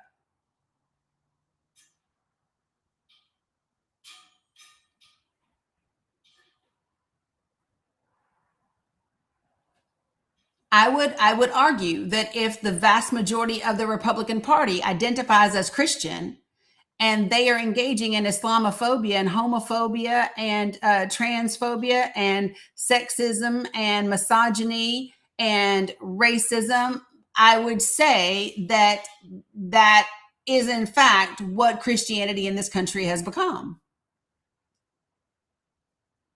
Well, you can say they're not true Christians, but that's what the Christian faith is doing in this country. And what I don't see is true Christians stopping those Christians for doing what they do.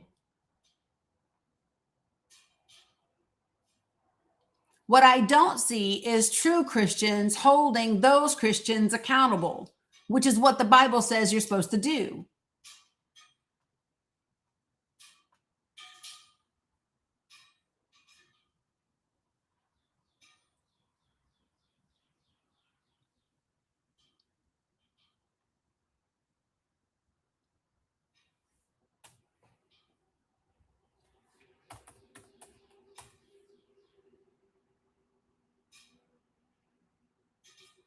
I mean, I'm just like,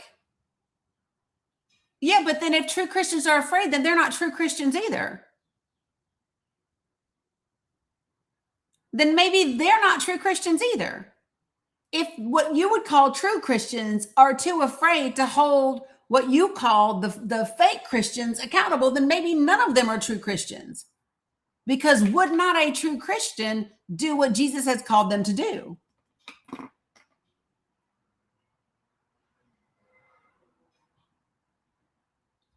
I'm going to tell you, like, I'm just going to be real frank, folks.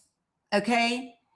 I see more people that do not profess to be Christians living the values and the commandments of Christianity way more than I see Christians doing it.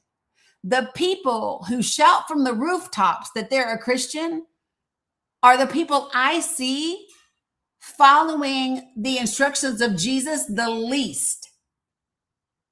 The people that I see that are actually doing the things that Jesus said to do, to be quite frank, are the atheists, the agnostics, the pagans, the Wiccans, the Buddhists, the Taoists, the humanists.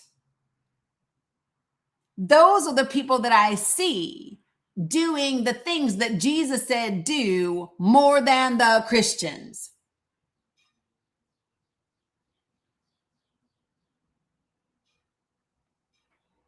And to be quite frank, I see Muslims fulfilling more of what Jesus said to do than Christians.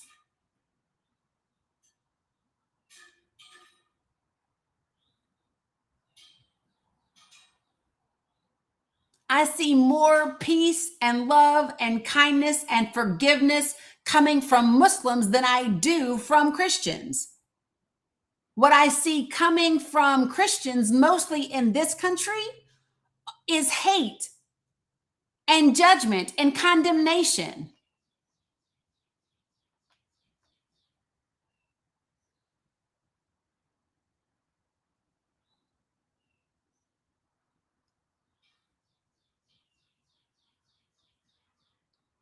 And what I would say to people is, if you are saying that these people aren't real Christians, my point is that's who's representing you. And how come they are representing you more than anybody else?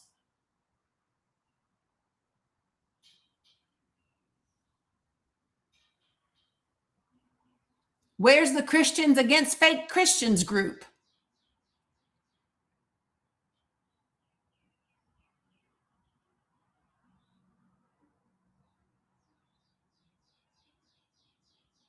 Where are the Christians Against Fake Christians group? I don't see them showing up. I don't see Christians showing up to get people that are protesting at pride parades. I don't see Christians showing up to confront folks.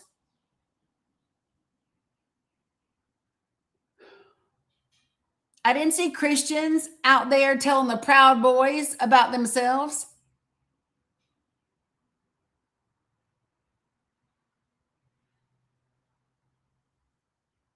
And I surely do not see Christians saying loudly that Israel is wrong for having committed a genocide in Palestine and for creating a man-made famine and starving people to death. That's what I don't see Christians do.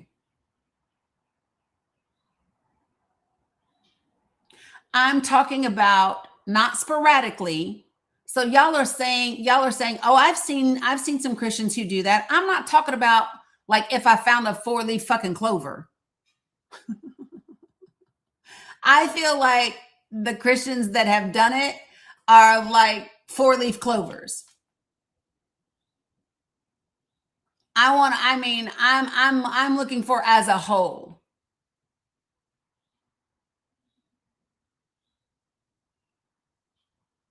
Where is TD Jakes? Where is Creflo Dollar? Where is where are they? Where are all the TBN folks at?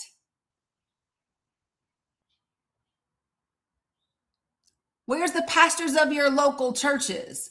Yeah, but the Pope is one person. Where are the leaders of the Christian church in the United States of America? Where is Joel Osteen with his $300,000 car? Because I'm going to tell you where John Hagee is. John Hagee is heading up CUFI, the Christians United for Israel, where they say that if you are against Israel, you're going to hell, which I don't know what scripture that is, because I don't recall Jesus ever saying that he was the way, the truth, and the light, but you got to go through Israel first. I don't think Jesus ever said that.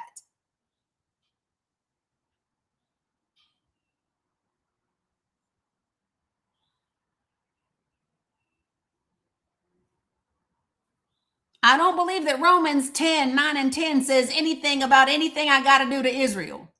Nothing. Nada. Zilch. Y'all know what Romans 10, 9 and 10 is, right? While I'm up here quoting scripture. Romans 10, verses 9 through 10. That's called the salvation scriptures.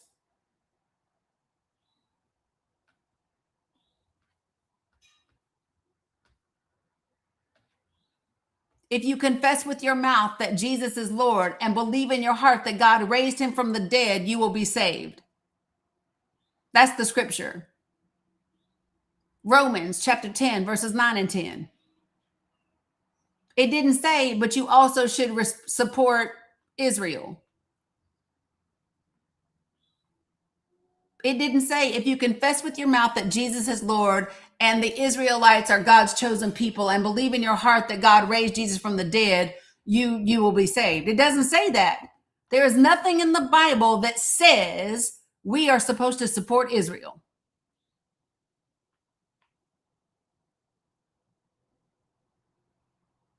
It ain't in there, people.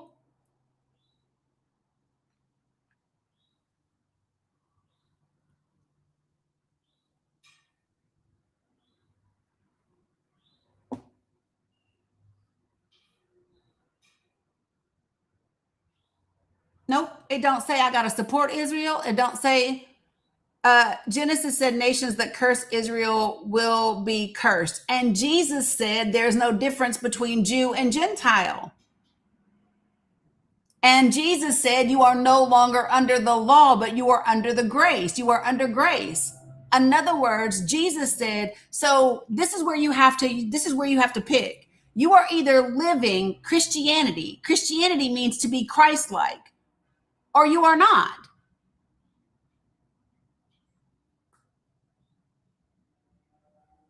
And in Genesis, were they referring to Israel, the land, Israel, the country, Israel, the tribes, Israel, the Jacob? We can talk about it. Let me pull it up for you. Genesis. Those who curse Israel will be cursed. Let's take a look at it. Let's take a look.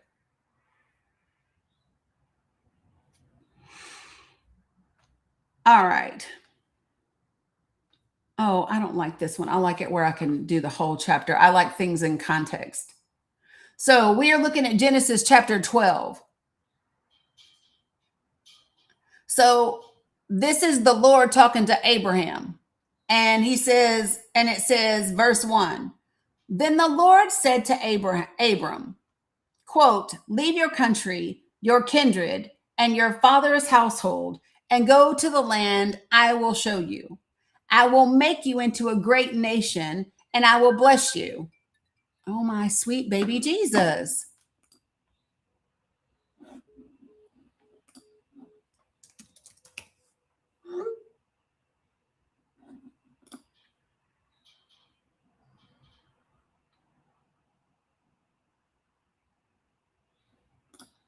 All right. And it says, I will make your name great so that you will be a blessing. I will bless those who bless you and curse those who curse you. Well, now this is God talking to Abram, not Israel. It does not say Israel. I know, Merlot. I don't have to get the girls. But it's important that we read here. Let me see what version I need to go to. Let me do the King James version.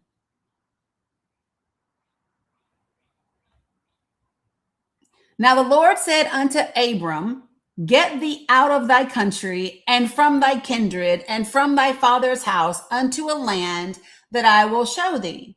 And I will make thee a great nation. I will bless thee, and I will make thy name great, and thou shalt be a blessing. And I will bless them that bless thee, and curse them that curse thee. And in thee shall all families of the earth be blessed. Oh, sorry, we are, Merlot. We are, sorry. But I just want to be clear.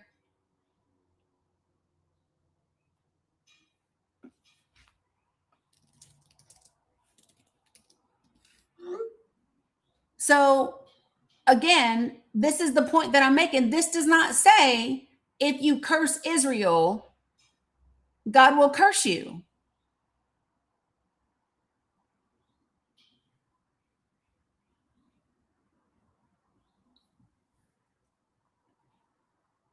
And by the way, you guys, Islam is also an Abrahamic religion, just like Christianity is.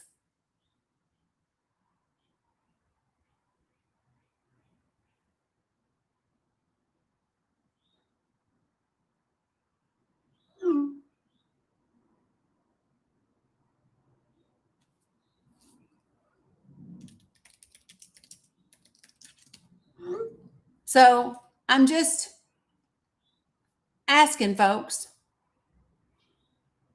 And then this would be my other, and this would be my other question for you all.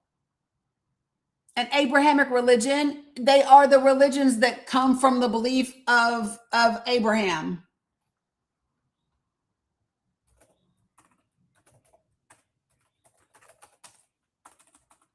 Give me a second. And it's Judaism, Christianity, and Islam. So let me just say this. Hold on. And so let me just ask a question. So if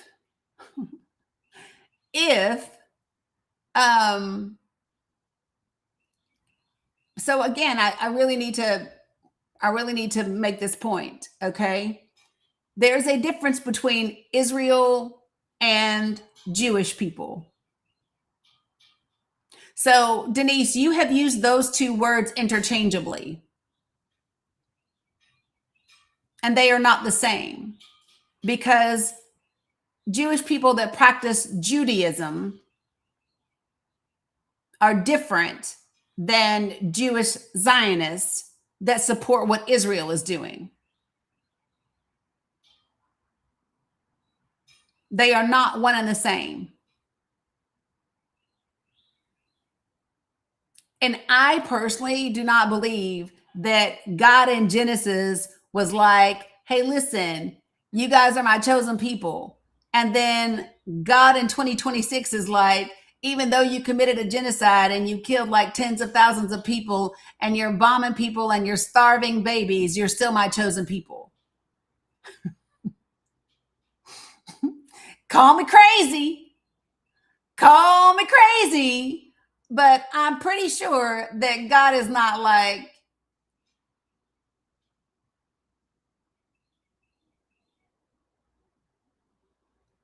yeah, it's a hard no for me.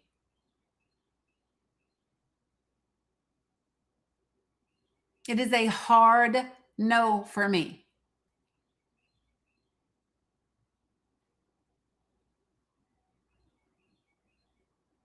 No, the state of Israel today is not the Israel of the Bible.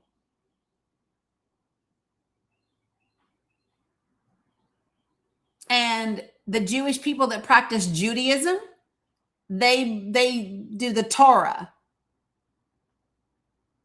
right? So, and the Torah is simply the first 4 books of the Bible.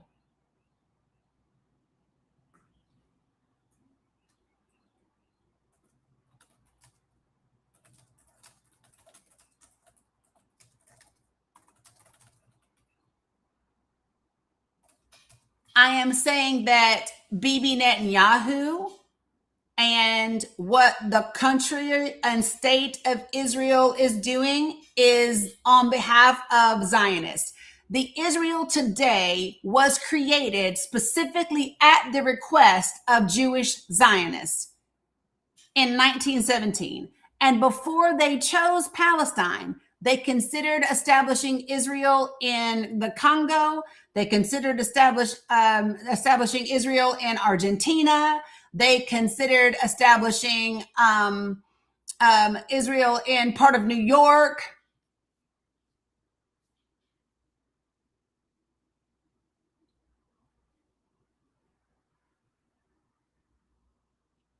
And by the way, Jewish people that practice Judaism do not believe that Jesus is the Messiah or that he's the Son of God.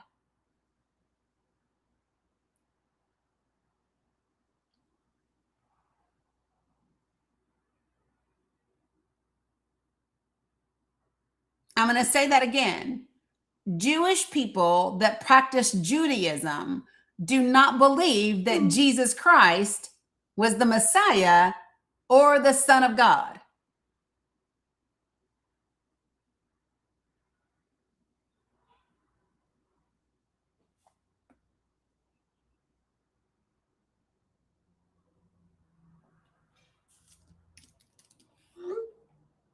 I think it's just really important that we understand that.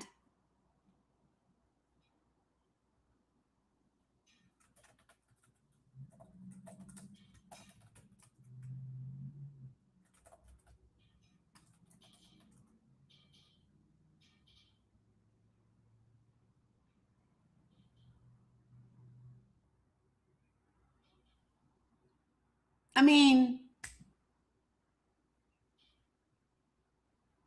right. And and the Jewish people that practice Judaism do not believe that they are chosen. They do not believe that they are they are the chosen people.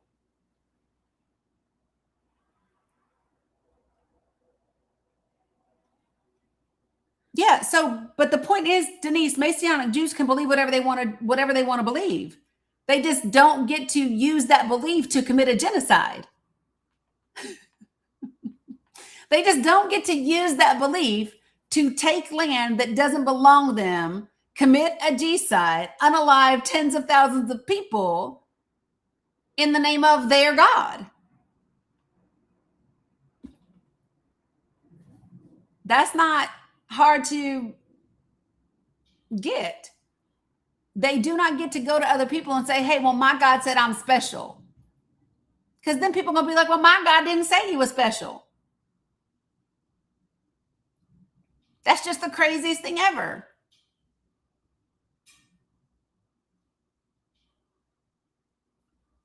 Hey, what's up? New person running for mayor in Bedford County, Tennessee. Love to see it. Y'all do understand that, right?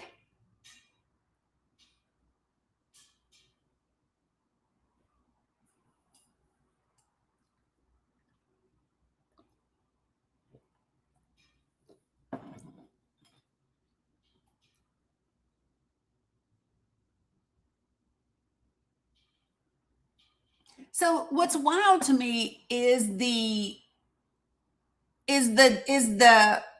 cognitive dissonance and the double standard and the hypocrisy that is taking place.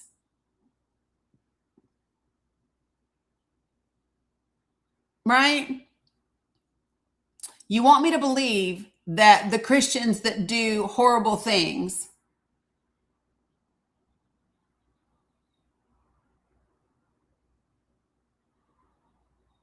so why did God say Jews are his favorite and chosen people? Okay, so what I'm trying to say to you, Denise, is not everybody believes that God said that.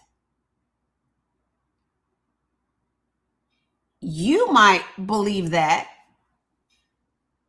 but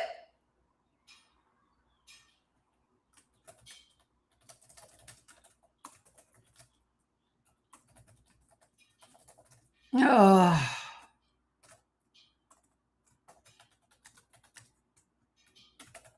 hold on a second, because y'all know me. I like to.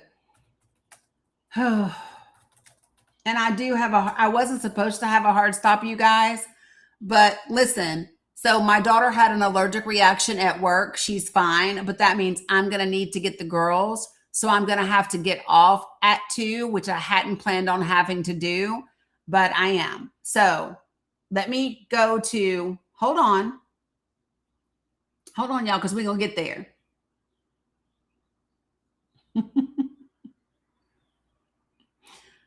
Oh, good Lord. Okay.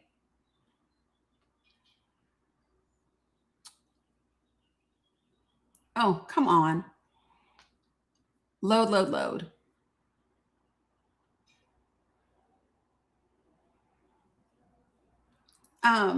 Okay, but see, I'm going to make you give me the whole chapter because people like to pull out little verses. So can you give me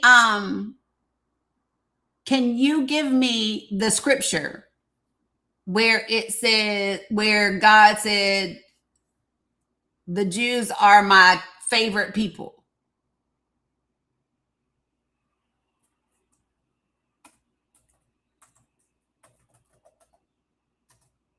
Can you do that for me?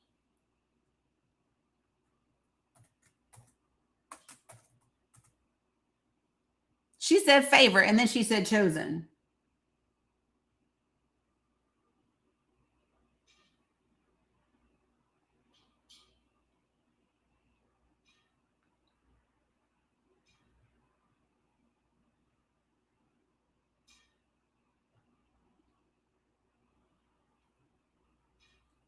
I'm waiting on this to load. Okay, so I'm actually gonna,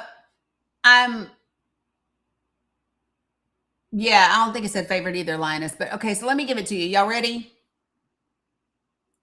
Yes, and Malone, that's a thing. You sent an email on, yeah, so, I probably didn't get that email, but I will double check and send me a message either on TikTok or Facebook, and then I will give you my email address. Okay, so let me give you. So we're going to go to, but so we're not going to do one specific scripture. I got you, Dominic. I have it pulled up, but we're going to do, okay, so hold on. Let me write down 14:2.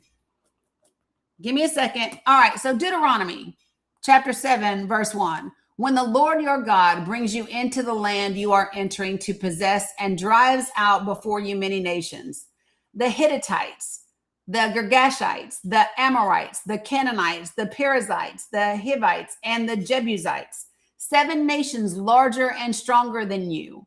And when the Lord your God has delivered them over to you and you have defeated them, then you must destroy them totally. Now, I'm just going to say this, okay? I automatically am questioning a God that is saying you need to kill all these people.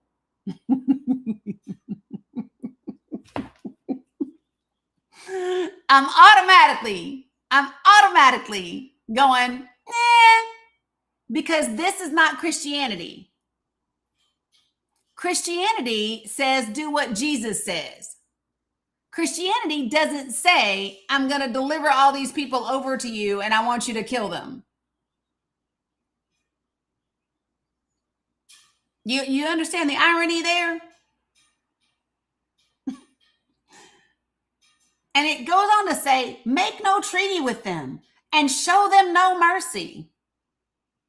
Do not intermarry with them. Oh, well, this God right here says, don't be mixing races.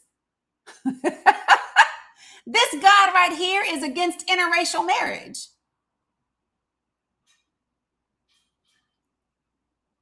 Do not give your daughters to their sons or take their daughters for your sons.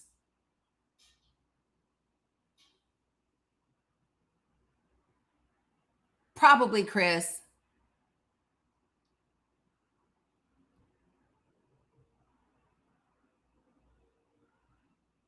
Thank you, Mirabelle. Mirabelle. I'm just saying. Denise, where'd you go?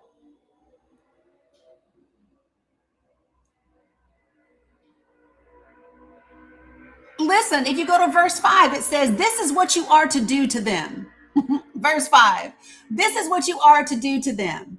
Break down their altars, smash their sacred stones, cut down their poles, and burn their idols in the fire. For you are a people holy to the Lord your God. The Lord your God has chosen you out of all the peoples on the face of the earth to be his people, his treasured possession. So he chose you, and just so you would kill everybody else. This is Deuteronomy chapter 7.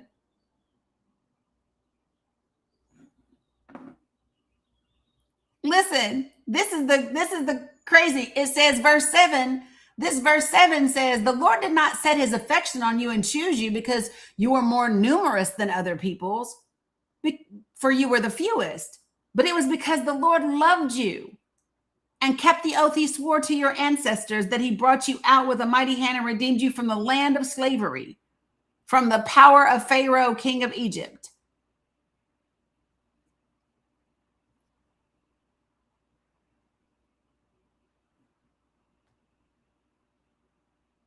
I'm just checking.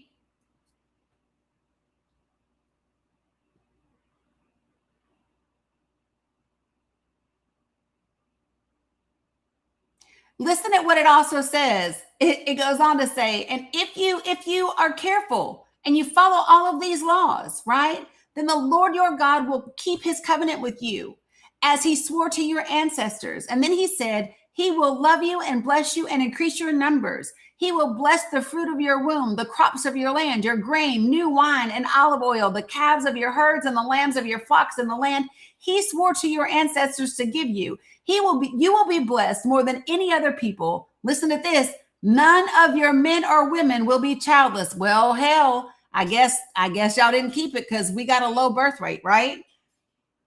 Nor will any of your livestock be without young. The Lord will keep you free from disease. He will not inflict upon you the horrible diseases you knew in Egypt, but he will inflict them on all who hate you. So now we're saying that this God only reserves diseases for the people that don't like you.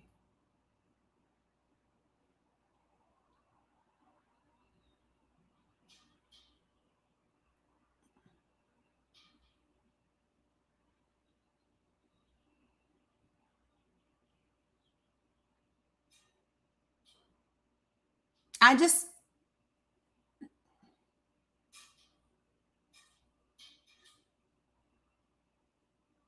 asking.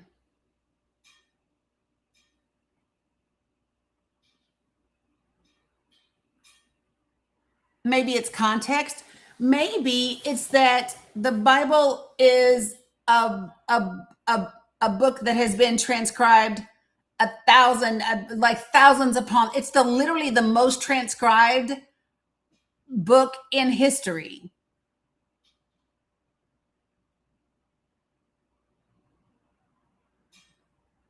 Like literally, maybe that's part of the problem.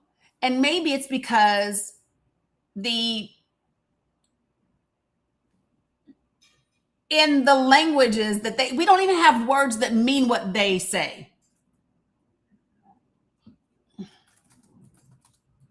It's like 14,000 or some crazy number.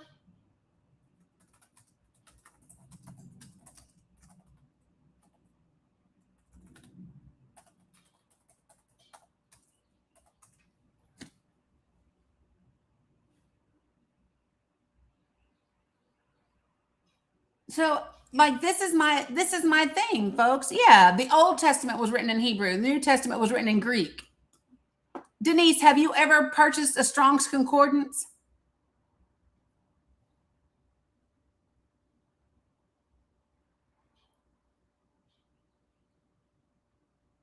No. So I would recommend that. A Strong's Concordance will help you understand just how many different translations are available for the original words in Hebrew and Greek.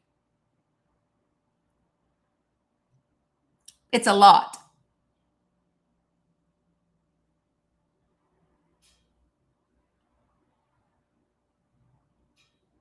It's a lot.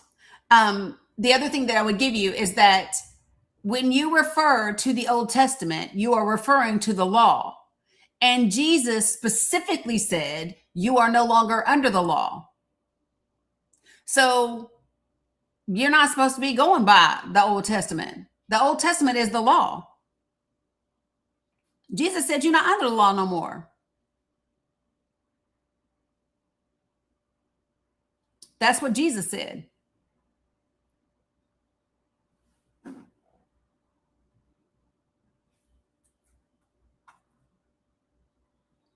Well, but do you know what? The law was fulfilled. Not only was the law fulfilled in Jesus, right? But Jesus said that every commandment and every prophet hangs on only 2 commandments. Did you know that? Listen, the Bible says, Jesus said specifically that every commandment and every prophet hangs on 2 commandments. It is to love the Lord thy God with all your heart, with all your soul, with all your mind, and love thy neighbor as thyself.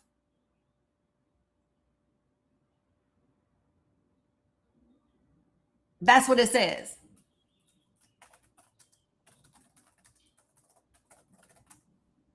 Yeah, but you got to hear the other part though. The other part is the part. The other part is the part. Because listen to what it says. Because people stop right there. But that's verse 39. You got to go to verse 40. Because verse 40 says, all the law and the prophets hang on these 2 commandments. So if there is any part of the law that violates those 2 commandments, it doesn't apply. If there is any part of your practice that violates those 2 commandments, it doesn't apply. Every other law, every other prophet hangs on those 2. So if you believe, if deporting people is loving thy neighbor like thyself, it's not. So it doesn't apply. Israel being the chosen people doesn't apply.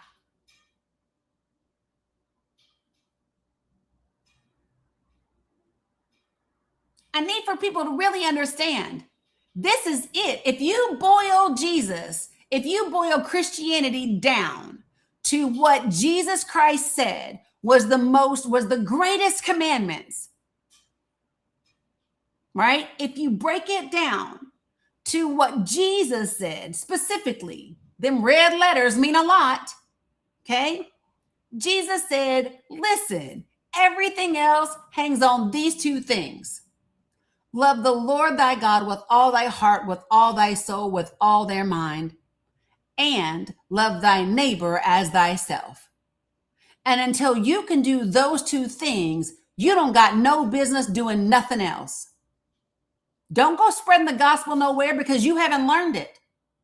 Don't go prophesying. Don't go on missionary trips. Don't go spreading the good word because you have not mastered it. You cannot teach what you have not mastered.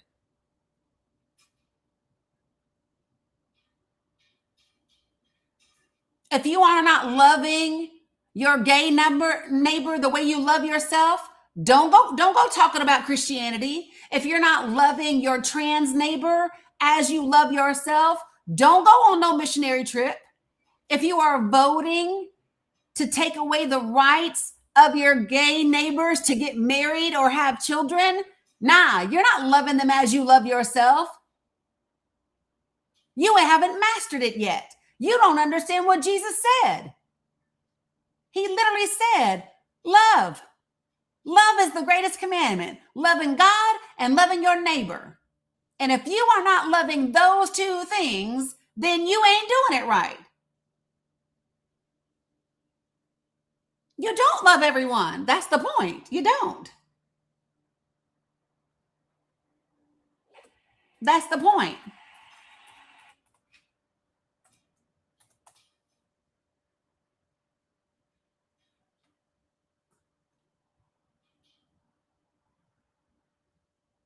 Like, I don't know why this is difficult.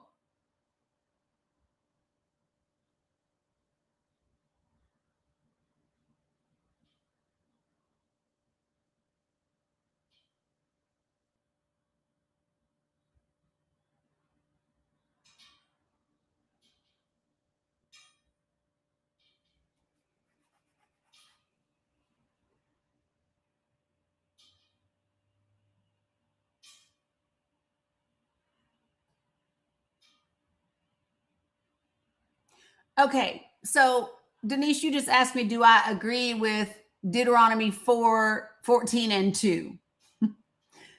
Okay, so what I'm gonna ask you to do, Denise, is I'm gonna ask you to keep reading. And you could start with verse 1. Because verse 1 says, you are the children of the Lord your God. Do not cut yourselves or shave the front of your heads for the dead. For you are a people holy to the Lord your God. That is the entirety of the sentence. That is the entirety of the sentence. The sentence doesn't say, you are a people holy to your God. That's not the whole sentence.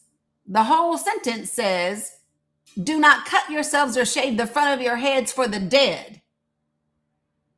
For you are a people holy to the Lord God.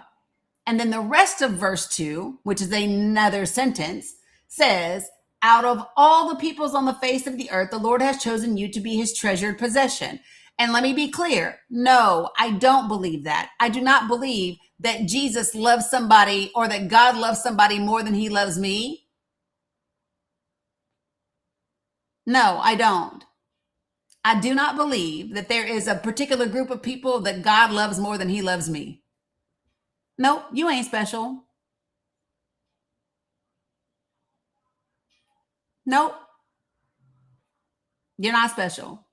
And then it goes on to verse 3. Since we're going to, if you got to listen, Denise, if you are going to believe Deuteronomy chapter 14, verse 2, then I need you to also believe verses 3, 4, 5, 6. And let me go ahead and tell you what they say. Do not eat any detestable thing. These are the animals you may eat: the ox, the sheep, the goat, the deer, the gazelle, the roe deer, the wild goat, the ibex, the antelope, and the mountain sheep. You may eat any animal that has a divided hoof and that chews the cud. However, of those that chew the cud or that have a divided hoof, you may not eat the camel, the rabbit, or the hyrax. Although they chew the cud, they do not have a divided hoof. They are ceremonially unclean for you. The pig is also unclean, although it has a divided hoof. It does not chew the cud. You are not to eat their meat or to touch their carcasses. No bacon, no pork chops, no rabbit. When's the last time you had some antelope? Of all the creatures living in the water, you may eat any that has fins and scales. But if they don't have fins and scales, you may not eat them, for it's unclean. So that I'm all the way down to verse 10 now. I'm all the way down to verse 10. So listen, no shrimp, no crab, no lobster, no mussels, no oysters.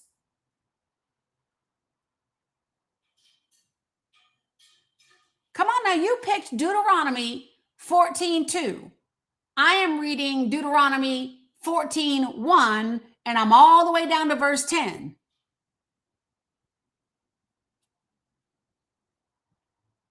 Verse 11, you may eat any clean bird, but these you may not eat: the eagle, the vulture, the black vulture, the red kite, the black kite, any kind of falcon, any kind of raven, the horned owl, the screech owl, the gull, any kind of hawk, the little owl, the great owl, the white owl, the desert owl, the osprey, the cormorant, the stork, any kind of heron, the hoopie, and the bat.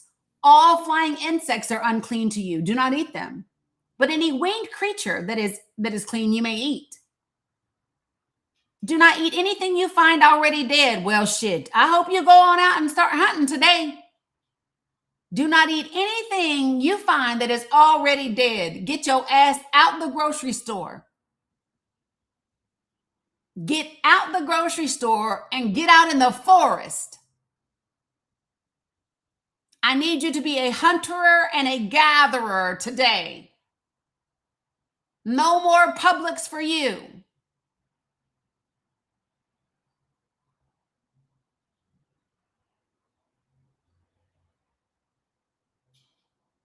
Now listen to how crazy this next part is.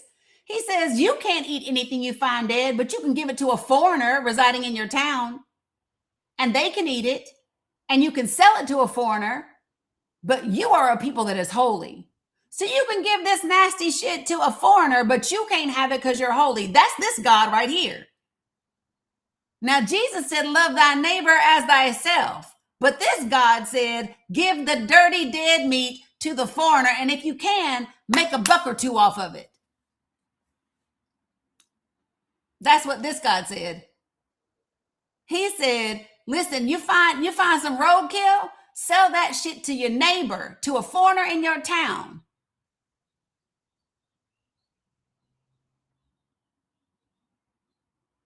That's what he said. It kind of don't align with love thy neighbor as thyself.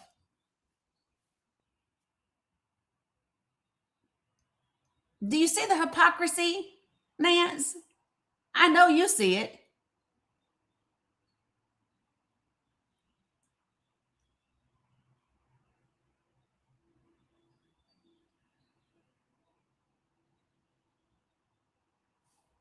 I just want to be clear.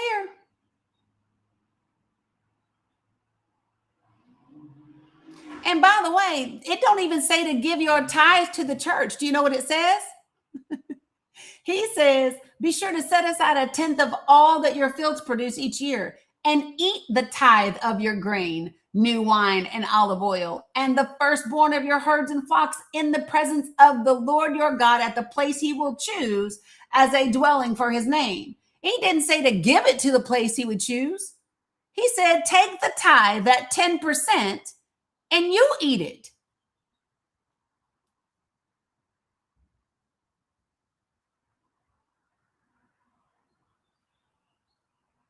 And then he said, listen, if the church is too far, exchange it for some silver. And then you can go and give it to the place you choose.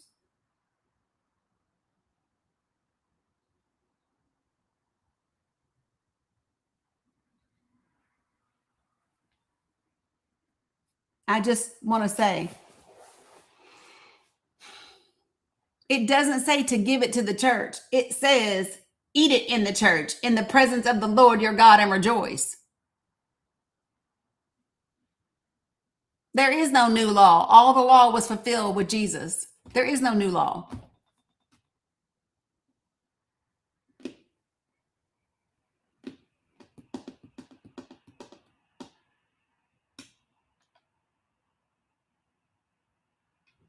So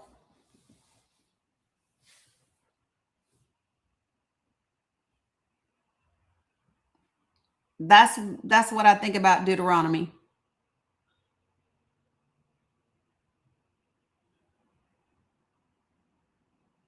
Well, that's because Paul liked money, Gigi. We know that about Paul. When he says, bring it into the storehouse of the Lord, that's because they were setting up churches by then. Jesus had already come and died, Gigi. They needed people to bring money to the church then. They was establishing the church as a business back then.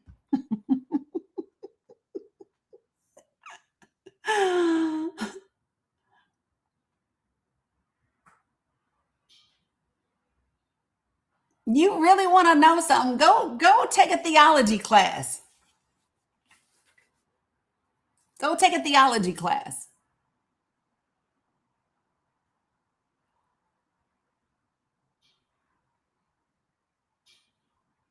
And I'm not telling you not to believe in Christianity. What I am telling you is Jesus is what Christianity is based off of, not the Old Testament.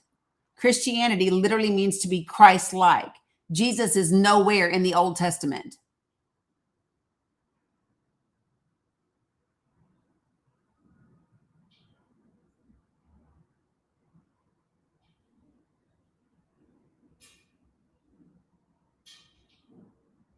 So I just want to be clear about that.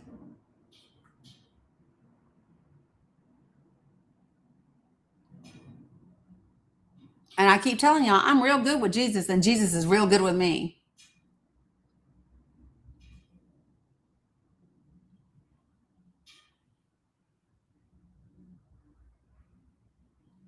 I'm just not getting into this God plays favorites business.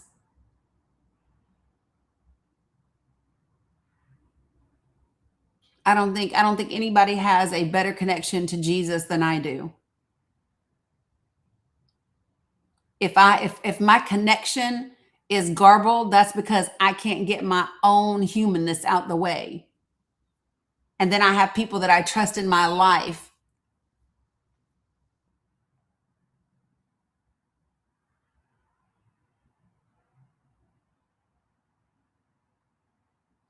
Right?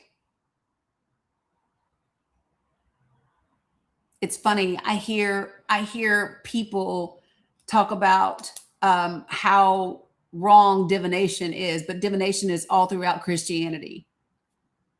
Every time you go to mass on Sunday or you do communion in church, that is divination.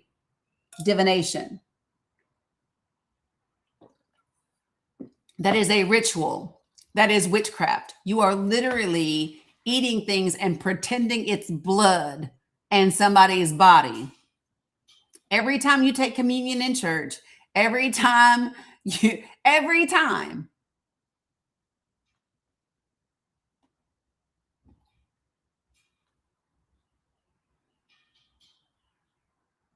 Mm-hmm. I don't know what Catholics are doing with Mother Mary up in the church, because I thought we wasn't supposed to make no graven images. But y'all got Mary right up in that church.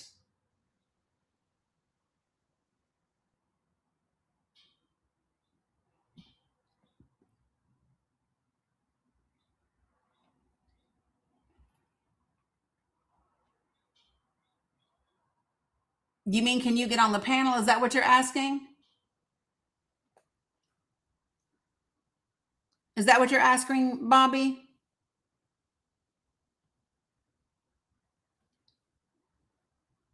Sure.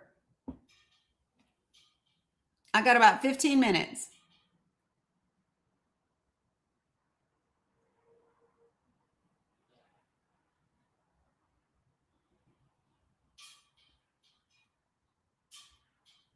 Yeah, like for me, there's nothing in the, let me just, I mean, there is nothing in the Bible that says, just say 10 Hail Marys, do a twist and a flip, and all your sins are forgiven.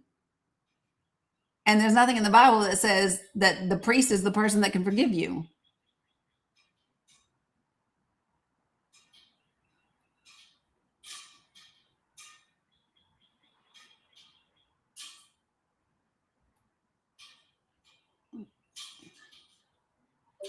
Hey, Bobby. Hello. Thank you for letting me up to talk to you. I Sure. appreciate the opportunity.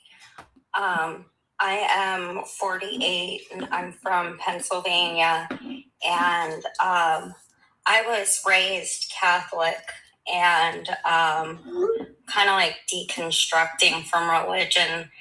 Kind of don't know what I believe anymore. But at one point, my Catholic church sent me to a Catholic college for a pastoral ministry program. So I like actually have, I don't know a whole lot, but I actually have a little bit of a background in some of these things. And I remember one person telling me like that all of these other religions taking communion, how they don't really believe that that's the body and blood of Christ, how they just see it as a symbolic thing, where we Catholics actually believe that that is transformed into the body and blood of Christ. And you can tell that by how we treat the wine and the wafers. And like, I was actually a Eucharistic minister as well. Like, there's the whole thing, like, if there's any leftover, you're not allowed to just dump it out. Somebody has to drink it. Things like that. Even like rinsing out the cup because there's still a little bit of residue in there. The sink has to be so that it doesn't go into the sewage system. It is especially rigged up to go into sacred holy ground. So like, yeah, it's like a whole thing behind it. Yeah. And so I always find that interesting because I no longer go into a Catholic church. I go to a Lutheran church now with my mom, although, as I said in the comments, I have a difficult time because I don't feel very good after that, because I sit there the whole time looking at these people and wondering, like, what do you think about immigrants? Are you? I just sit there like, oh, and I don't feel very good about myself after I leave. So, yeah. I don't know. I just kind of wanted to share that and just to say, like, thank you. So glad I found you on here. It has been very educational and I've learned some new things today and I enjoy listening to you. I think you're awesome. Oh, thanks. And Appreciate that. yeah. I appreciate that very much. I think that, I think the word that everybody has now is the deconstructing, right? And for me, Yes. I don't even know that I call it deconstructing. When I went through the process, I didn't think that I was deconstructing anything. What I was doing was questioning everything that I believe and why I believe it. And that was a real big thing for me, right? And part of this process was when I read the Four Agreements, right? So have you ever read that book? I don't think so. Okay. So the Four Agreements is by Don Miguel Ruiz, and he is from he's from the Toltec people. So they have a different belief system, but the Four Agreements is really, really empowering. And so he talks about the fact that we make agreements with ourselves as to what things are. So like at some point in time, you made an agreement about what is pretty and what is not. You made an agreement about what is sin and what is not. You made an agreement about what being a good daughter is. You've made an agreement about all of these different things. And those agreements are what determine how we live our lives. And so part of what is healthy to do is to examine the agreements that you've made and see if they actually serve you, right? So you've made an agreement about how much you need to weigh, how you've made an agreement about what it means to be a good wife or not to get divorced, and or all of these different things. And so for me, I needed to examine what I believed from a faith perspective and why I believe it. Did that agreement get made because a person in a position of authority, whether that was a parent or my pastor or my teacher, told me this was the agreement that we needed to make? This was the right agreement to have, right? And it was very it was very daunting, because when you've been raised like me in the South and Southern Baptist, like fire and brimstone, Oh yeah.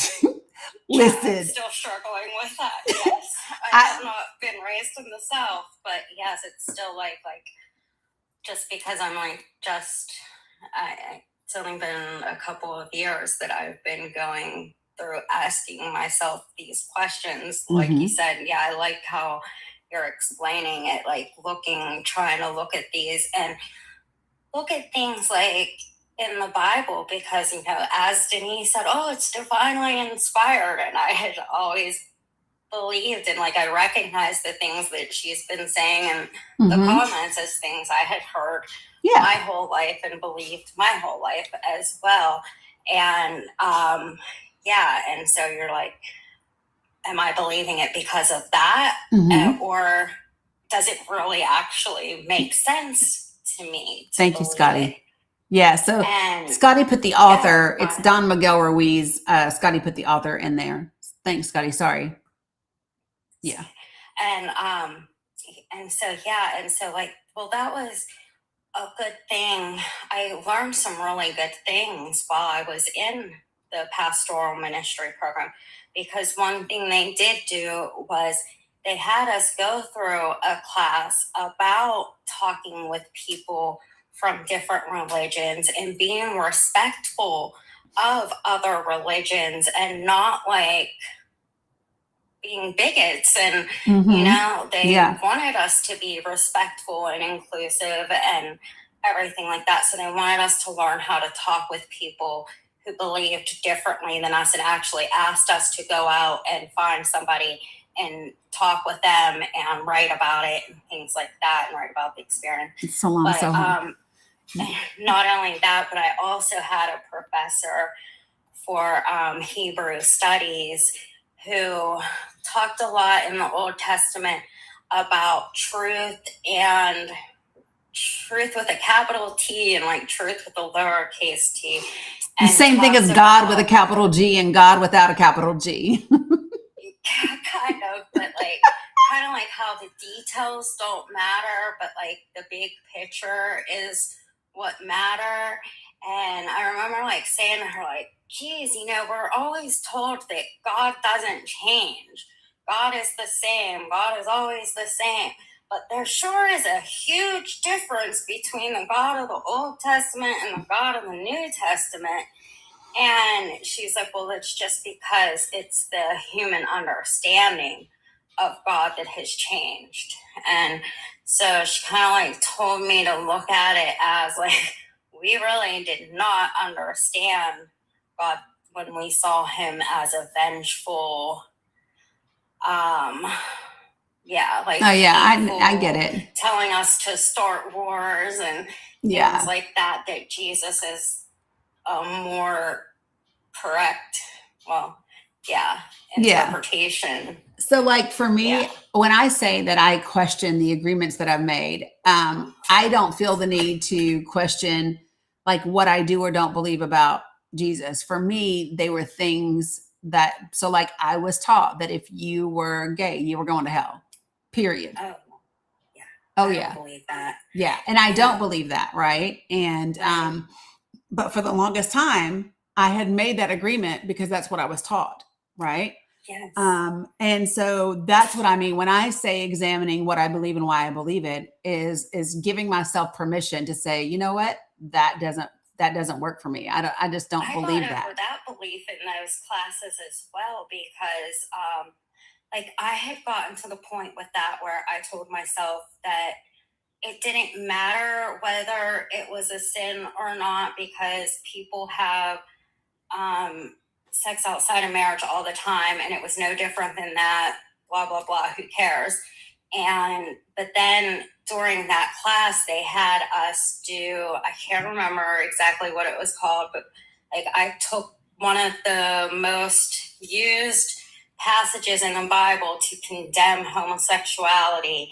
And I took that passage and I broke it down and looked at like who the author was, when it was written, who the audience was, like what was going on in that area of the world at that time, and how it wasn't even about homosexuality. It was more about like the pagan rituals going on at that time and things like that. And yeah, it's not even about that. Yeah. I mean, and so like for me, I think that I am much more in tune with who God is for me, right? And one of the biggest shifts that I made was no longer looking for God outside of me, but tuning into the God in me, right?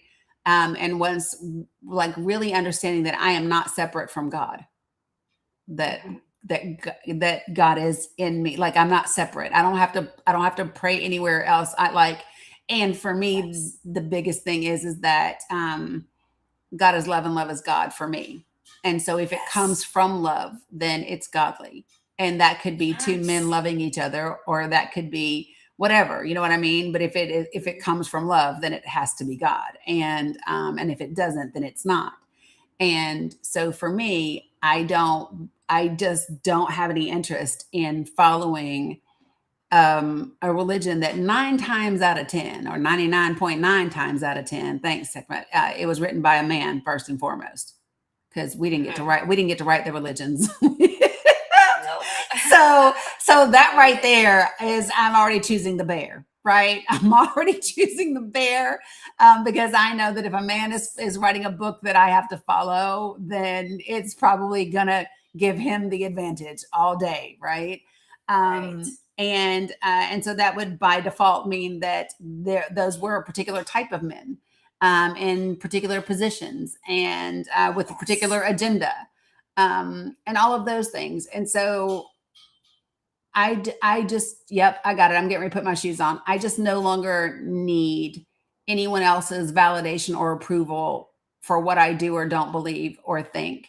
Hey, Mohammed. And so that's kind of the way that that's the way that I have to do it these days. And it's interesting how much, let me get my shoes while I'm talking.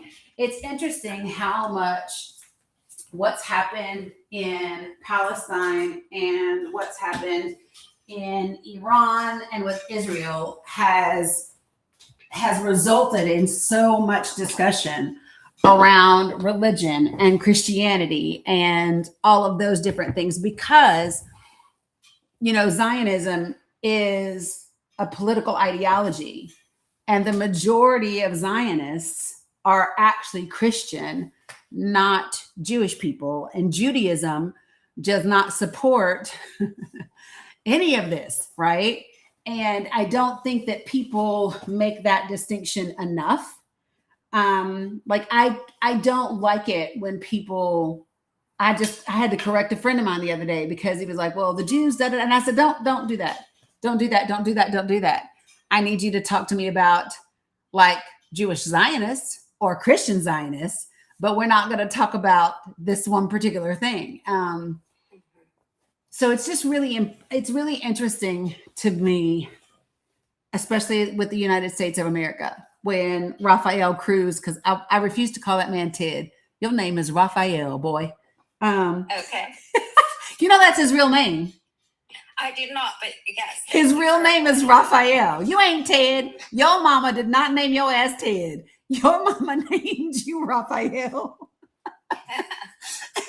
So anyway, so like when he says, you know, that, you know, like Florida has license plates that says Florida stands with Israel. When he says, I'm going to stand with Israel and I'm going to be the most pro-Israel senator, that's why I joined the Senate. When you have people walking around with buttons on, members of state legislatures that have buttons that say 50 states, one Israel. When you have members of Congress with an Israeli flag outside their office, or in the case of Mike Johnson, an appeal to heaven flag outside their office. There's something wrong with that. And we got to fix it. But many Christians are just like, Oh, the Bible, Israel, they're the chosen people. I have to stand with that. Yes. I No, I don't. Not Yeah. when you are unaliving children. Okay, exactly. so I love that you are here and that you found me and that you joined me. My daughter had an allergic reaction, and so I have to get the girls off the bus, which I wasn't supposed to have to do. So unfortunately, I got to cut this short so I can go grab Bella. But I will see you all here tomorrow. I will probably be on early tomorrow so that we can get into some of the news before we start listening to the birthright citizenship case that is going to be before the Supreme Court tomorrow. Okie dokie. Great. All right. Appreciate